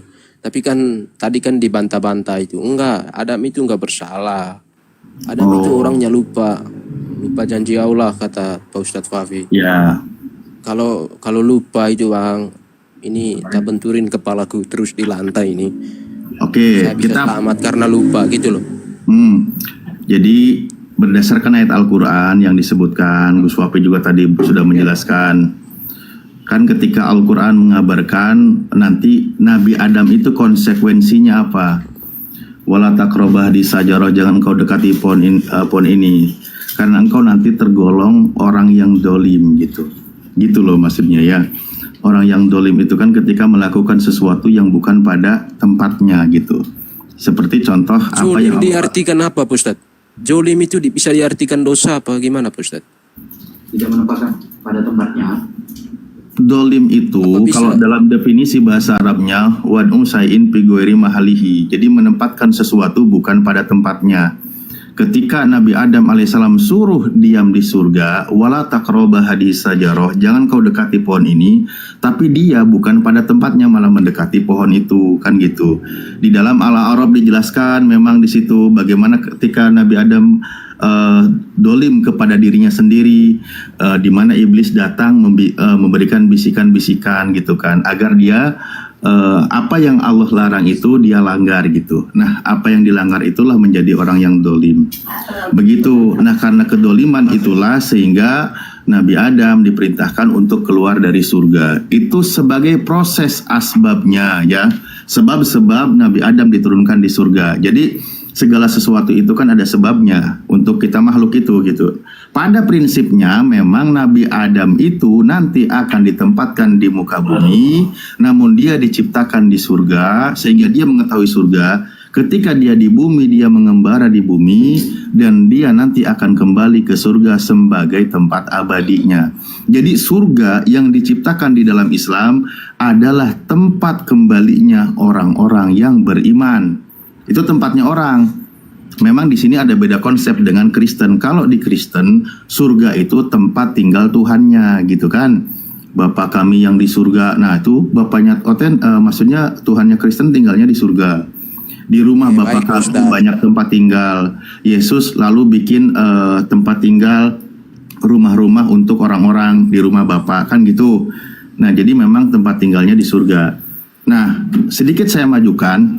Jadi tempat tinggalnya Tuhannya Kristen itu adalah di tempat yang Tuhan kami ciptakan. Jadi Tuhan kami itu kan menciptakan surga, kan gitu. Nah, ternyata dalam konsep imannya Kristen Tuhannya tinggal di surga. Berarti Tuhannya Kristen itu tinggal di tempat yang Tuhan kami ciptakan, gitu jadinya. Terus kayaknya. Oke, nggak apa-apa.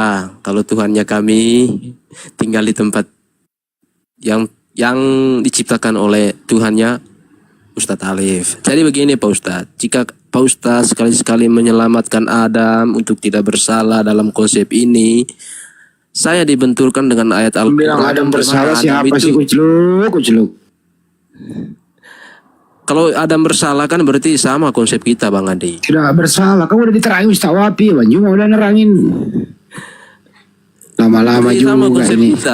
Gua banting juga nih HP ini. Kan, kalau bersalah kan Bang Andi, berarti sama konsep kita. Tidak bersalah udah dibilangin tadi. Oh iya. Kalau tidak bersalah mengapa dia mengaku dosa gitu loh. Lama-lama Mengaku juga bertobat. kau itu saya cukur komismu itu. Ayo Pak Ustadz, gimana itu jawabannya? Kenapa Adam bisa mengaku bertobat? Memang ada dosa apa dia gitu? Silakan. Oke, baik. Ketika manusia pertama mengajarkan untuk bertobat, kan gitu ya. Nah, ketika dari melakukan sesuatu yang dilarang oleh Tuhan. Makanya tadi ayat Al-Qur'annya sudah saya sebutkan, wala taqrabu hadis sajarah fatakuna minad dolimin, kan gitu. Maka Nabi Adam itu tergolong yang dolim. Makanya ketika dia melakukan kesalahan, kita ikutin aja lah Bang Andi diksinya ya. Salah. Melakukan kesalahan. Iya, nggak apa-apa. Ketika Nabi Adam melakukan kesalahan karena dia itu dolim, lalu beliau itu diajarkan oleh Allah Subhanahu Wa Taala tentang ilmu bagaimana caranya mengetahui kesalahan, lalu diajarkan untuk bertobat. Apa bunyi tobatnya, kalimatnya? Rabbana innana dolamna anfusana wa ilam taghfir lana wa tarhamna lanakunanna minal khosirin. Itu diajarkan. Nah, di sini sangat jelas di dalam ajaran Islam kisah tentang Nabi Adam. Pertama, dia satu yang Allah larang, jangan mendekati pohon ini, nanti kau dolim. Ketika dia melanggar, maka dia itu langsung bertobat. Kenapa dia bertobat? Karena Allah ajarkan kepadanya ilmu-ilmu, tentu berkaitan juga dengan perkara bertobat. Jadi Nabi Adam alaihissalam di dalam Al-Quran itu ketika dia turun ke bumi, dia itu mewarisi ilmu pengetahuan, ilmu yang diberikan oleh Tuhan, sehingga generasi nanti yang turun itu mendapatkan ilmu dari Bapak manusia pertama di dalam Islam. Di mana bunyi ayatnya ketika Nabi Adam memiliki ilmu dan mewarisi ilmu nanti? Al-Quran surah Al-Baqarah ayat 31. Bismillahirrahmanirrahim. Wa 'allama Adam al-asma'a kullaha tsumma aradahum 'alal malaikah. Malaikat saja itu juga diajari oleh Nabi Adam. Nabi Adam turun ke bumi mewarisi ilmu. Catat poinnya. Ya, beda. Kalau di Anda, Adam di bumi mewarisi dosa. Nah, ini di sini aja udah beda jauh konsepnya. Logisan mana coba? Ketika Nabi Adam contoh melakukan Ini kesalahan, beda loh penjelasan Pak Ustadz sama Ustadz Fafi. Gimana sih Ustadz? Kalau saya mengulang penjelasan Gus Wafi, saya tidak menghargai isi otak Anda. Seolah-olah saya menganggap Anda itu masih aja segitu pemahamannya, nggak paham-paham. Saya ulang lagi. Sebenarnya gini Pak Ustadz. Nah, di sini saya menghargai Sulit sekali mengaku otak ada Anda. melanggar itu loh. Saya hargai yang tadi Gus Wafi jelaskan, saya skip, saya maju penjelasannya ke depan. Pertanyaan saya, bagusan mana Adam di bumi mewarisi dosa dengan mewarisi ilmu? Monggo, jangan dijawab, kecuali punya jawabannya.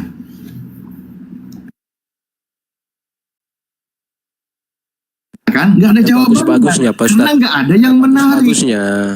Nggak ada yang menarik kisah Nabi Adam ketika dibandingkan antara ajaran Islam dengan ajaran Kristen. Ketika di dalam Al-Quran Nabi Adam datang ke muka bumi, pertama berkaitan dengan perkara dosa. Ini hebatnya ajaran di dalam Islam. Ketika Nabi Adam melakukan sebuah kesalahan, dia bertobat, selesai perkara dosa, perkara salah, perkara apapun itu nggak dosa, nggak salah kata Pak Ustadz Fafi, nggak ada salah. Saya pakai kata yang mengimbangi narasi Anda. Ya sudah, yang benar yang mana? Apapun itu, satu kesalahan diselesaikan oleh orang tersebut, diajarkan oleh Tuhan. Selesai, beres. Nggak perlu pakai istilah asumsi yang nggak jelas. Ada Adam kedua nanti turun untuk menyelamatkan dosa manusia karena Adam pertama telah gagal jatuh ke dalam dosa. Di kitab Anda kan Adam tidak menyelesaikan perkara dosanya. Jadi Adam turun ke bumi itu mewarisi apa tadi di dalam keyakinan mewarisi dosa. Beda dengan di dalam ajaran Islam. Di dalam ajaran Islam tadi sudah saya katakan mewarisi ilmu. Ketika melakukan kesalahan pun diajarin untuk bertobat. Nabi kami lalu bertobat. Bunyinya ada di dalam surah Al-A'raf. Tadi sudah saya sebutkan. Makanya kasih jawaban, hebatan mana, bagusan mana, logis mana. Manusia pertama mewarisi ilmu sehingga generasinya ke bawah bisa memiliki ilmu dan mengembangkan ilmu pengetahuannya, atau mewarisi dosa. Ya udah Ustadz, selesai aja. Saya nggak mau debat, Iya. saya nggak mau debat, soalnya saya nggak mau debat orangnya. Kesimpulannya aja itu Adam bersalah. Nggak mau debat tapi kau ngeyel. Iya. Ya, saya kan ikutin Kesimpulan sudah. Ya, udah, ya udah. Narasi saya ikut konsepnya. Ya udah, selesai. Nah, sekarang izinkan saya bertanya, boleh? Boleh. Di dalam keyakinanmu, Yesus turun ke muka bumi untuk menebus dosa. Kebalik. Betul? Betul. Pertanyaan saya, dosa mana yang ditebus oleh Yesus? Dosa Adam. Dosa Adam ditebus oleh Yesus. Ya. Oke, kalau dosa Adam yang ditebus oleh Yesus, berarti kalian karisteng percuma mengaku ditebus dosanya oleh Yesus. Karena kalian itu bukan Adam. Loh, betul? Adam itu manusia, Mas. Yang bilang Adam itu istilah aja terkecoh. Di sini nggak ada yang bilang Terkecoh istilah. Domba nggak ada. Terkecoh istilah abang Ya, ini. Kan tadi abang kan bilang. Tadi kan kau jawab. Adam kan diartikan manusia, Mas. Abang juga Adam loh. Berarti Yesus turun menebus dosa Anda. Ya, dosa manusia atau Adam. Loh, Adam mana ini? Adam secara keseluruhan atau Adam yang diusir oleh Tuhanmu? Adam itu kan manusia, Mas. Saya tahu, Bang. Saya tahu, bahkan itu dalam bahasa Ibrani Adam itu berarti Yesus datang menebus dosa manusia, kan jelas, atau di dalam kurung Adam gitu. Yesus manusia atau bukan? Kalau Yesus itu firman yang menjadi manusia, bukan manusia menjadi firman ya. Berarti manusia Yesus ditebus juga oleh Yesus. Manusia Yesus, nggak ada manusia Yesus. Yang ada itu firman menjadi manusia Yesus. Ente ini gimana sih? Tidak ada manusia Yesus. Yang ada firman menjadi manusia Yesus. Kau ini gimana? Firmannya yang ada itu firman yang menjadi manusia yang bernama Yesus itu. Nah, manusia itu bernama Yesus, betul? Ya, manusia itu berarti Yesus. Yesus juga datang ke muka bumi karena dia manusia, ditebus dosanya oleh Yesus. Gak ada, dia nggak ada dosa, suci dia. Oh, Yesus nggak ada dosa. Yesus yang manusia tidak ada dosa dikorbankan untuk menebus orang berdosa, gitu. Yes. Memang itu konsepnya. Begitu. Seluruh umat manusia ditebus dosanya oleh Yesus. Ya. Dengan cara Yesus mati digantung pada kayu salib. Ya. Nah, inilah konsep sekali lagi yang sering kita bahas. Ini masih dalam sebuah, kita masih di atas ya, di permukaan. Hal seperti ini. Maksudnya gini Pak Ustadz, argumen dari konsep ini kan konsepnya kan enggak disalahkan.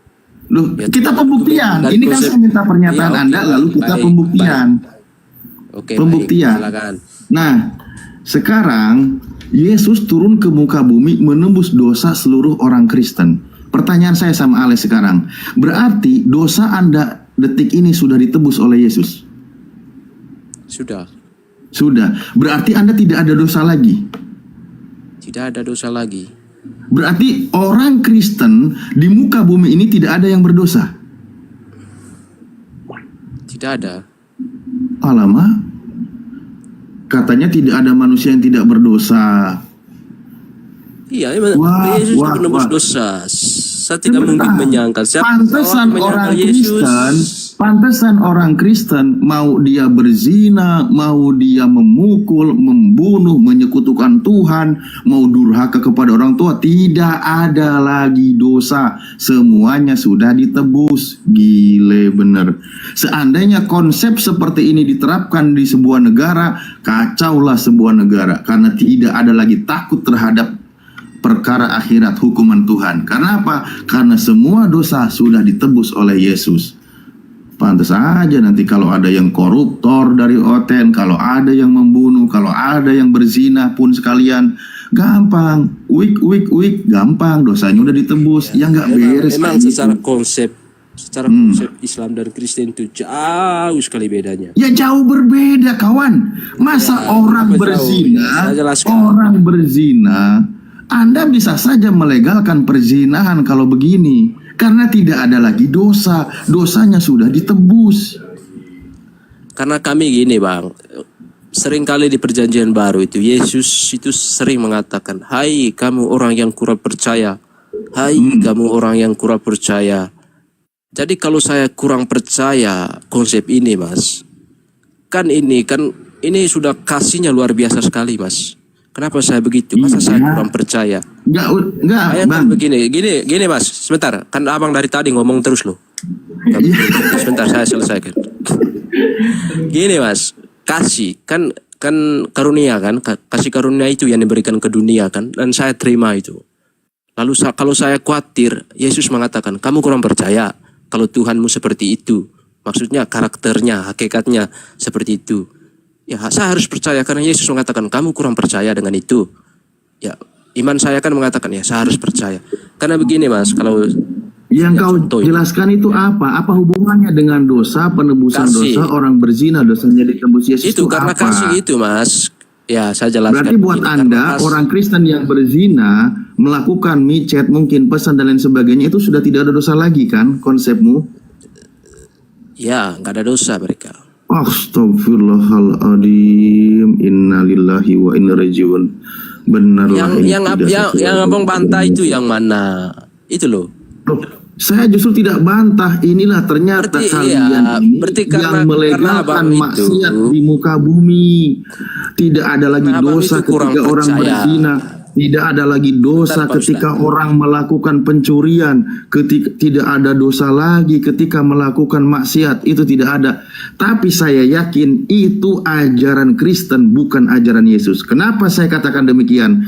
Karena Yesus berkata berdasarkan ucapannya di Matius 5 dari 17. Jangan kau menyangka aku datang untuk menghilangkan hukum Taurat dan kitab para nabi. Aku datang bukan untuk meniadakannya, melainkan untuk menggenapinya. Apa penggenapan yang dilakukan oleh Yesus? Banyak sekali. Ketika di dalam kitab Taurat disebutkan, kamu telah mendengar firman, jangan berzina. Itu kata Yesus. Itu yang tertulis di dalam kitab Taurat, larangan jangan berzina. Nah, tapi kata Yesus apa? Penggenapannya. Tetapi aku berkata kepadamu, setiap orang yang memandang perempuan serta menginginkannya sudah berzina dengan dia di dalam hatinya. Ajaran yang Yesus ajarkan lebih berat daripada ajarannya Torah Musa dan para nabi. Bukan hanya tentang zina bertemunya daging dengan daging. Mengingini seorang wanita pun menurut Yesus itu sudah berzina. Artinya apa? Dosa. Dosa besar. Ajaran Yesus. Bahkan dia berkata, maka jika matamu yang kanan menyesatkan engkau, kata Yesus apa? Cungkillah dan buanglah itu. Karena lebih baik bagimu jika satu dari anggota tubuhmu binasa daripada tubuhmu dengan utuh dicampakkan ke dalam neraka. Itu kata Yesus. Itu ajaran Yesus. Yang kau jelaskan tadi itu bukan ajaran Yesus, tapi fitnah besar terhadap Yesus. Karena apa? Karena ada yang mengatakan dengan matinya Yesus di tiang salib telah membatalkan hukum Taurat dengan segala perintah dan ketetapannya. Ada oknum lain yang membatalkan ajaran Yesus. Segala perintah dan ketetapannya dibatalkan. Itulah penganutnya Anda. Artinya di sini bisa kita ketahui, bisa kita bedakan mana ajaran pengikut Yesus, mana ajaran pengikut oknum lain yang mengorbankan Yesus, bahkan menghapus ajaran Yesus. Sudah apa belum? Sudah. Khotbah kayak pendeta. Gini loh Pak Ustadz. Kamu kan udah paham baca Bible masa kayak kuro. Bismillahirrahmanirrahim. Jika matamu yang kanan, nggak mungkin lah. Aku gaya-gaya pendeta kan baca Bible. Gini loh Pak Ustadz. Ya. Ustadz kan paham tentang ajaran Kristus, ajaran Yesus, ajaran kasih.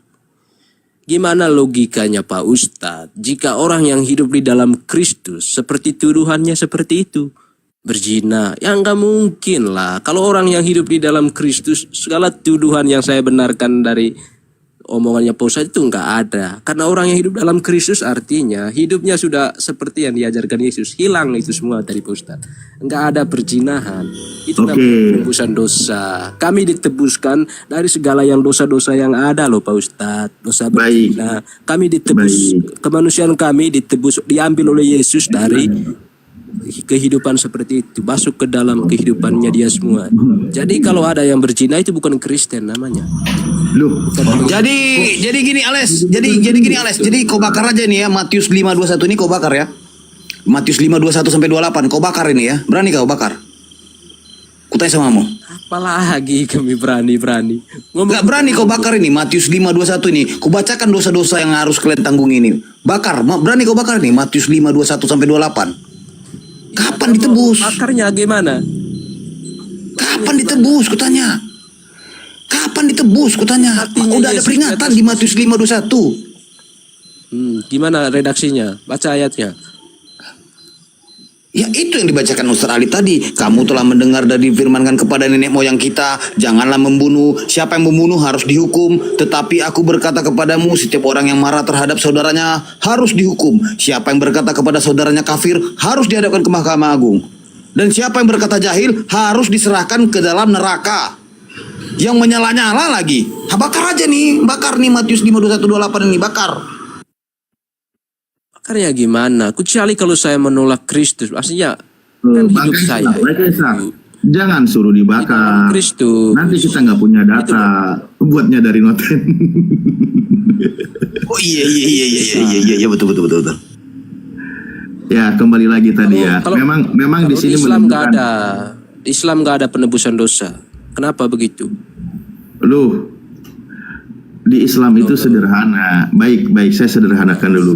Ketika di dalam Al-Quran, jangankan manusia biasa yang bergelimang dosa, kata Allah di dalam surah Az-Zumar itu dikatakan, Bismillahirrahmanirrahim, Qul ya ibadiyalladzi asrafu ala anfusihim la taqnatu min rahmatillah. Gitu kan. Wahai Nabi, kami suruh menyampaikan kepada seluruh umat manusia yang beriman, tentunya yang tidak beriman tidak hai di sini, bahwa janganlah engkau putus asa dari rahmat Tuhanmu. Innallaha yaghfirud dunuba jami'a. Allah itu akan mengampuni seluruh dosa-dosamu. Kenapa? Karena Allah itu Maha Pengampun dan Maha Penyayang.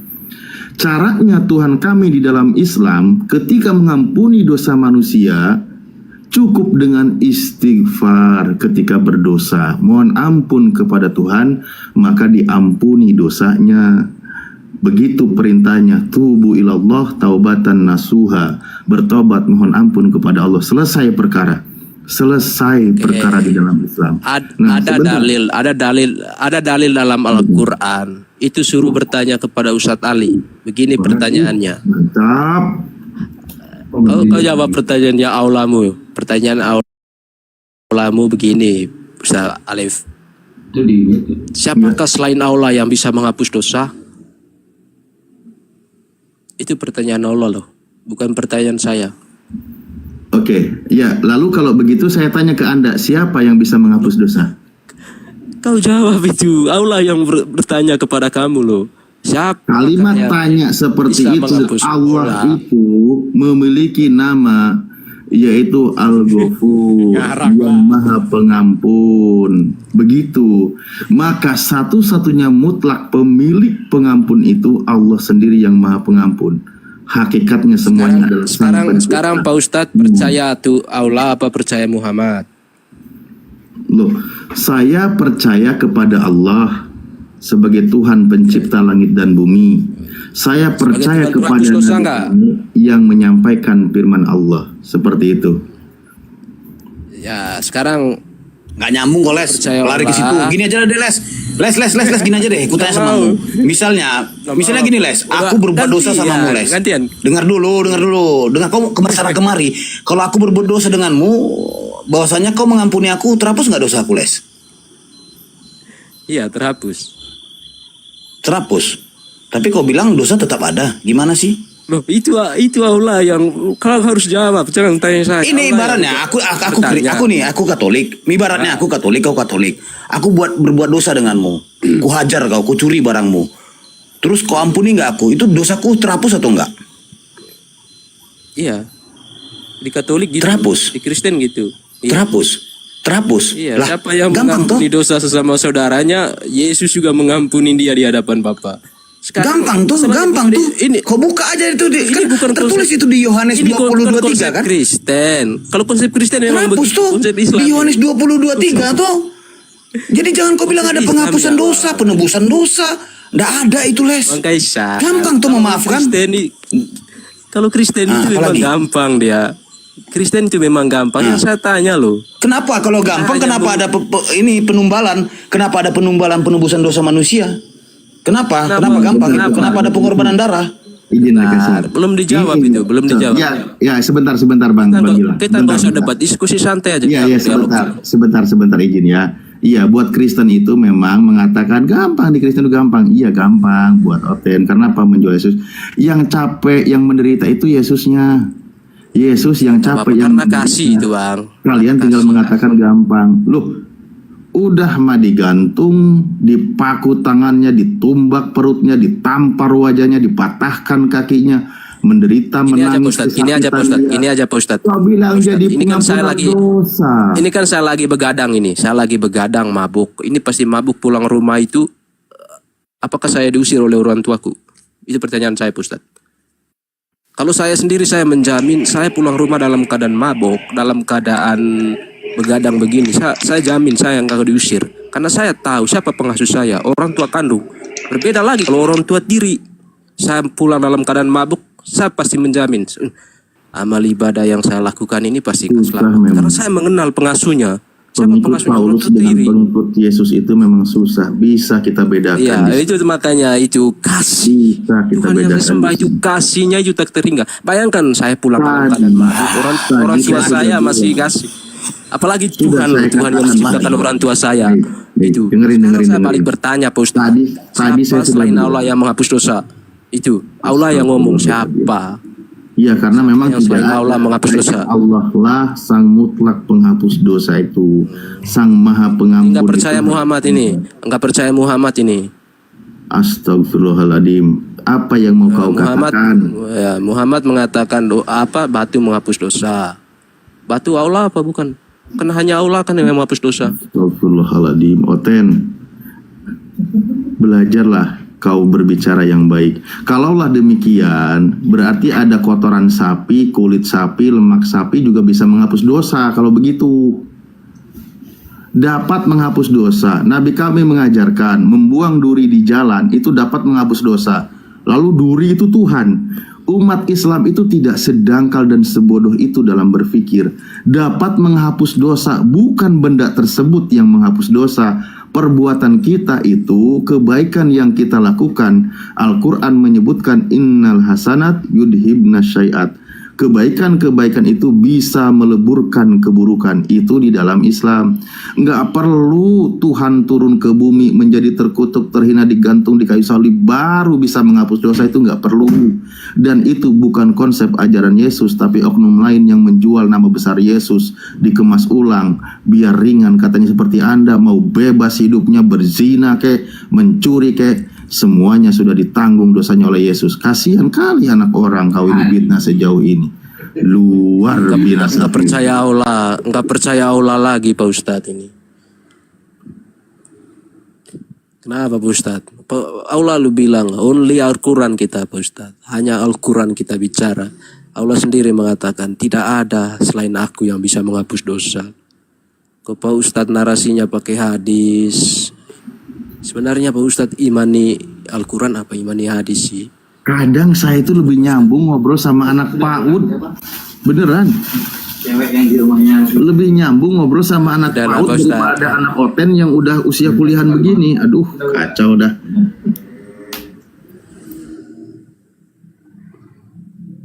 Jadi gini Les, lebih bagus kami itu berteman dan berdiskusi sama penjahat daripada berteman dan berdiskusi sama orang bodoh. Karena kalau penjahat itu terlihat dan bodoh ini ya kayak kau.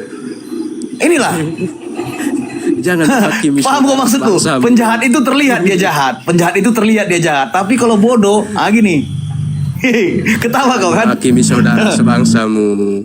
Nggak masalah. Memang itu kenyataannya. Itu fakta masalah. realita gitu loh. Nggak usah saling mengasihi. Realita itu. Sekali lagi ku ingatkan sama kau, lebih bagus kami berteman dan berdiskusi sama penjahat daripada berteman dan berdiskusi sama orang bodoh. Karena penjahat itu terlihat, jahatnya terlihat. Kalau bodoh ini enggak. Entah kau pura-pura bodoh, tapi memang aslinya bodoh, gitu loh. lanjut les sama Ustaz Alif, lanjut. Cuman Ustadz Alif itu kalau narasi panjang, Mas. 5 menit. Iya, wes. Ya udah, mungkin ada Oten yang mau naik, Bang. Coba saya pamit dulu. Gantian gitu loh, Bang. Pak Ustadz, maaf ya. Siapa teman-teman, Bang Handi, Bang Kaisar, Ustadz Fafi. Siap les, aman. Siap, hati-hati les. Siap. Aman.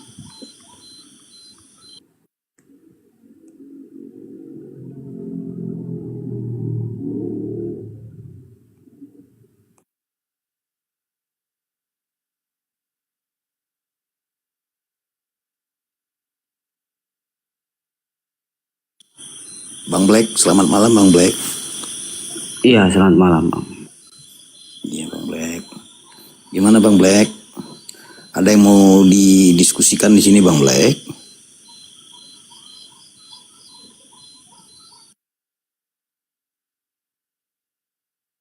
Bang Black monitor dari mana Bang? Dari denom mana Bang?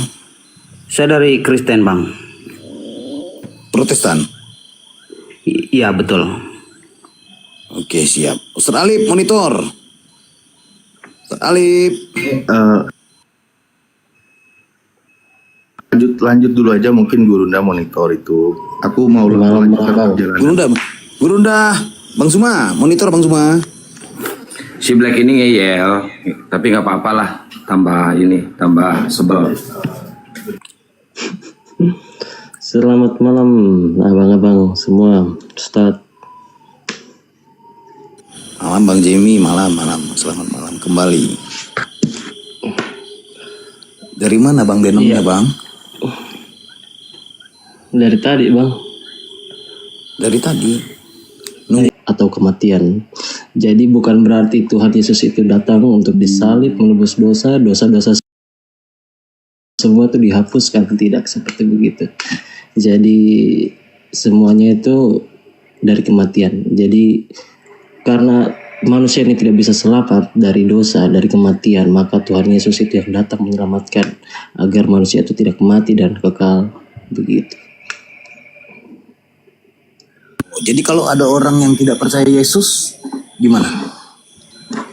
Ya, tidak percaya Yesus ya itu terserah dia. Tuhan bilang Tuhan tidak paksa engkau percaya saya. Berarti dosanya nggak ada itu ya? Nah, di situ Maksudku gini. Kita analogikan ya.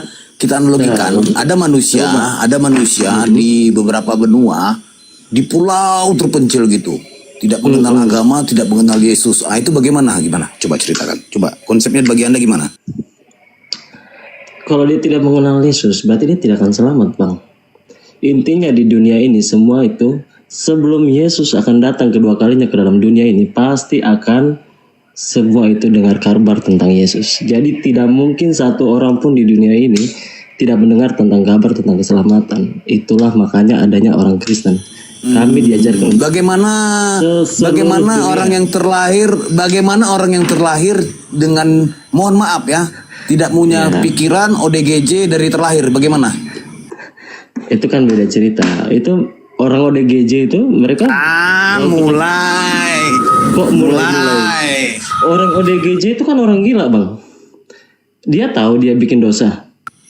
Dia tahu dia. Sekarang aku contohkan yang pertama, analogiku yang pertama tadi, bahwasanya ada manusia yang di pulau, di benua di pulau. Ini analogi saya nih. Kau bilang dia tidak mengenal. Aku bilang dia tidak mengenal Yesus dan tidak tahu bahwa itu Yesus. Anda bilang dia kena dosa, gimana? Itu betul. Ya, Betul ya Anda bilang ya, betul. Semua manusia yang lahir dari Adam Tapi dan dia Hawa tidak mengenal dan tidak dapat berita. Tahu kan daerah terpencil di benua sana, suku-suku yang paling terpencil. ngerti, Gimana itu? ngerti maksudnya Nah, dia coba, terpencil coba. dalam tanah goa manapun itu Tuhan Iya, tidak akan iya. datang menghakimi. Dunia tidak akan kiamat, Tuhan Yesus tidak akan datang Berarti menghakimi kontradiksi manusia. dengan perkataan Anda Sebelum- pertama. Berarti kontradiksi Oh, dengan dengar pertanyaan dulu. Anda, kontradiksi dengan Sebelum- pernyataan Anda pertama ya. Kontradiksi semua itu ternyata- Bang. Udah cukup. Loh. Kata Anda tadi setiap manusia itu Pertama, menanggung ada dosa. Ya betul. Emangnya mereka itu nggak manusia? Emangnya mereka itu nggak manusia? Saya bilang kan semua manusia itu berdosa loh bang. Iya, yang tidak mengenal Yesus.